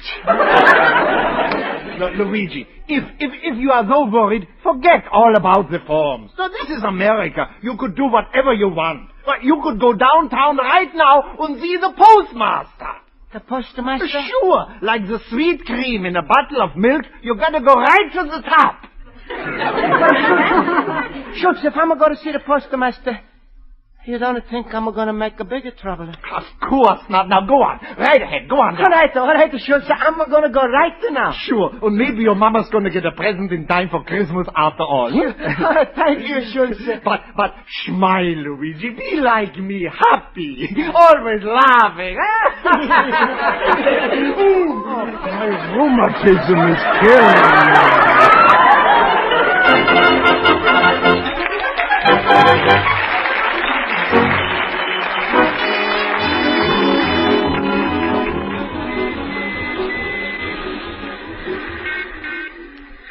Mamma mia.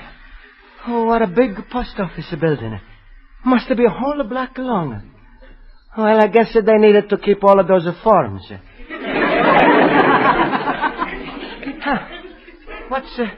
What's this printing on the building? Built in the year MCMXLV. Must be secret code so far in the country they shouldn't know how old is the post office. Well, I hope I'm doing the right thing. I'm going. Mamma mia, everybody's so busy here. Maybe I should go home. Oh, here's a man coming with a uniform and a gun. Yes? Can I help you? No, he's all right. I'm going. I notice you've been wandering around. What are you looking for? Please, where do you keep the postmaster? Oh, the postmaster. Room 109. Just follow your nose. Huh? I said just follow your nose. Where is he going? Look, mister, there's room 109 toward the end of the hall. All right. Thank you very much. 101, 103, 105, gentlemen.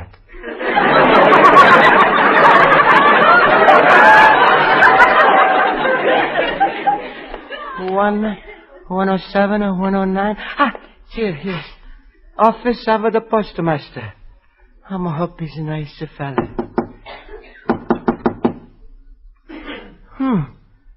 I guess maybe he's busy making his stamps for today. Yes? Come right in, sir. Oh, thank you. Are you the postmaster's daughter? No, I'm his man Friday. You must have been joking. What? You're not a man and today is a Tuesday. What did you wish to see the postmaster about, sir? I'm sending him a lot of forms, so he's know me already. Just to tell him the fellow with the broken coffee pot. If you have a claim, sir, the postmaster's a very busy man. Why don't you go back to the post office where it happened and fill out Form 1251J? Please, Mr. Thursday. I'm filled out the form of 1251J, 88 to C7 to 26. Well, did you fill them out in duplicate? No, in the back of my store. Also, I'm fill out the form of 978 to G11 to 23F for 62H. 62H? That's a fishing and hunting license. I'm a fill that out, too. Now, please, you let me talk with the postmaster. I want my Mamma Mia sure to get her the coffee pot by Christmas. Well, this is highly irregular, but... Well, come on. All right, thank you. Mr. Williams, somebody to see you. Miss Brown, I'm very busy. He's quite insistent. Well, all right. Hello. Well, let's get down to business. Have a seat. I'm going to want a seat. I'm going to want a coffee pot. What? Please. A few days ago, I'm going to want to send a coffee pot to my Mamma Mia in Italy. Post office clerk is a take it. He's a throw it up in the air, and he's a say, here, Joe, catch. What's your trouble? Joe is a no catch. I see. The coffee pot broke, and you'd like your money back. Yes, it's cost $12. Hey, you want to pay me back now?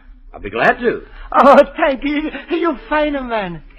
Just fill out form 1251J. Oh, no. No, please, Mr. Poster. I'm filled out a dozen of forms. Well, in that case, Mr. Basco, I suggest you go home and wait. In due time, our claims department will get around to you, settle your case, and you will receive financial reimbursement. I'm going to want the financial reimbursement. I'm going to want the money.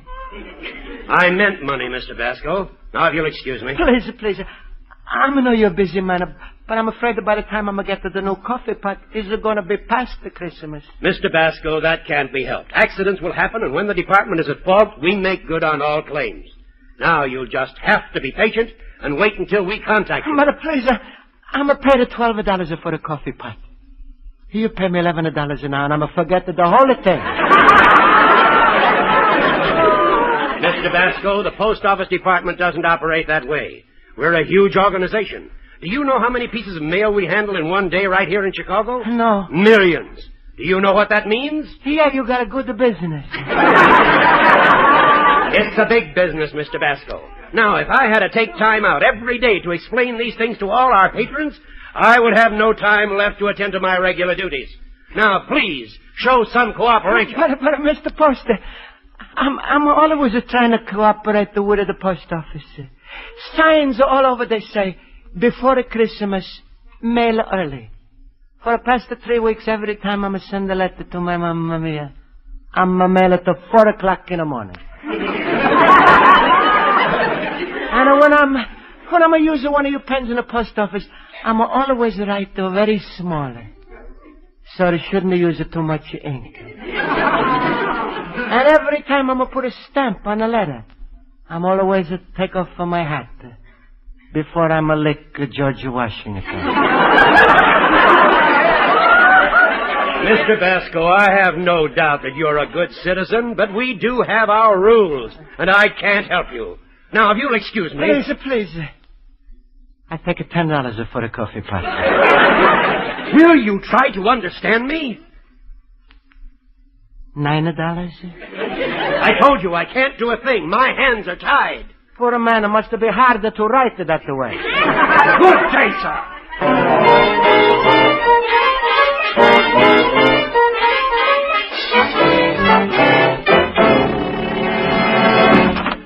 Luigi!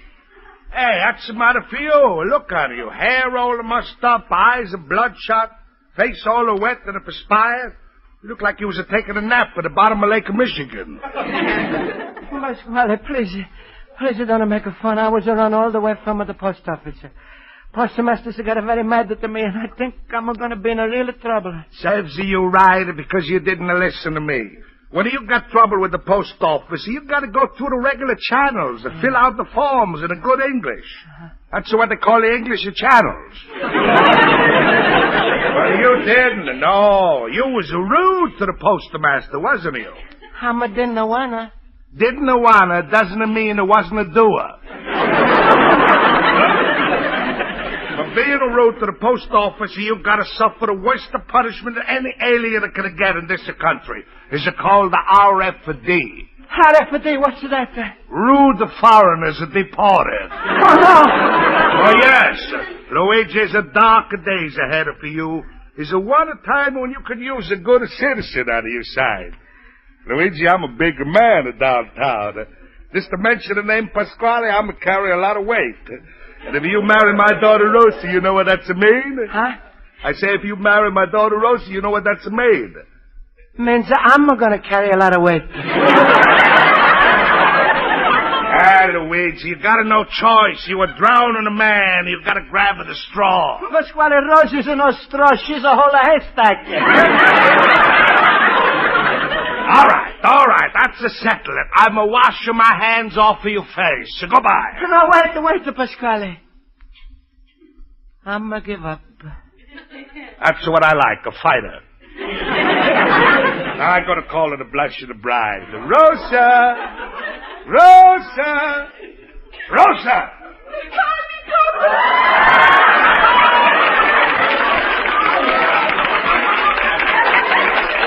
Yes, my little honey bunch. Rosa, say hello to Luigi.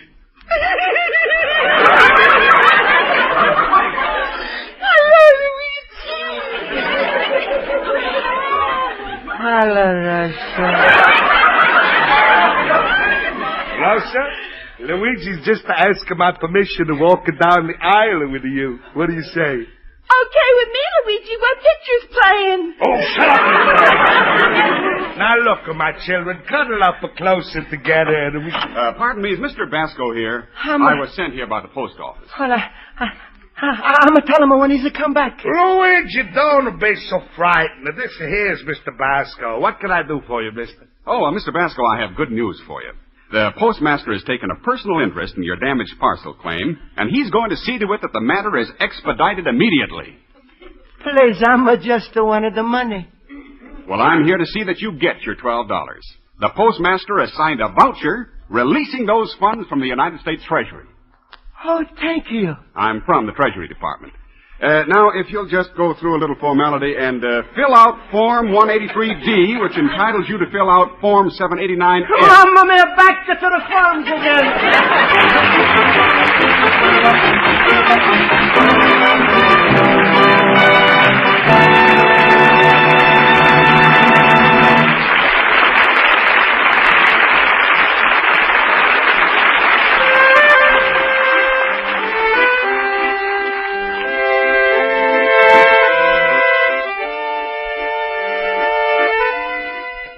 So, Mamma Mia, I'm finally got the back of my $12. Now I'm sending you something else. It's not a coffee pot. It's a very handy, can be used for a lot of things. And it's guaranteed not to break. It's $12 cash. You'll have a son, Luigi Basco, little immigrant.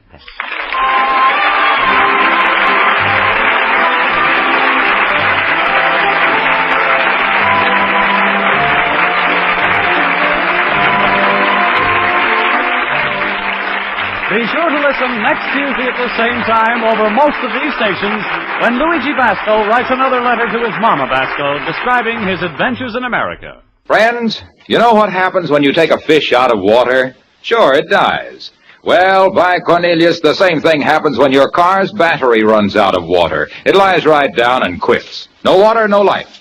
So what did the Autolite people do? They made the Autolite Stay Full battery with an extra large liquid reserve. Gave it more room for more water. Result, the Autolite Stay Full battery needs water only 3 times a year in normal car use. So friends, be right with Autolite. Switch to an Autolite Stay Full battery tomorrow. Keep it tuned right here to HOJO Radio for more classic old-time radio. Everyone, you are now listening to WLS, the voice of Prairie Farmer, America's oldest farm paper, Chicago.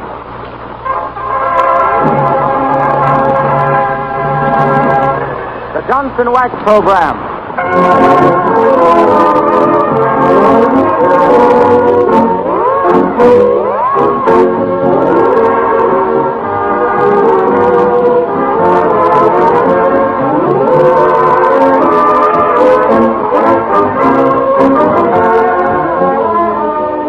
The makers of Johnson's Wax deliver a tippy divertisement of department store delirium and delightful ditties with Rico Marcelli's orchestra, Kay Donna, Claire Baum, and that slightly cuckoo couple of confused customers, Fibber McGee and Molly.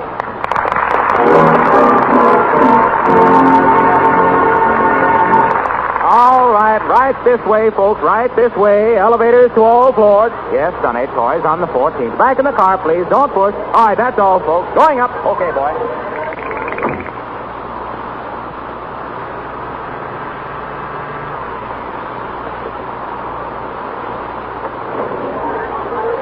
All out here, folks, the 14th floor, Wistful Vista Department Store. Here's where you buy your Johnson Wax, your kitchenware and copper tax, your cigar department, Pure Havana, Marcelli's Orchestra, Kay Donna, Flowcoat, Christmas trees, and holly. Hello there, Fibber. Hi there, Molly. Fountain pens, did I hear you say? And what's Marshmallow going to play? Pens, madam, try the new Nick Lico, while the band plays Liza. Take it, Rico.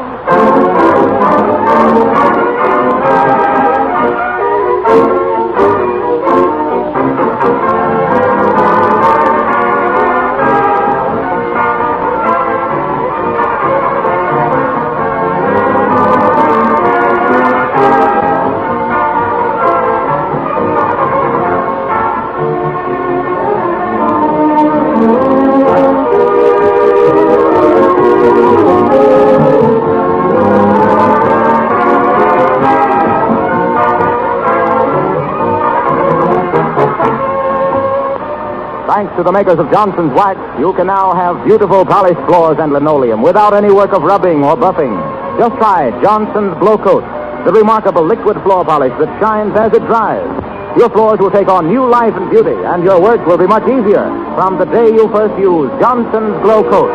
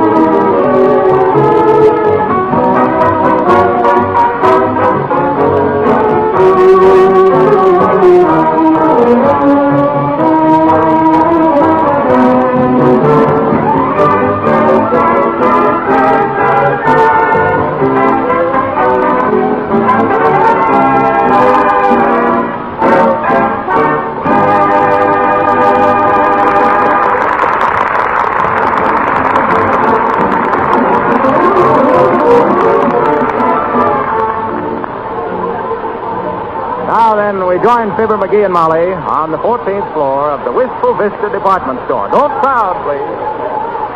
Where do we got to go first, Molly?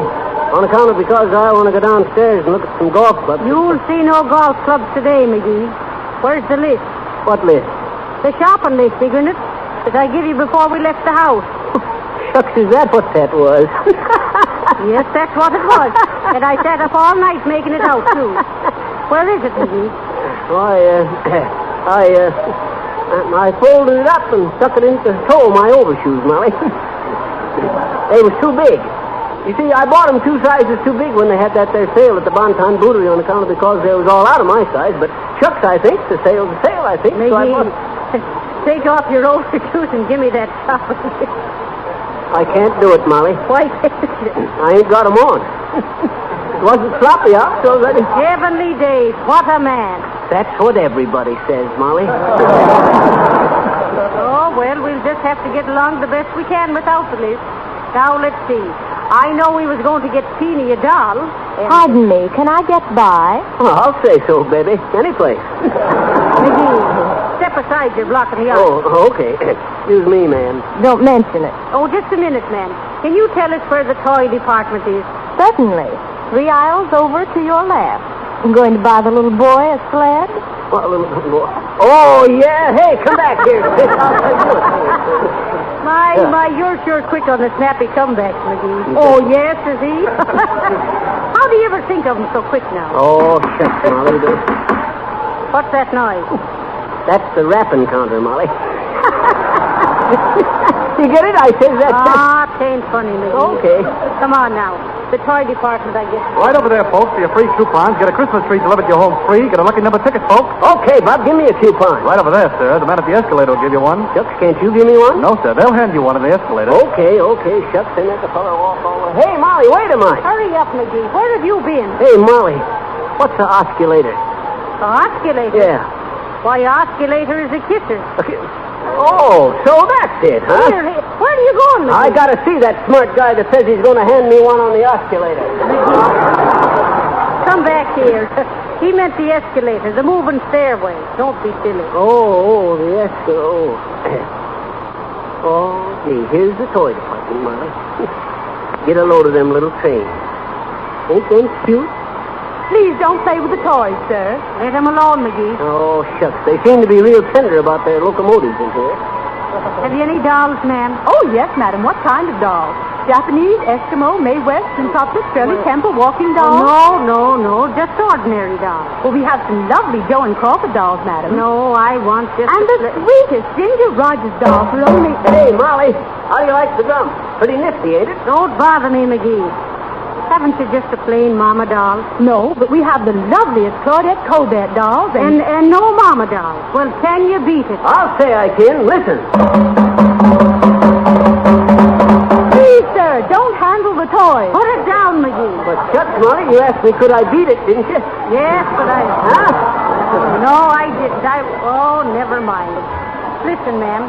Have you no plain, ordinary doll that says Mama? I'm sorry, madam, but all the dolls this year are the Shirley Temple type, or Mae West, or the Princess, or... Heavenly days, McGee, be quiet. I was just trying to see if these here horns was through the pitch.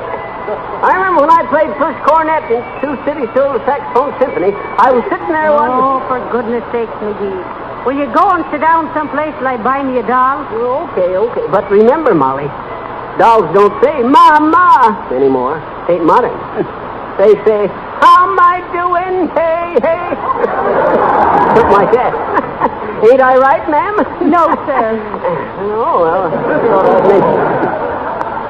gee, looky here. You say, madam, you want to see? I got it. A real Indian bow and arrow. Shucks, I ain't shot one of these here bow and arrows since 40 years ago. Real stiff bend to it, too. Now, if that rocking horse over there was an antelope...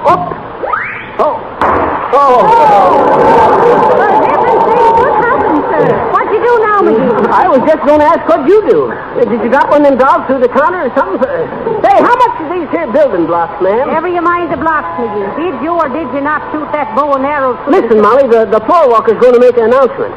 Friends and customers of the Wistful Vista Department Store, Senor Marcelli and his toy department troubadours will entertain you with a selection entitled Red Sails in the Sunset. Miss Kay Donna from our sheet music department will sing. Miss Kay Donna. Hey, sail away,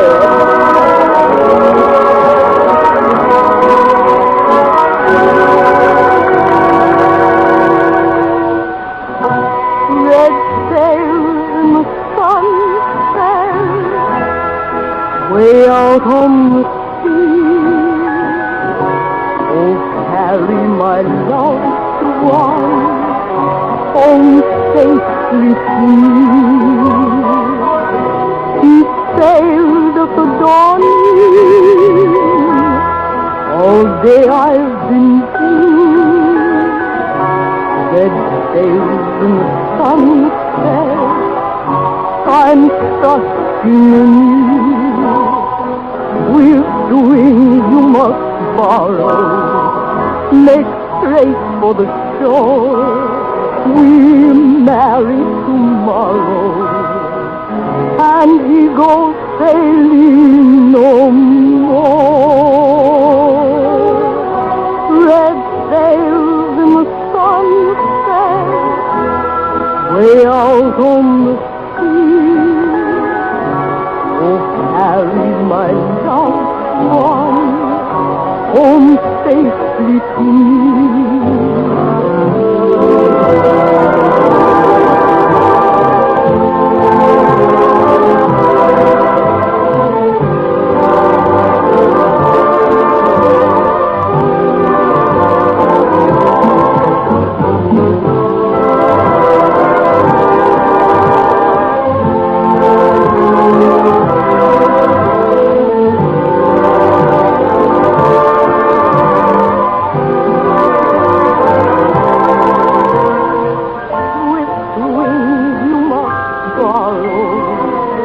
make straight for the shore. We marry tomorrow, and he goes sailing no more. Red sails in the sunset, way out on the sea. Oh, carry my loved one home safely to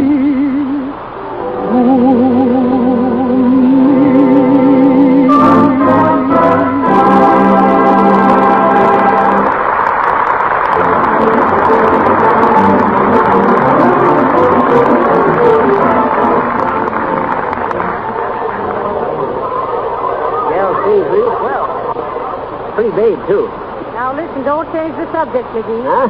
Tell me, did you or did you not shoot the bow and arrow through the showcase? No, sir. It's impossible. All right, then what if I says I saw you shoot the arrow and drop the bow and quick pick up the building block? Well, I say you was absolutely right, Molly. Then why do you say it was impossible? Why, shucks, Molly. You can't shoot a bow and arrow through a showcase. You can shoot an arrow, but you can't shoot a bow. Marked over and pay for that showcase glass. Okay. I was going anyway. But hey, look, Molly. By golly. Did you ever see such a big jack-in-the-box as that there? Don't be always changing the subject, McGee. I ain't, but just look at this here jack-in-the-box, Molly. Hey, I'll bet Teeny'd be tickled pink to get one like this here. Keep your hands off of it, McGee. Must you experiment with everything in the toy department? Oh, shucks, I just want to see what the dad-rather thing looks like when it's open. How in chunk it do you open that? There must be a catch to it. Oh, here it is. Hello, friend. Oh, I know there was a catch to it. Well, I certainly am glad you opened the subject, Fibber, because I just wanted to tell you about Johnson's Glow Coat, the remarkable no-rubbing floor polish that makes your floors sparkle and gleam without any work of rubbing or buffing. Now is the time to brighten your floors and kitchen linoleum. They'll shine like new in a few minutes' time if you use Glow Coat. They'll be protected, too, from scuff marks and wear, and they'll stay clean and polished for weeks at a time. You have no idea how much better your floors will look and how much less floor cleaning you'll have to do until you use Johnson's Glow Coat. This fine, no-rubbing liquid floor polish is made by the makers of Johnson's Wax. Look for the attractive yellow can. And now, Fibber, I'd better get back in my box. Will you push this lid down on my head, please? Sure, Harpo. With pleasure.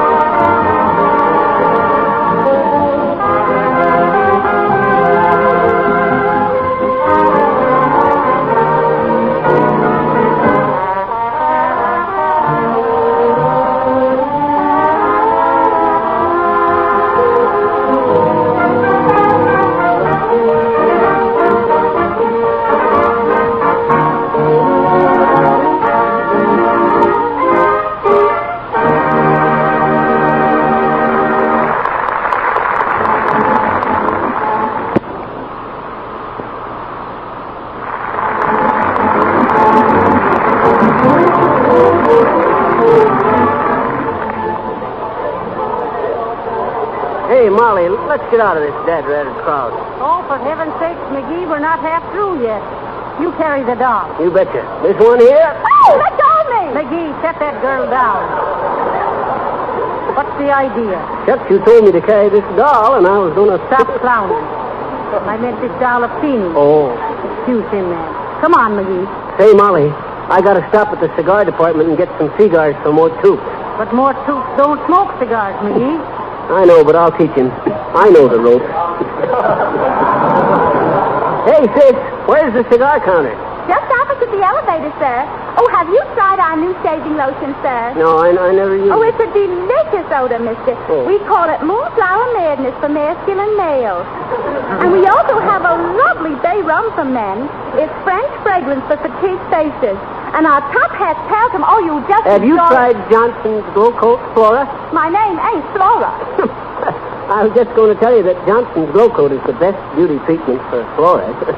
But if your name ain't Flora, we'll just let it go. Oh, McGee. Quit your chatting and come on. Okay. Just for a minute, I was scared she was going to squirt some of that there fleur de fatine all over my face. Well, come on now, hurry up. Excuse me, mister. I didn't see you coming. Excuse me, ma'am. Say, where's the book department? The book? Why, there... Next floor down, bud. Next floor down.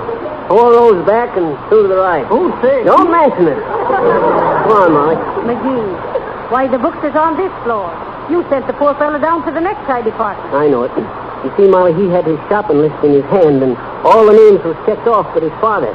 And when I seen his face, I knowed that anybody that had a son looked like that wasn't smart enough to read a book if he did get one. But even the dumbest folks wears neckties. Pretty quick thinking, if I do say so myself, if you shouldn't. Well, here's the tobacco counter, McGee. Where? Right up there, isn't it? Well, I don't see no tobacco department. Oh, use your eyes, McGee. Don't you see the sign? What sign? Well, right there before your face, the one that says, accessories for the devotees of my lady nicotine. Well, what in tunkus that got to do with smoking? Oh. There's something in smoking accessories, sir. You see, McGee? Oh, shucks. You ought to put some chewing tobacco or a corncob pipe on the counter or something.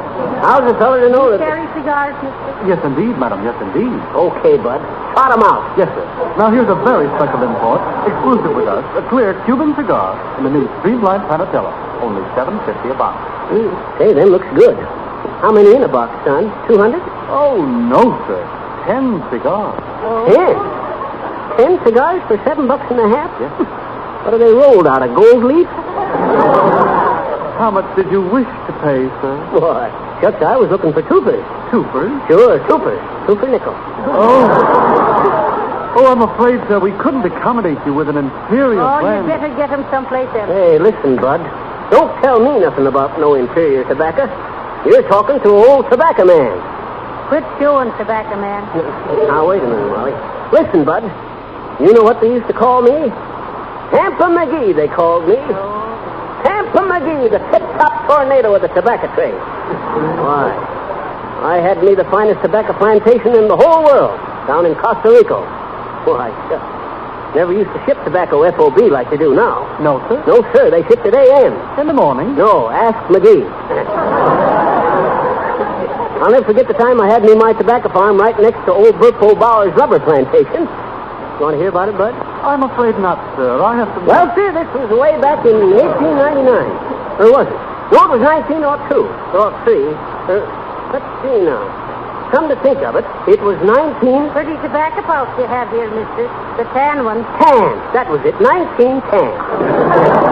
Well, sir, I had me the finest, strongest, mellowest tobacco anyplace.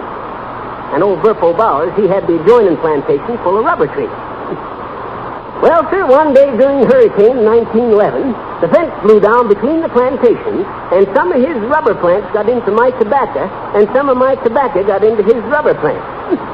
I thought my crop was ruined till I tried smoking some of it one day. And then when I see the smoke rings I blew bouncing and hopping across the field, I knowed I had something. I made $2 million in 3 weeks, blowing rubber smoke ring auto tires for the export trade. Well, what did your tobacco do to Bauer's rubber crop? Oh, it ruined his rubber crop into that part of the field. On account of because when they made teething rings out of his rubber, they had to give the kids spittoons to go with them.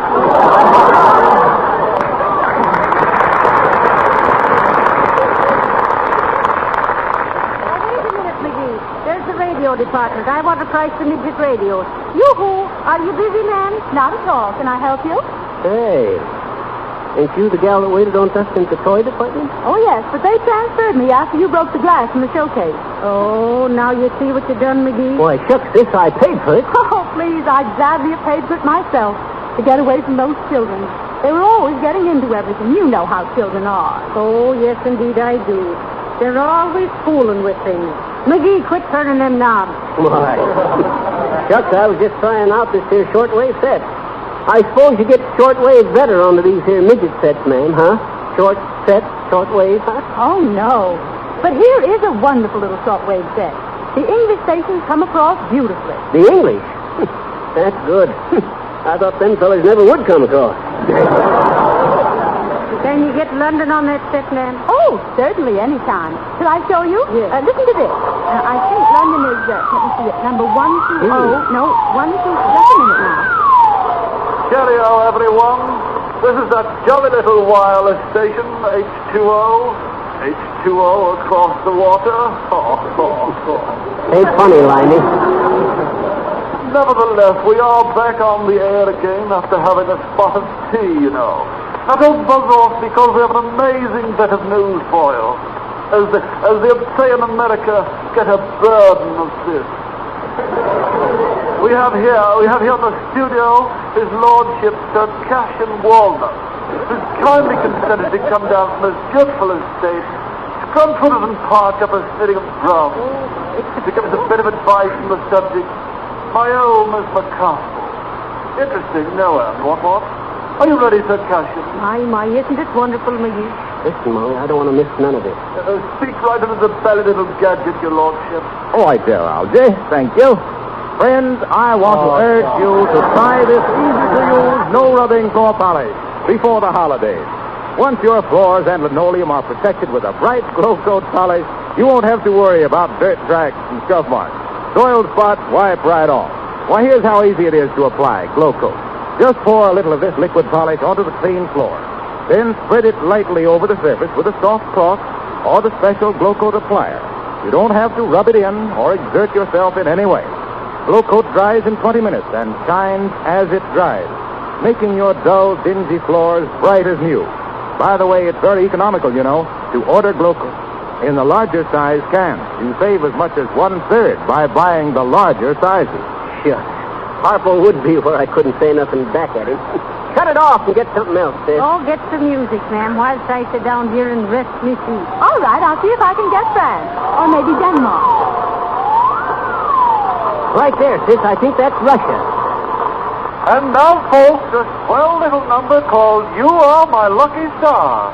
Marcelli and his men are playing it from the toy department of the Wistful Vista department store. Russia, is it, McGee? Sure, it's coming from 150 foot away.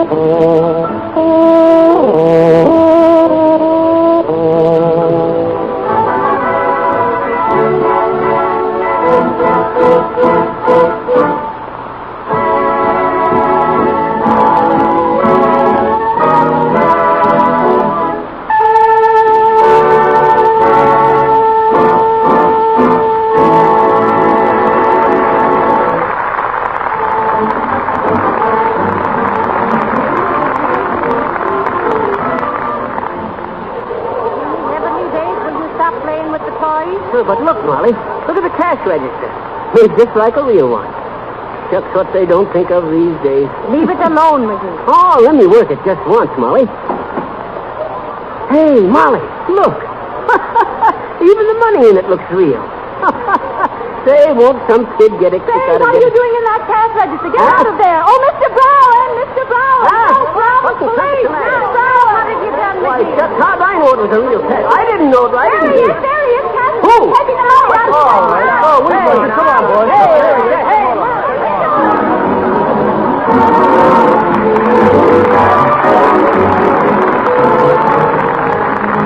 And now, a special announcement about the Amateur Songwriters Contest now being conducted by Rico Marcelli. If you have an original melody which you think might be made into a popular song, send it to Rico Marcelli in care of the National Broadcasting Company, Chicago.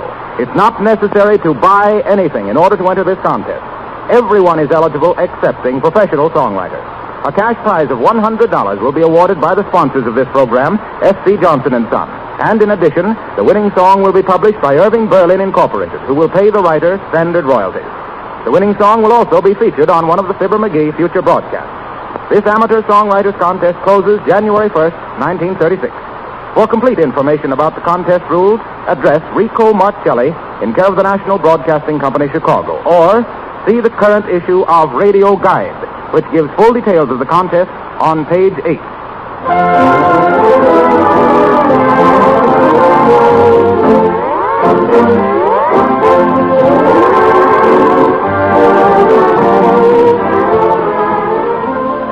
Don't forget to return to Wistful Vista with Fibber and Molly next week at this same hour. They'll take a bridge lesson, they tell us, so listen and see if 13 cards to a hand is really unlucky. Until then, this is the mayor of Chinatown, John Sing Wax, alias Harlow Wilcox. Good night.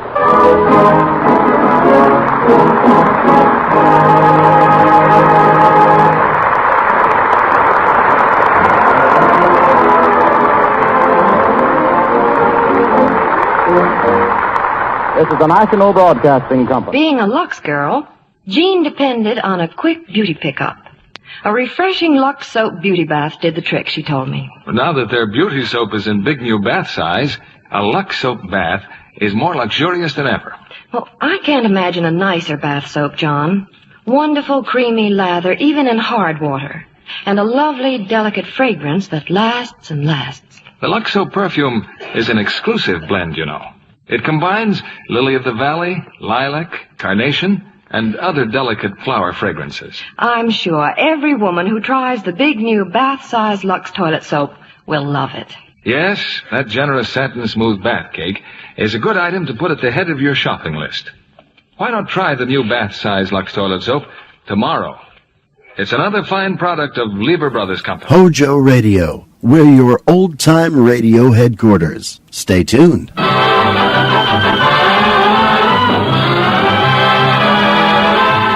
The Jack Benny Program, starring Jack Benny with Mary Livingston, Phil Harris, Rochester, Larry Stevens, and yours truly, Don Wilson.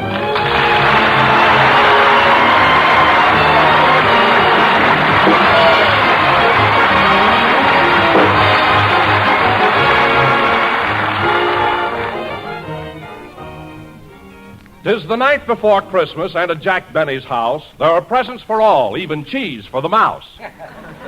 Jack is up on a chair, then he's down on his knee, but you have to do that when you're trimming a tree.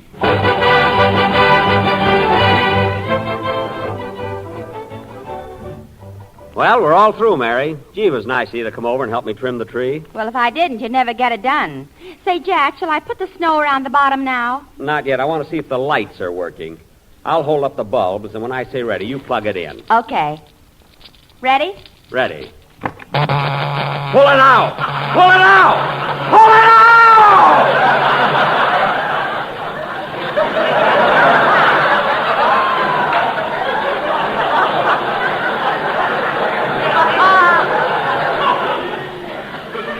My goodness. Oh, Jack, why did you make me shut it off? Those lights were so pretty, especially those two blue ones that kept flashing on and off. Those were my eyes. I must have been holding on to a bare wire. Well, it's your own fault. Every time you fool around with electricity, something goes wrong. It does not. I know plenty about electricity. Oh, sure. Remember what happened 2 years ago when you fixed your doorbell? What happened? I pushed the button and it burned down Crosby's house.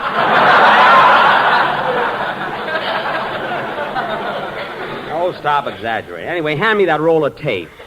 Give me that tape. I'll fix this bare wire right now. Here you are. Thanks. Comes to electricity, I know what I'm doing.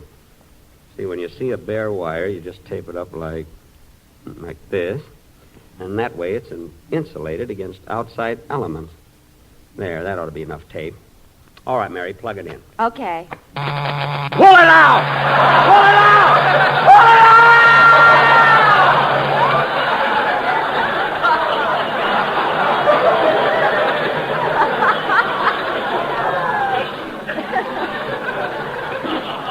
For heaven's sake. What happened, Jack? I taped my finger to the wire. That's what happened. Oh, gee. And that time it is even prettier than before. What do you mean? Your nose lit up, too. It did not. Let's get this tree finished before the gang gets here. But, Jack, what about the lights? We'll have to let that go until later. Now, hand me one of those... Oh, Mr. Benny. What is it, Rochester? I baked that cake like you told me to. Good. Did you have enough whipped cream to spell out Merry Christmas on top? Yeah. Say, boss, how many R's in Mary? 2. Oh. So you better add one. Add one? I better cross one out. I got 3. Well, leave it. It's better than ruining the cake. Okay. Oh, Rochester, will you please take these Christmas tree lights and fix them? Fix them? Yes. I ain't fooling around with electricity. Now, what are you afraid of? I ain't going to get hit by nothing I can't hit back. Oh, Roger. Imagine being afraid of electricity. Suppose Robert Fulton was afraid of electricity. He never would have invented the electric light.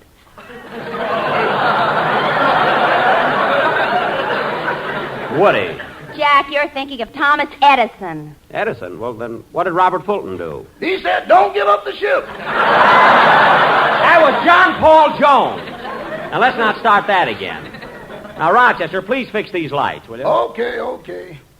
Let's see. Now, in electricity, there's the electrons and the electrodes. Then there's the positive and the negative. But I ain't positive which one is negative.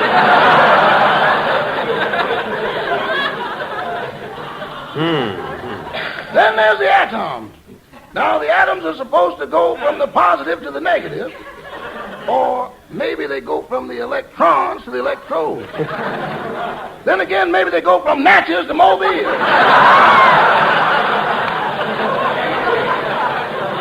Rochester. Now, as long as these atoms keep passing each other, everything is all right. Yeah. But when they meet halfway and start fighting, they're going to turn on anybody who tries to butt in. Rochester, I'm not interested in the scientific details. I just want you to fix those lights. And I promise you, while you're holding the wires, no one in this room will turn on the switch. I know, boss. While I'm holding the wire, you ain't going to turn on the switch, and Miss Livingston ain't going to turn on the switch. Of course not. But way up there at Boulder Dam, there's a little man sitting in a room with thousands of wires around him. What? How do I know he ain't going to do something just to break the monotony? Oh, all right. I'll fix it myself. Go back in the kitchen. Come in. I'm looking for Mr. Benny. Mr. Jack Benny. Me? Yes. But you're a policeman. Well, now, what do you know? This blue uniform has given me away again. But, officer. Mary, say something. But, officer. Is that all you can say? That's all you said. Now, officer. Mr. Benny, I hate to be doing this to you on Christmas Eve, but I have a complaint about you disturbing the peace last week at Moore's department store. At Moore's department? Oh, that! Well, officer, that wasn't my fault at all. You see, first I had trouble with some crazy floor walker who kept hollering, "Stop breathing on my carnation." And then... A little slower, please. I'm writing it down. Yes, sir. How many R's in carnation? 1. And then some silly guy kept following me around, asking me what I thought I ought to buy his wife for Christmas. Now, I didn't mind it the first time or the second time, but he kept hounding me. And just before the real trouble started, I was standing by the perfume counter, When all of us... I was trying to buy some perfume for my sister Flora. Here's your change, sir. Thank you. Come on, Mary. Let's get over I beg your pardon, mister. Oh, it's you again. What do you think I ought to buy my wife for Christmas? I told you before, I don't know what you should buy your wife for Christmas. Figure it out yourself. Figure it out yourself, he says. Figure it out yourself. Fine Christmas, Spirit. Look, I don't care what you buy your wife for Christmas. Don't buy her anything. Don't buy her anything? We've been married for 12 years. What are you trying to do, break us up? Look, I don't know your wife. I've never seen your wife. What's going on here? What's the trouble? That man's been caught stealing somebody's wife. What? At your age, you gray-haired wolf. Now, wait a minute. One time, let me through. What's going on here? Oh, it's you, my little Cupie with the droopy toopy. Now, cut that out and don't blame me for this because it's... Stop breathing on my carnation. I'll breathe on it as much as I like. Stand back, everybody. The man is mad. You're darn right I'm mad, and this is all your fault. Mister asked me to buy your wife for Christmas. For all I care, you can buy her a dog collar. What size? What size? There you are, folks. See what a crazy guy is, and you blame me. Why, it's not my fault. I'm not the type that would start trouble. I'm a peaceful home... Shut up!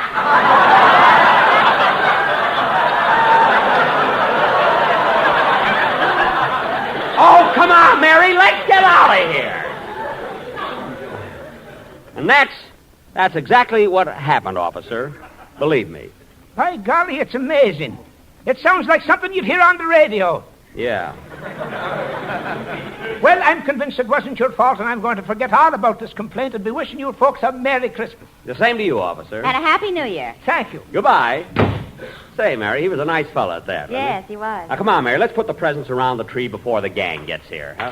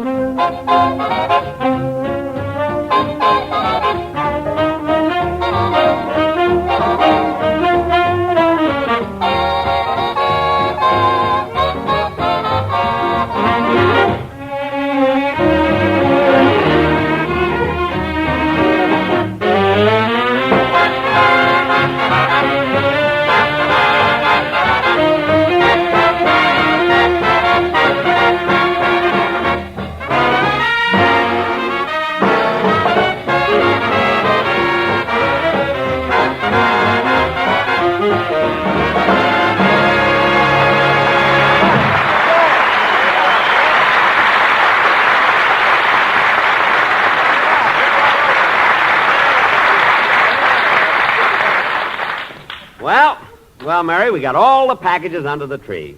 It looks nice, doesn't it? It sure does. Jack, if you're not going to use the Christmas tree lights, let's put on the candy canes. Okay, here's the box, and you can... Hey, wait a minute.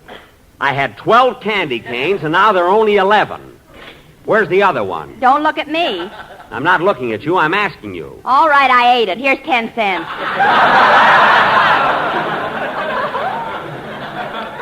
Smarty. I bet you'd be surprised if I took it. I wouldn't be surprised if you sued me. Mary, let's get this finished, will you? Jack, you better pick up those lights off the floor before somebody steps on them. Oh, yes. Now, where can I put them? I'll put these lights up here on the chair. This chair right here. And, Mary, here's Rochester's present. I forgot that. Slip it under the tree. Boy, will he be surprised. But, Jack, how'll he be surprised? You've got toilet water written all over the package. Well, you got to do that with Rochester. When he opens the package and finds a bottle, he never stops to read the label.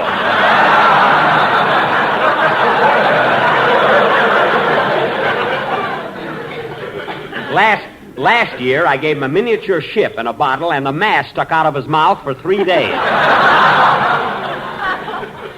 Every time I asked him something, he had to answer me through the crow's nest. Believe me, Mary, I know what I'm doing. Well, Jack, I guess that does it. Tree's all finished. Yeah. Gee, it looks swell. I'm kind of tired. I think I'll sit down for a minute and smoke a cigarette.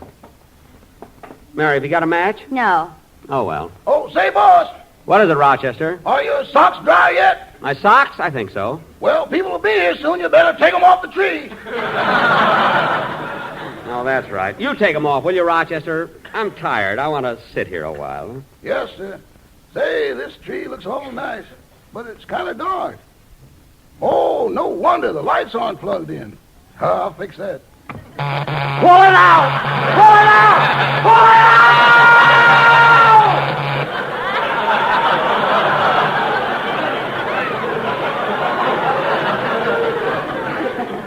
For heaven's sake. Well, what's the matter, Jack? I was sitting on the wire. As long as you're here, Rochester, give me a match. You don't need it now. Your cigarette is lit.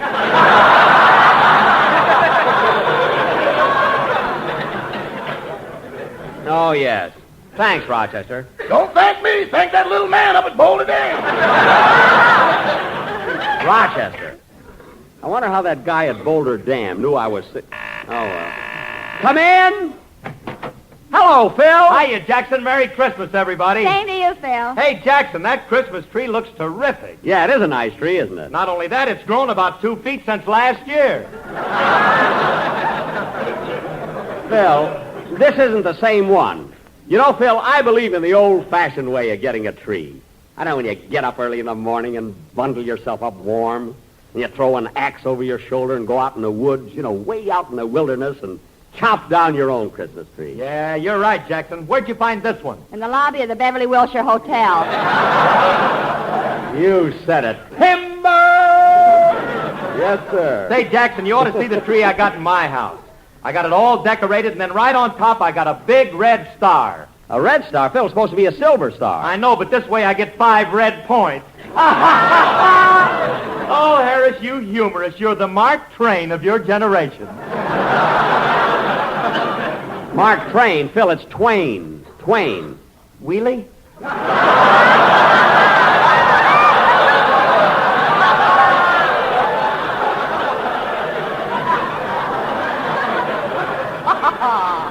Phil, after a gag like that, you're lucky Santa doesn't scratch you with his claws.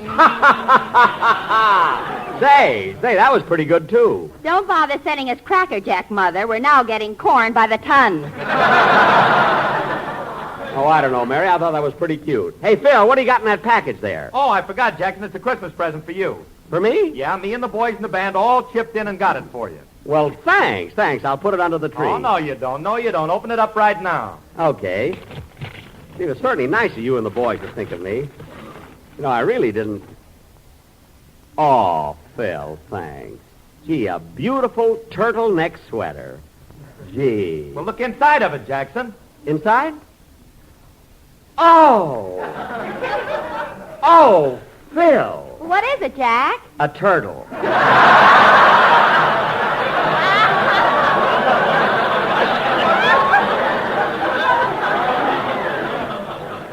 A fine present. I'll fix him. Imagine bring me a turtle for anything, Mary. Come here, Phil. Phil, sit down on my chair. Well, thanks, Jackson. Are you comfortable, Phil?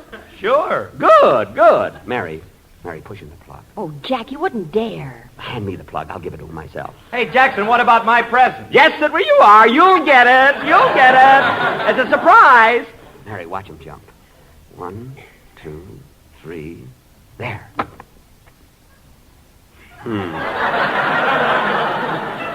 Phil, don't you feel anything? No, why? Well, what about the surprise? What's the matter? We're having a little trouble at Boulder Dam.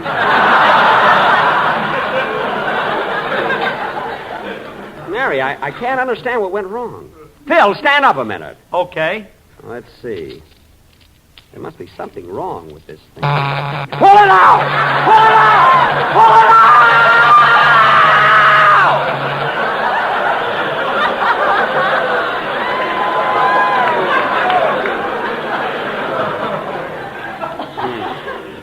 Fine thing to do to a guy on Christmas Eve. Well, it's your own fault for trying to play a trick on Phil. Oh, so that's it, eh, Jackson? Trying to give me a hot seat. Oh, it was nothing, Phil. I was just trying to have a little fun. Pull it out! Pull it out! Jack, that's a doorbell. Oh. Come in. Hiya, Don. Hello, Larry. Oh, Gonzo and Larry. Hey, I'm glad you fellas were able to come over. Oh, say, Mr. Benny. Yes, Larry. Well, last night I went to the movies and I saw a picture called Hollywood Canteen. You did? Yes. And you want to know something? What? You were in it. Yes, I know, kid. I happened to see the picture. 8 times. What? On the days he can't go, he sends me. Rochester. Between you and me, that seat never gets a chance to cool off. Never mind. Well, say, Jack, I saw the picture, too. You did, Don? Well, Don, tell me, how did my violin solo go over? Well, Jack, this will amaze you. Really? When you started to play, the man next to me got all excited and enthused. Oh, I get it, Don. I get it. You don't have to... Okay, Mr. Benny, I got the cake and coffee on the table. Good. Come on, fellas. Let's have a little bite.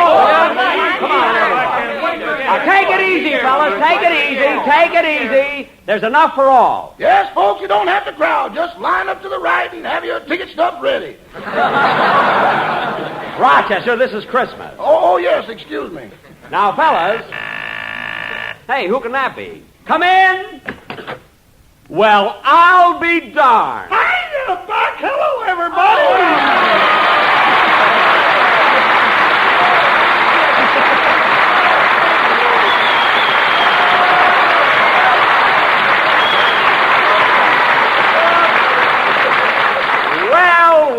Well, what a surprise. Andy Devine. Well, who'd you think I was? Frank Sinatra?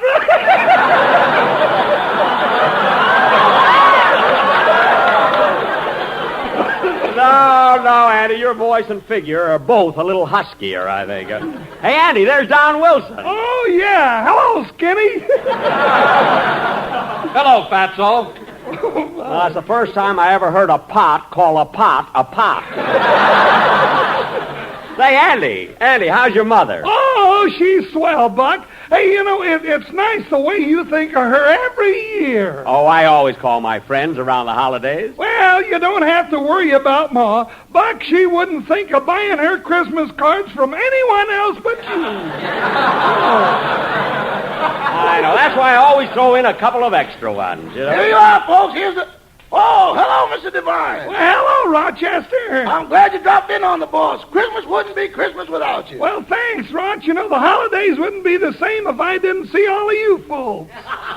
Those are the two voices that drove Gravel Gertie into hiding.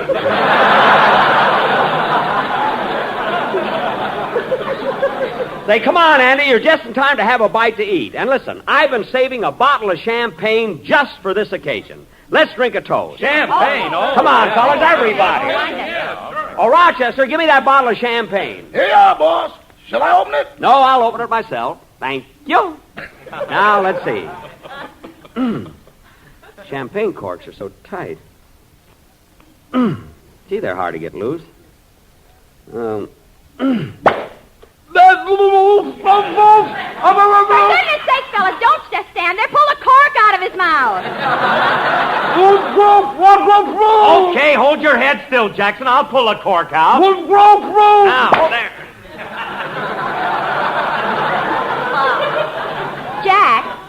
Jack, say something.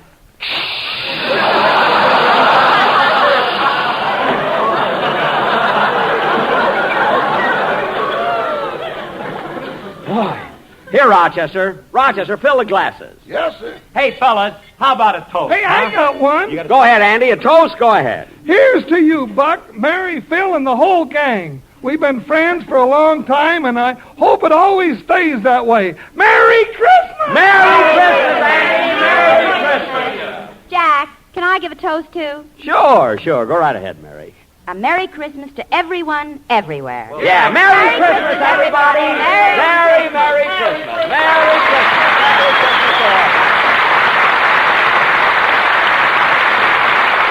That's right. Glad to see you. Say, Jack, how about a toast from you? Me? Yeah, I'd like to give a toast, too, Don. This is a toast to a lot of fellas I met in Africa, Europe, and the South Pacific. and to all you other boys out there I wasn't lucky enough to meet. Fellas, this is Christmas Eve, a time for happiness and good fellowship, a time when our hearts should be humble and forgiving. But this is war, and I've seen what you boys are up against on both sides of the world. I know the Christmas spirit must seem a very distant thing when you're crouched in a muddy foxhole or wading through the half-frozen slush. I know, too, that there's very little to remind you of Christmas inside a stifling tank or in the icy cockpit of a B-29 6 miles above Tokyo. Maybe you feel it as something you lost long, long ago, because the only Christmas lights you see are the bursts of shells or the flashing path cut by tracer bullets. But Christmas is a spirit that springs from within and is so strong it transcends even the ugly scenes of a battlefield and fills the soul with a passion to defend the things that are right and just. You are the ones who have gone to the ends of the earth to preserve the freedom you know belongs to every man, to hasten the day when all mankind can once again live in dignity and in peace. So here's to you, fellas. Merry Christmas, and God bless you all.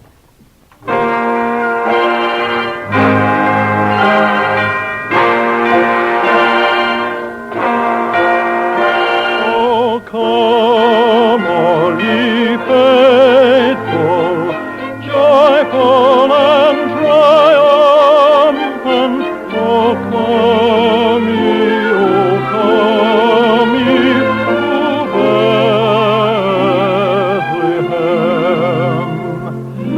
Come and behold him, born the King of angels. Oh, come, let us adore him. Oh, come, let us adore him. Oh, come, let us adore him. Christ the Lord.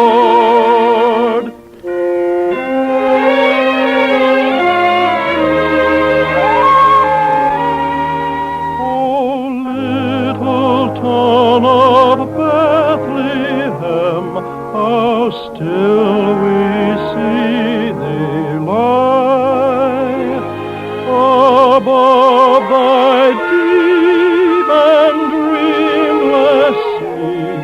The silent stars go by, yet in thy dark street shineth the everlasting light.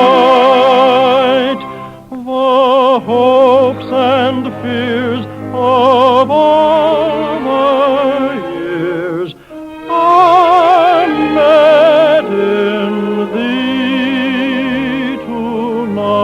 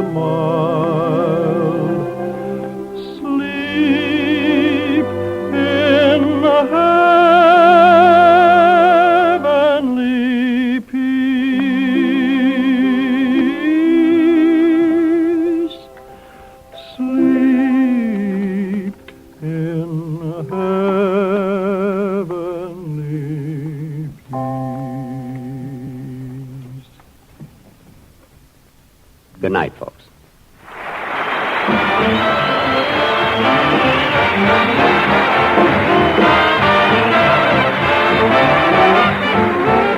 I'd like to say a few words about health. Over 50% of all family colds can be traced to uneven heat or overheating in the home. So protect your family's health by burning blue coal, America's finest anthracite. Then you'll be sure of steady, lasting, healthful heat at less cost. The next time you order fuel, ask for blue coal by name.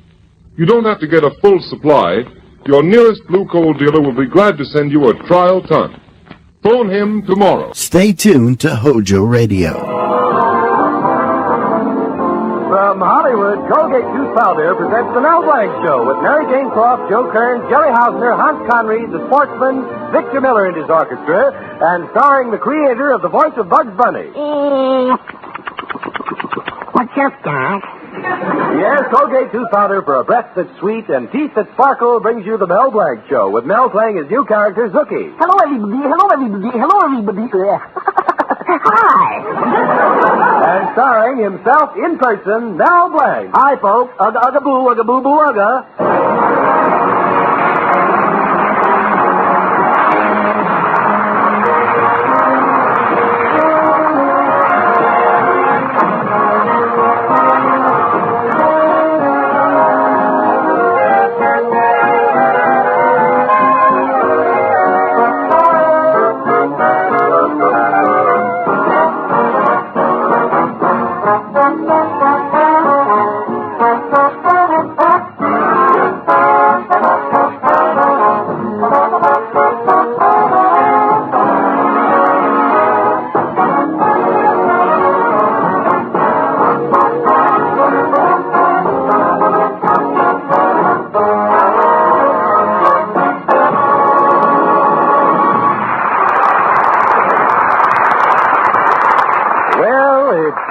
Eve, and in Mel Blanc's little town, all the I'll let it go until the last minute swains are feverishly buying gifts for their girlfriends. In the Furriers, we hear, "This is a beautiful fur coat. Fine, I'll take it with me." And further down the street, we hear, "This is a beautiful handbag. Good. Wrap it up for me." And still further down the street, where Mel Blanc is engaged in getting a gift for his girlfriend Betty, we hear, "This is a beautiful watch." Thanks, but can't you loan me more than $5 on it? So Mel pawned the watch, and now we find him back in the fix-it shop figuring up the amount he has for Betty's gift. Now, let's see. I borrowed $5. I pawned the watch for $5. I closed out my savings account at the bank. That's another $1. $11. What can I get, Betty? Oh, I know. Every time I go to her house and we sit in the parlor, the lights go out. I ought to get her a flashlight. No, a flashlight isn't a gift for a woman. It isn't a gift for a man, either. It's really a gift for an usher. Oh, well, it's late. I better close the fix-it shop and buy the gift. Hello, Mel. Oh, hello, Betty. I didn't expect to see you here. I thought you'd be busy at your father's big Christmas party. How's it coming along? Oh, fine. Except for Willie Murdoch. He's awfully fresh, you know. As soon as he came in, he tried to kiss me. Kiss you?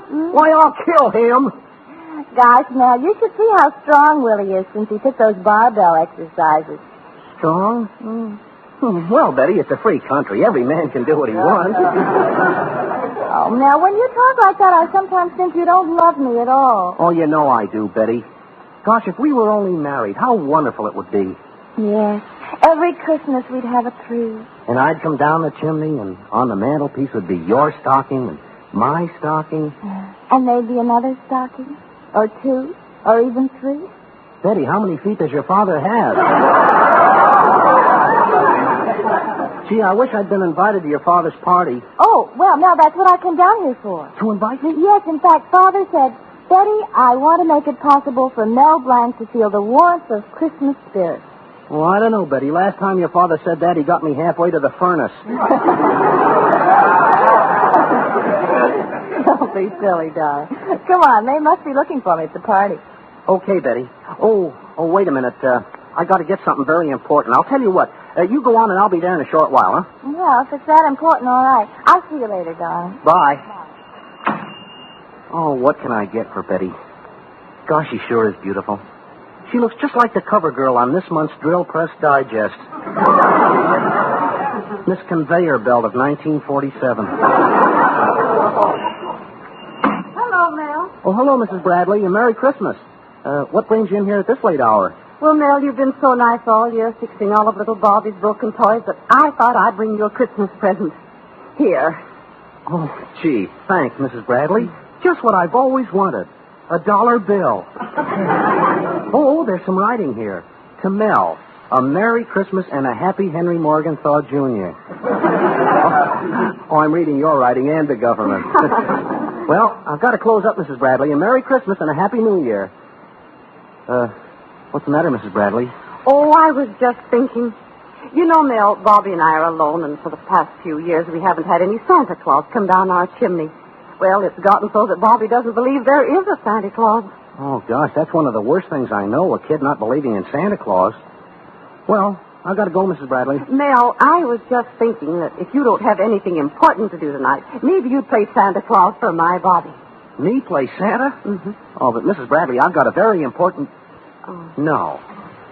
I don't have anything to do, anyway, not anything that's more important than making a kid believe in Santa Claus. I'll come down that chimney tonight. Oh, Zuki. Oh, that's wonderful. Yeah, Mel. Oh, hello, Mrs. Bradley. Thanks. Now, look, Zuki, I want you to go over to Betty's house and tell her I'm sick. But, Mel, what can you see is wrong with you? Anything. Tell Betty I was bitten by a streptococcus.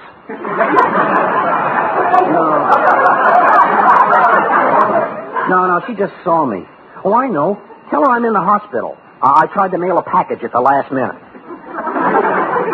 Mrs. Bradley, tonight I'm going to convince your son that there is a Santa Claus. Now, hurry up, Zuki. Oh, thanks, Mel. Oh, leave it to me now. Hi-yo, Blitzen.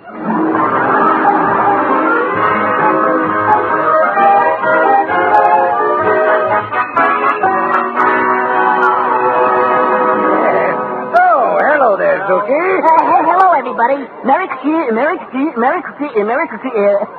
Happy New Year. Come on in, Zuki. Well, how do you like me in my new dress, Zuki? Cute. Hey, everybody. You want to hear me sing a Christmas carol? Why, yes, Zuki. Go right ahead. Oh, okay. In my merry Oldsmobile, in my merry Oldsmobile, in my merry Oldsmobile, in my merry Oldsmobile, with a one-horse open sleigh. Hey, Zuki, where's Mel Blanc? Oh, that's what I came to tell you. He can't come. He's got the moon in the moon. He's got he's got chicken for me. He can't make up his mind what he's got. I don't know. Sounds very fishy to me. I wouldn't be surprised if he had a date with another girl. He has. You mean he went out with another girl? Zuki, who is she? Well, she's a there isn't a... he ain't going out with you. No.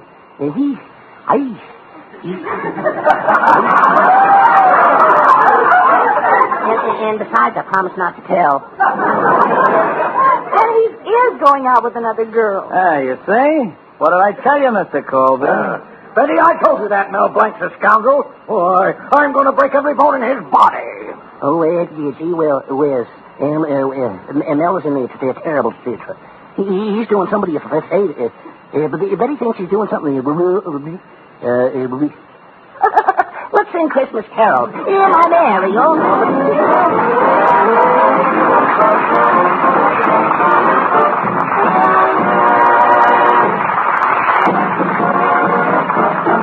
Colgate tooth powder, keep smiling just right. Use it each morning and use it each night. Don't take a chance with your romance. Use Colgate tooth powder. No kisses for you neath the mistletoe? Perhaps the breath of trouble scared off your beau. It's just too bad when that breath of trouble, unpleasing breath, catches up with a person. For it marks them down socially. So be on your guard. Do this. Brush your teeth night and morning and before every date with Colgate tooth powder. For Colgate tooth powder cleans your breath as it cleans your teeth. Yes, scientific tests have definitely proved that in 7 cases out of 10, Colgate tooth powder instantly stops unpleasing breath that originates in the mouth. What's more, no dentifrice at any price cleans your teeth more quickly and thoroughly than Colgate tooth powder. Remember to buy it first thing. And remember the name, Colgate tooth powder, with the accent on powder. Don't take a chance with your romance. Use Colgate tooth powder. And now Mel Blanc joins the Sportsman and Victor Miller in a holiday arrangement of Jingle Bells.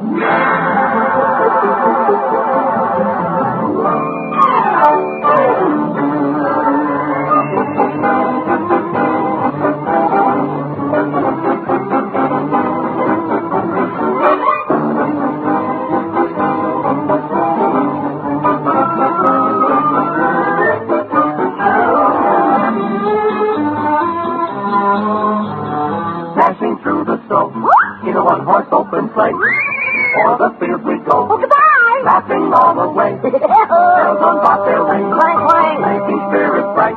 What fun it is to ride and sing a sleighing song tonight. Hey! Jingle bells, jingle all the way. Oh, what fun it is to ride in a one-horse open sleigh. Jingle bells, jingle all the way. Fun it is to ride in a one-horse open sleigh.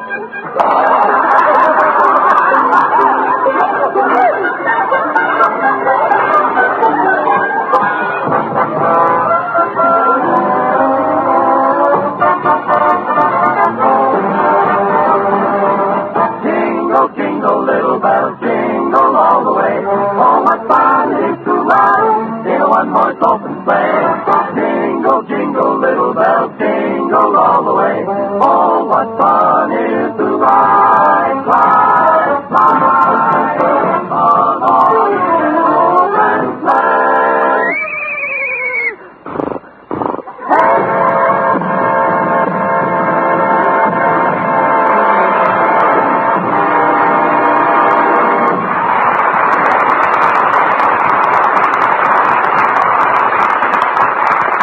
Well, Mel is in a jam again. His girl, Betty, thinks he's out with another girl. But actually, Mel has promised Widow Bradley he would play Santa Claus for her little son tonight. But no matter how much trouble he has, the wonderful thing about Mel is that he can always concentrate on his duties in the fix-it shop. Right now, his brilliant mind tackles the difficult problem of repairing a priceless violin left by a customer. Gosh, why did I ever promise Mrs. Bradley I'd go to her house? With skilled fingers and expert eye, he delicately tunes the sensitive instrument. Well, I'm glad I did. The most important thing I could do was make a child believe in Santa Claus. And now, having completed the masterful repairs, he gently places the rare violin under his chin, raises the precious bow, and draws it across the muted string.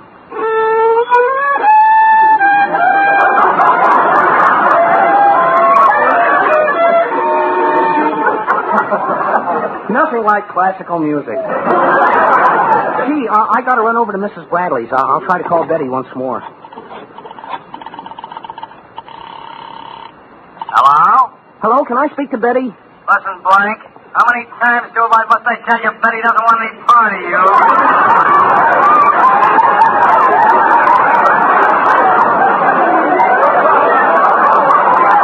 But really... All right, Billy, I'll talk to him. So you are going out with another...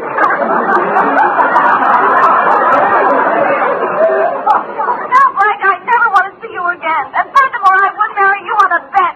Oh, Betty, you can't mean that. You were going to be the mother of my children. But it's too late. Well, I don't mind about myself, Betty, but what am I going to tell all those kids? Betty, if you don't give me a chance to explain, I'll drown myself. I'll go right out and throw myself in the reservoir. I don't care. Betty, do you realize you have to drink that water? You have nothing more to say to me, Mel Blanc. Goodbye. Oh, who has time for petty arguments? I gotta go. Got a big job to do today. Uh-oh, here comes Mr. Cushing, my lodge president. Hello, Mel. Greetings, mighty potentate. Ugga, ugga, boo, ugga, boo, boo, ugga. Well, what's the matter, mighty potentate? You're not looking so well. Well, Mel, I woke up this morning on my left side. Oh, what's so bad about that? That's the side that faces my wife. Every morning I get up and there she is, yawning with her mouth wide open. I tell you, Mel, it's like living in the Rose Bowl. Oh, I don't know, mighty potentate. You can find beauty in every person if you only dig deep enough. Mel, I have no room in my garage for a steam shovel. And now she's got that new mine detector in the house. Mine detector? Yeah. Every time I put my hand in a purse for some extra cash, she yells, "Stop, that's mine." What a woman, if you'll pardon the expression. But I don't know why I'm telling you all this. It's just that I don't know what to talk to. Well, so long, Mel. I suppose I'll see you at Colby's party. Well, I'm not going there, mighty potentate. I promised to play Santa Claus for Widow Bradley's boy, Bobby. Well, that's a noble gesture, my boy. Well, I can't stop to talk now, Mel. I got to go to Colby's, and I have to get a substitute present for my wife. Oh, but you told me you got her one last week. Oh, I did. I had it all Christmas wrapped. I tied a red bow on it, put a do not open till Xmas sticker on it, and I hid it under her bed. Well, don't tell me she opened it before Christmas. Yeah, during the night she heard the darn thing ticking. Well, come on, Mel. Goodbye, mighty potentate. A merry brew and a happy new Ugga to you. Well, I've got to get a Santa Claus suit and go to Mrs. Bradley's now. I never thought it would get me in so much trouble, but it's worth it if I make that kid believe in Santa Claus.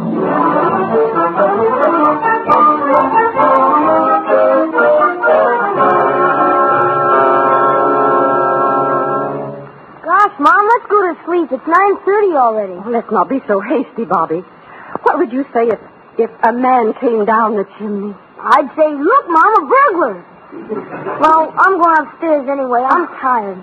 Night, Mom. Merry Christmas. Oh, just a moment, Bobby. I think Whoa, Grandpa! Whoa, Grandpa!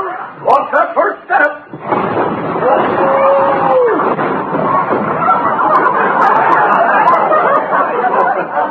Missed that first step. Merry Christmas. Merry Christmas, Bobby. Hey, Mom, look. What is it? That's Santa Claus, Bobby. That's right, my boy. Just came from my igloo. Igloo? What's that? A Quonset hut made out of ice cubes. Oh, it was cold and barren, but I was lucky to get it. It was formerly owned by a veteran. Mom, he really is Santa Claus. I told you, Bobby, there really is a Santa Claus. Only one? Why, there are hundreds all over the world. In fact, I just came from the Santa Claus Convention at the North Pole. A Santa Claus convention? Yes? You should have heard the Scandinavian Santa Claus. He said, "I open him and every go to make all the little girls and boys very happy. So a Merry Christmas and a Happy New Smorgasbord." Then the Santa Claus from Scotland got up and he said, "How I ever become a Santa Claus, I'll never know. All I do is give things away. It ain't like me."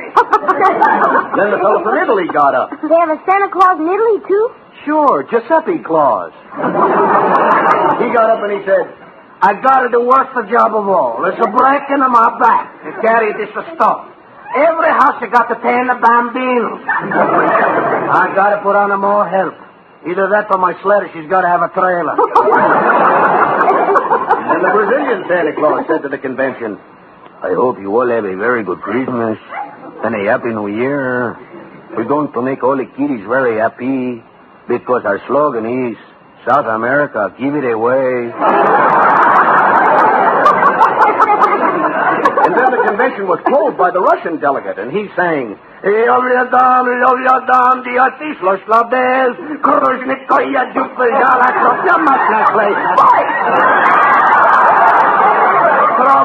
Christmas!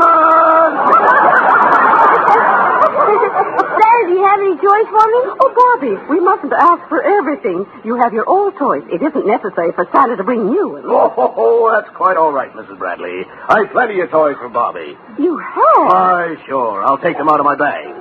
Here's roller skates, a water pistol, a chemical set, and a hockey stick. Oh, Now, let's see now. Yep, $11 worth. Oh, Gee, Mom, we've got everything this Christmas. Oh, yes, Bobby. Thank you, Santa. I wish we could have a big party for you, Santa. Oh, that's quite all right. We're having a great party right here. Let's sing, huh? Jingle bells, jingle all the way. Oh, what fun it is to ride. I wonder what Betty's doing right now. Come in. Well, hello. Hello, Bobby. Merry Christmas. Mr. Cushing and Mr. Colby and... Betty. Mel, darling, why didn't you tell us Mr. Cushing explained everything? That's right, Mel, and I feel good. I almost feel good enough to go home and kiss my wife. Blindfolded, of course. Mel, my boy, you've done a wonderful thing. You wouldn't come to our party, so we brought the party to you. Oh, and here's some gifts for Bobby. Douglas Brown, didn't you have something? Oh, yeah. Here, Bobby, my boy. 100 of them, and each one good for a soda. Gee, thanks, Mr. Brown. A box of straws.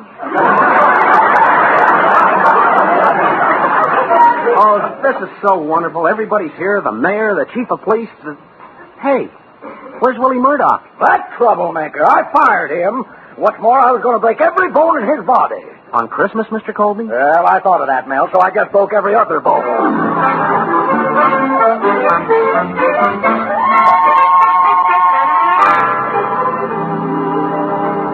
Gosh, Betty, that was a wonderful party, wasn't it? You were wonderful, Mel. This is the best Christmas I've ever had. Yeah, except for one thing. You got me a gift, and I haven't got a present for you. Oh, that's all right, darling. I know what you did with the money. And I'm going to give you a hug for the hockey stick, for the water pistol, for the chemical set, and 2 hugs for the roller skate. Why didn't I get Bobby that bag of jelly beans? Oh, wait a minute, Betty. I do have a Christmas present for you. You do? What is it? Come closer. Oh, Mel. Everybody's looking and listening. Listening? Where? Can't you see the microphone there? Oh, gosh. You can't do a thing around here without millions of people listening in. Well, we hope you keep on because we love it. Good night, folks, and a very Merry Christmas to you all.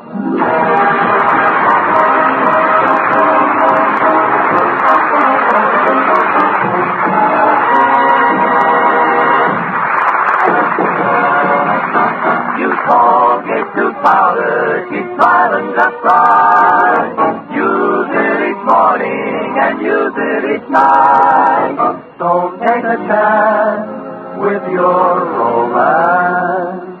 Use Colgate tooth powder. If you're looking for romance, be very sure that no little breath of trouble, unpleasing breath, will come between you and your heart's desire. Just do this. Brush your teeth night and morning and before every date with Colgate tooth powder. For Colgate tooth powder cleans your breath as it cleans your teeth. Yes, night and morning and before every date. Yes, scientific tests have definitely proved that in 7 cases out of 10, Colgate tooth powder instantly stops unpleasing breath that originates in the mouth. As for cleaning, no dentifrice at any price will clean your teeth more quickly and thoroughly than Colgate tooth powder. Remember the name Colgate tooth powder, with the accent on powder. Don't take a chance with your romance. Use Colgate tooth powder.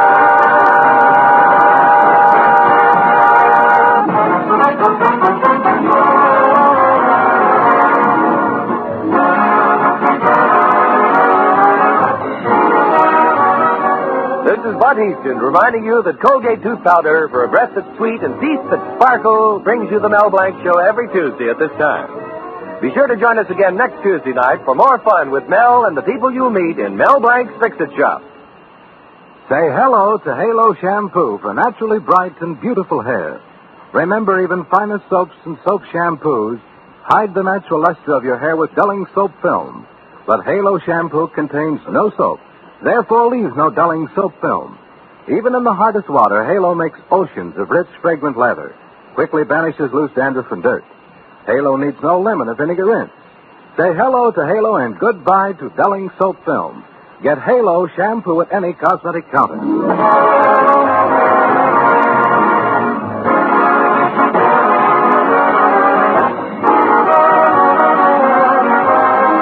The Mel Blanc Show is written by Mac Benoff. This is CBS, the Columbia Broadcasting System.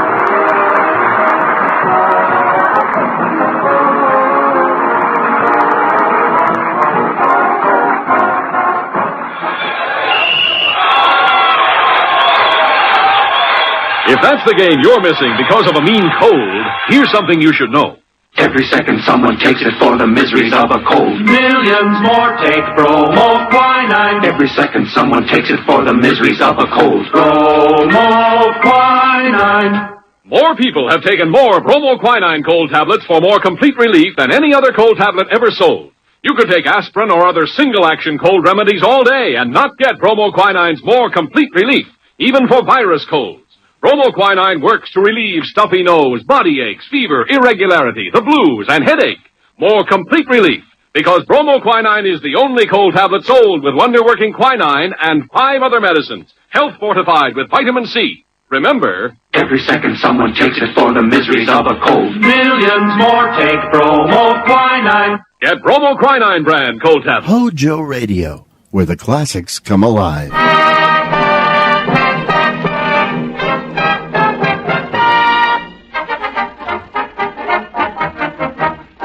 The makers of Wrigley's Spearmint Chewing Gum invite you to enjoy Life with Luigi, a comedy show created by Cy Howard and starring that celebrated actor, Mr. J. Carroll Nash, with Alan Reed as Pasquale.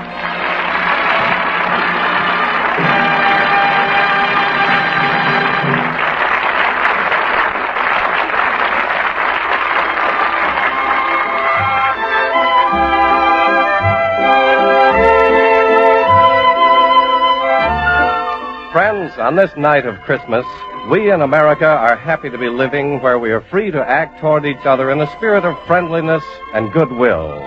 And the makers of Wrigley's Spearmint Chewing Gum are especially glad to bring you Life with Luigi tonight because we feel that, in its good-natured way, Life with Luigi expresses the spirit of tolerance and understanding that means so much to all of us. And now, let's look in on Luigi as he writes another letter describing his adventures in America to his Mama Basco in Italy.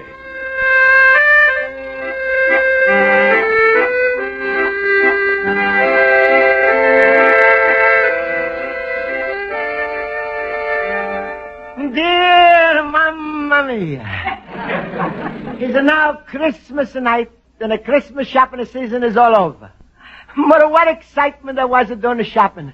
All the good Americans, they moved out of their houses and they started to live in one of the bigger places, department stores. Come on, there, you should have seen the crowds. Yesterday, I went to Caesar Rosa Bucket to buy a 2-cent washer for my sink, which is leaking. 5 times I started off to the hardware department, and 5 times the crowd is push me back to the ladies' house coats. But finally, I'm coming home with a 2-cent washer for the sink, which the clerk is a gift wrapped. Tied with a pink ribbon and a stamp that don't open it before Christmas. Well, as it turned out anyway, this Christmas Eve, my sink was surprised with a present. Mamma Mia, last week I sent you your Christmas present. A bread toaster. Oh, this is a wonderful American invention. But there's one thing I want to warn you about. Don't try to stuff in a whole bread at one time.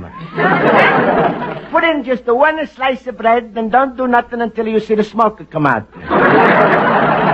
Then you take out the bread, scrape off the black part and eat. This is a taste almost as good as a plain bread that's stale. But at Christmas time, everybody had a list with their names on it. I had mine too.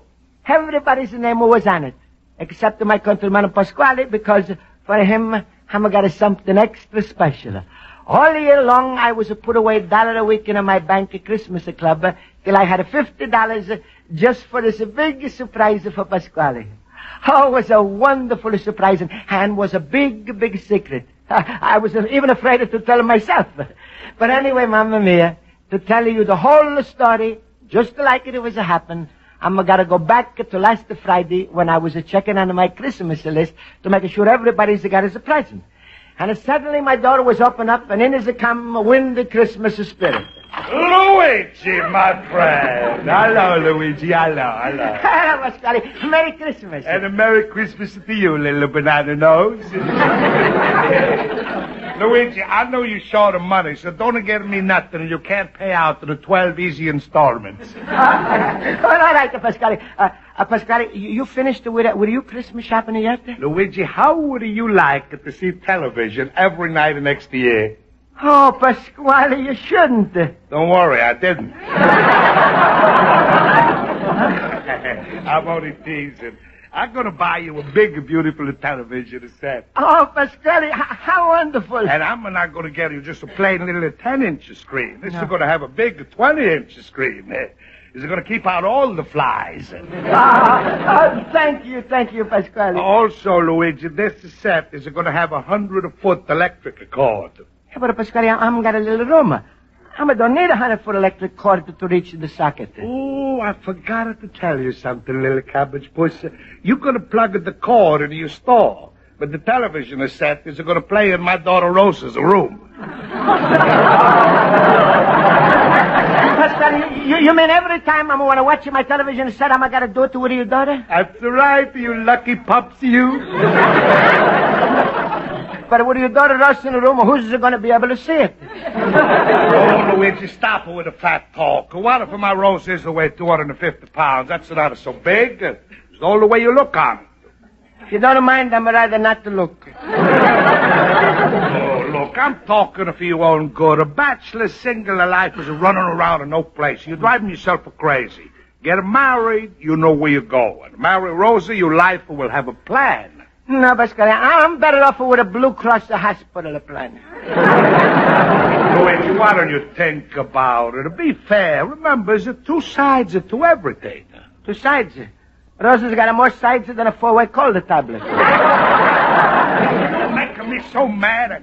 You remind me, after you give me my Christmas present, I should have never spoken to you again. Well, all right, Pasquale. Now, if you don't mind, please, I'm going to go to my night school class. All right, go. Now, remember, don't go spending any money on me for Christmas. My waist is a 56, and my neck size is a 19. Also, I like to play cards, and I could use a tray, an automatic shuffler, and 2 plastic decks for when I play canazza. All right, Pasquale, and goodbye, but I'm going to see you later. Yeah, little pumpkin head. Where is he going to get money to buy any good presents anyway? He's always got to come to me for money. I'm his private little Marshall plan. Hey, what's this he left behind? There's a little envelope. I'm not like it to peek, but if the inside of the envelope wants to peek on me... Hey, what's this? $50. Oh, he's to do something behind my back. Let's see what is written on this paper. Christmas list. Well, my name must be on the top. Miss Spaulding. Schultz, Horowitz, Olson. He must be saving me for the last. Mailman, Rosa, window cleaner, Officer Flanagan, Sandy the newsboy, Jake, and the pickle man. He's left me out. $50. He's hid away from me, and he's left me out. To me, he's a guardian in America. When he's come here from Italy, I give him his first pair of shoes, his first haircut, his first comic book. And when he's not going to read it, I helped him out. I got somebody to read it to him. No present for Pasquale, huh? Well, I'm going to show him this list and this money. I ain't going to keep it. I'm just going to hold it for him until Christmas. Christmas of 1999.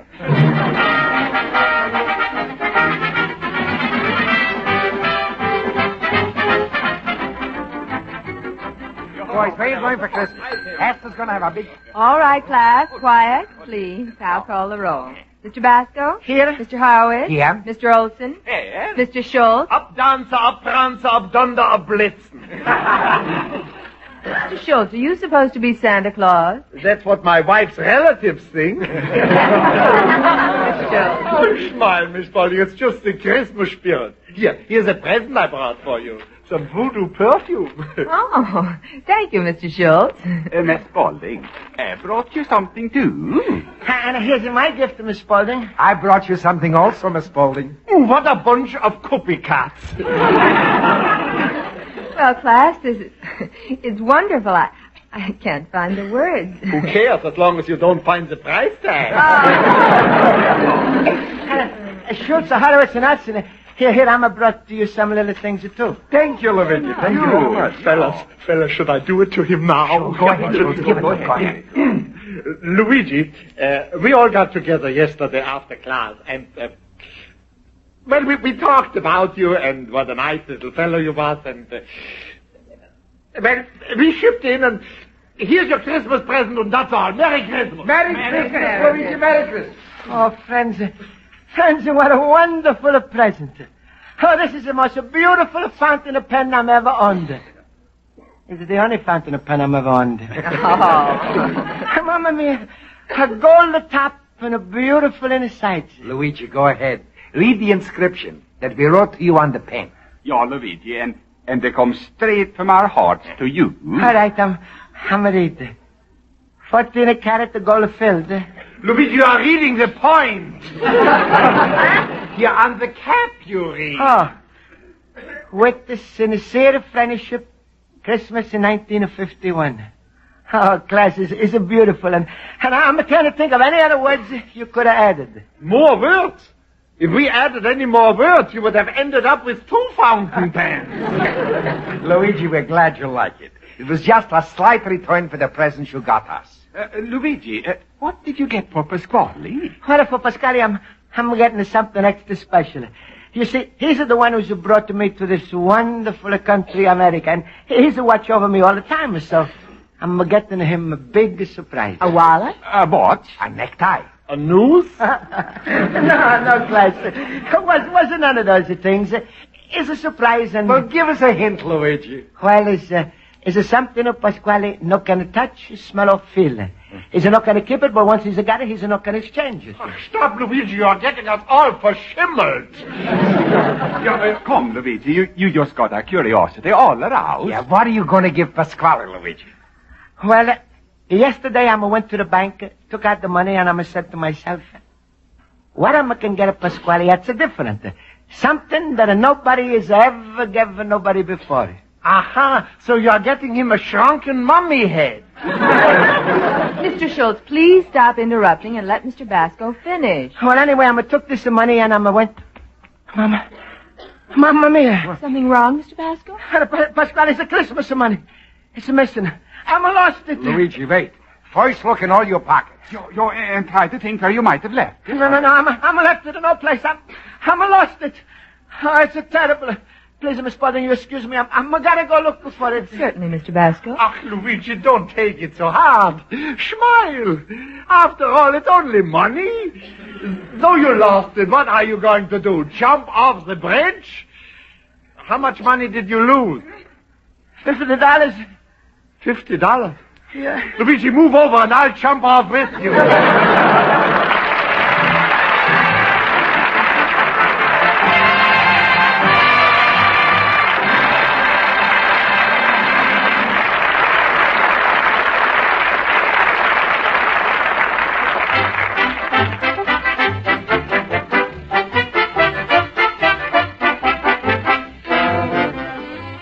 We'll return to Life with Luigi in just a few moments. Friends, we know that many of you have enjoyed Wrigley's Spearmint Chewing Gum today because it's a well-known custom to pass Wrigley's Spearmint around on Christmas and other occasions when folks get together. When you open up that familiar little package of Wrigley's Spearmint Gum and say, have a stick, you're really showing friendly thoughtfulness that people really appreciate. That's because just about everyone enjoys chewing Wrigley's Spearmint Chewing Gum. So, friends, for your own enjoyment and for the enjoyment of others, we'd like to suggest that you keep Wrigley's Spearmint Chewing Gum handy at all times. That's Wrigley's Spearmint. Healthful, refreshing, delicious.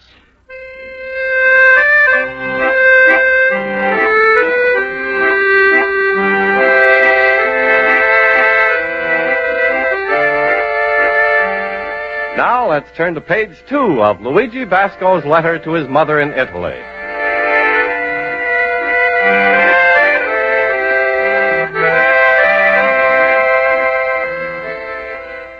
And so, Mamma mia, I thought it would be no use even to tell you what wonderful present I was going to get for Pasquale, because I was lost the $50 I was saved for it. All night long, I'm looking the streets with my searchlight. I'm not found the $50, and I'm had a fight with a couple in a parked car. Also in my house, I'm look all over. Under my rug, in a flower pot, in a chandelier. And all I'm find is a dust, 2 flowers, and a lamp that's no work. Also, I'm push away all the furniture, swept up of the floors, the dust under the couch and the bed. I'm gonna find the money, Mamma Mia, but today I'm got the cleanest bedroom in Chicago. Mamma Mia, I'm not got the heart to look at it, Pasquale. Right now I'm seeing him through the window, and he's talking to Rosa, very mad. I can just imagine what he's saying to her about me. Rosa, stop eating for a minute. I want to talk to you. All right, Papa. Rosa, who's the best friend Luigi ever had? You, Papa. And who's treated him better, fairer than anybody in this country? You, Papa. And who's turned out to be a rotten, ungrateful jackass? You, Papa. But this kind of talk I send you to school, huh? Can't you say nothing but you, Papa?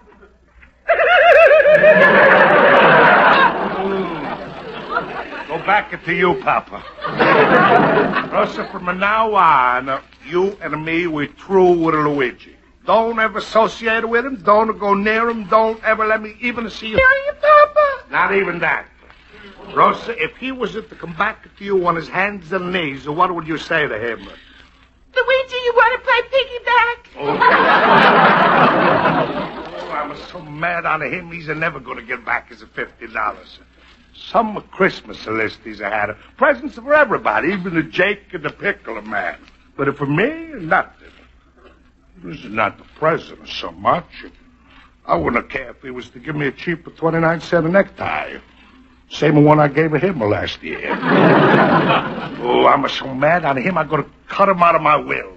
Papa, have you got a will? No, but I'm going to make one out just so I can cut him out. Oh, Papa, maybe Luigi just forgot about you. Impossible. I've been hinting since Thanksgiving. Forgot her, huh? Rosie, you mind the store. I got to talk with that little pupsqueak. I can't stand this. I'm going to find out why he's left me on his Christmas list. He better have a good reason, else I'm going to break his neck. Hello, Luigi. Hello, Pasquale. Merry Christmas. That all depends. Well, what are you looking so sad about? You did something you're sorry for, maybe?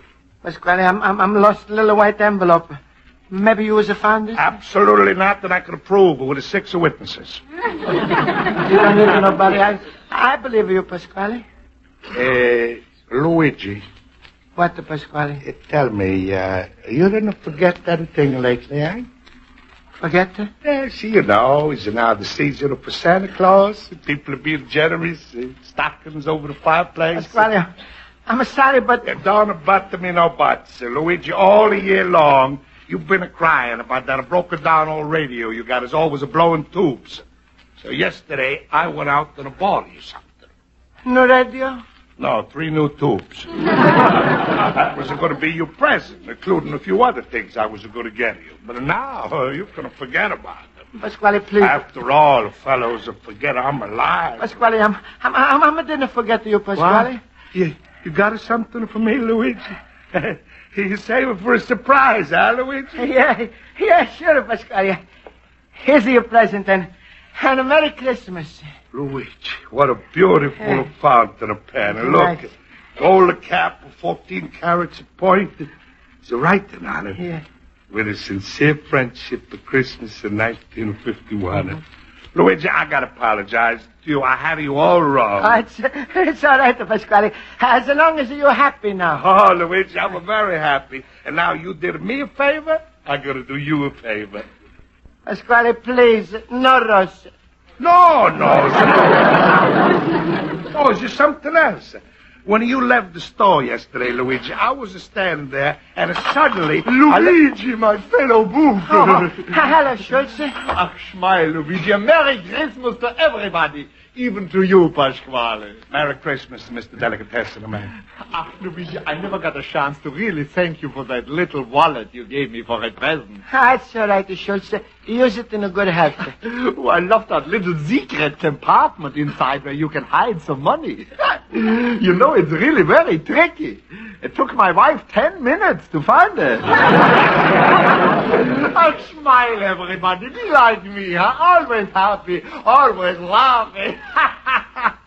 Ooh, My rheumatism is killing me. Thanks for the wallet. It's too bad you didn't find one. Schultz, I want to talk with you. Just a second, Luigi. Pasquale, it's too bad that Luigi couldn't get you a present this year. What are you talking about? Luigi would never forget he's the best friend of Pasquale. Pasquale, Schultz. And No, Luigi is to give this to me. No. That's a very expensive present. Luigi, ain't that the very same fountain pen the class gave you? Huh? Yeah, Schultz. You know something? I'm liking it so much, I went out and got a same one for Pasquale. And where's yours, Luigi? Mine, you see, Schultz, on the way home from school, I'm lost mine. You did, huh? Yeah. Then tell me, Luigi, how could you buy Pasquale a fountain pen if you lost the $50? Well, all right. It's my fountain pen.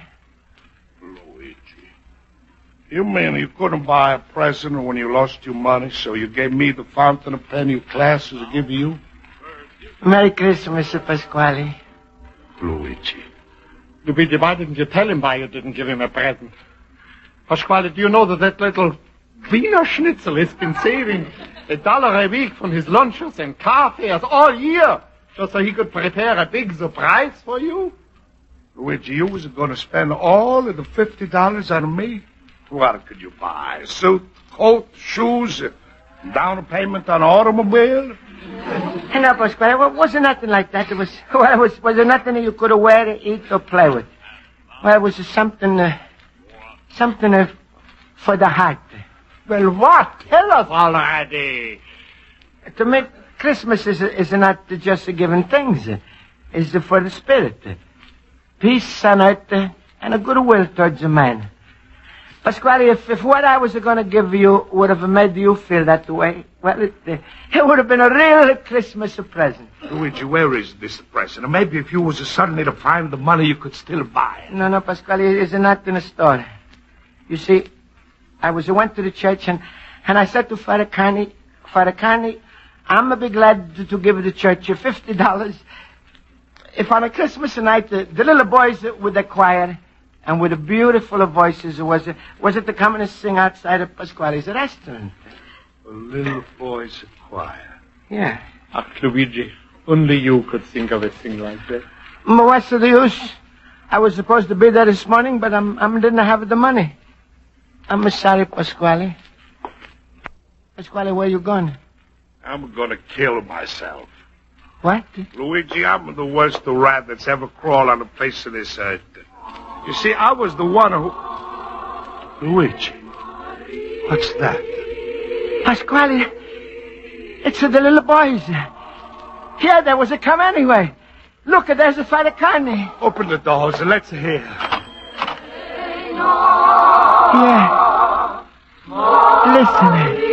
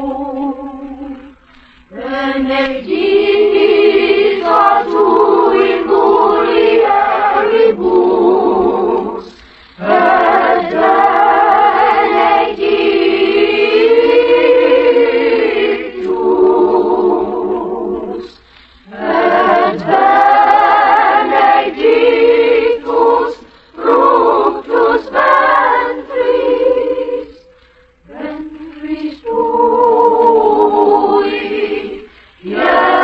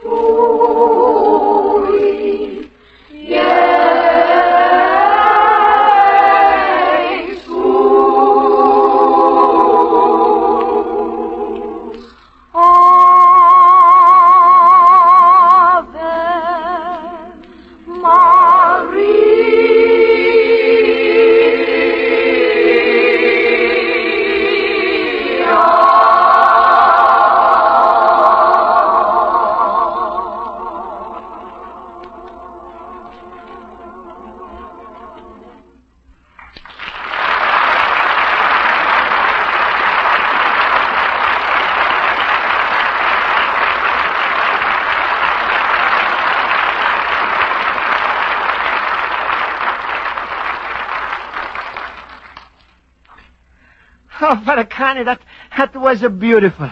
But I'm not expecting you to come because, well, I'm going to bring you the money. Luigi, the church never asks for money in advance. Advance? But, Father, I'm not got nothing. You see, I was a loser. Luigi, look under the table. Huh? There's an envelope there. That's looking like my envelope. I'm going to look inside.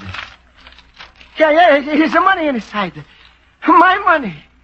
10, 20, 30, 40, 50, 60, 70, 80, 90, 100. You see, Luigi, you found your money after all.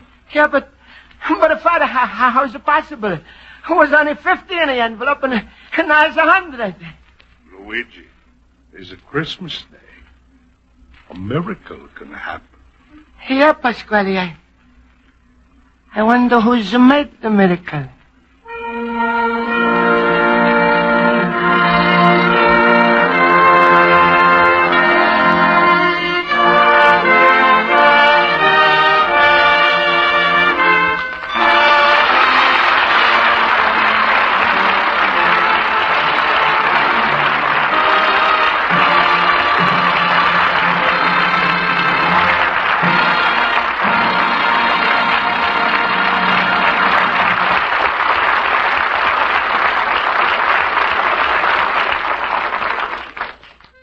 Thanks for listening to HOJO Radio.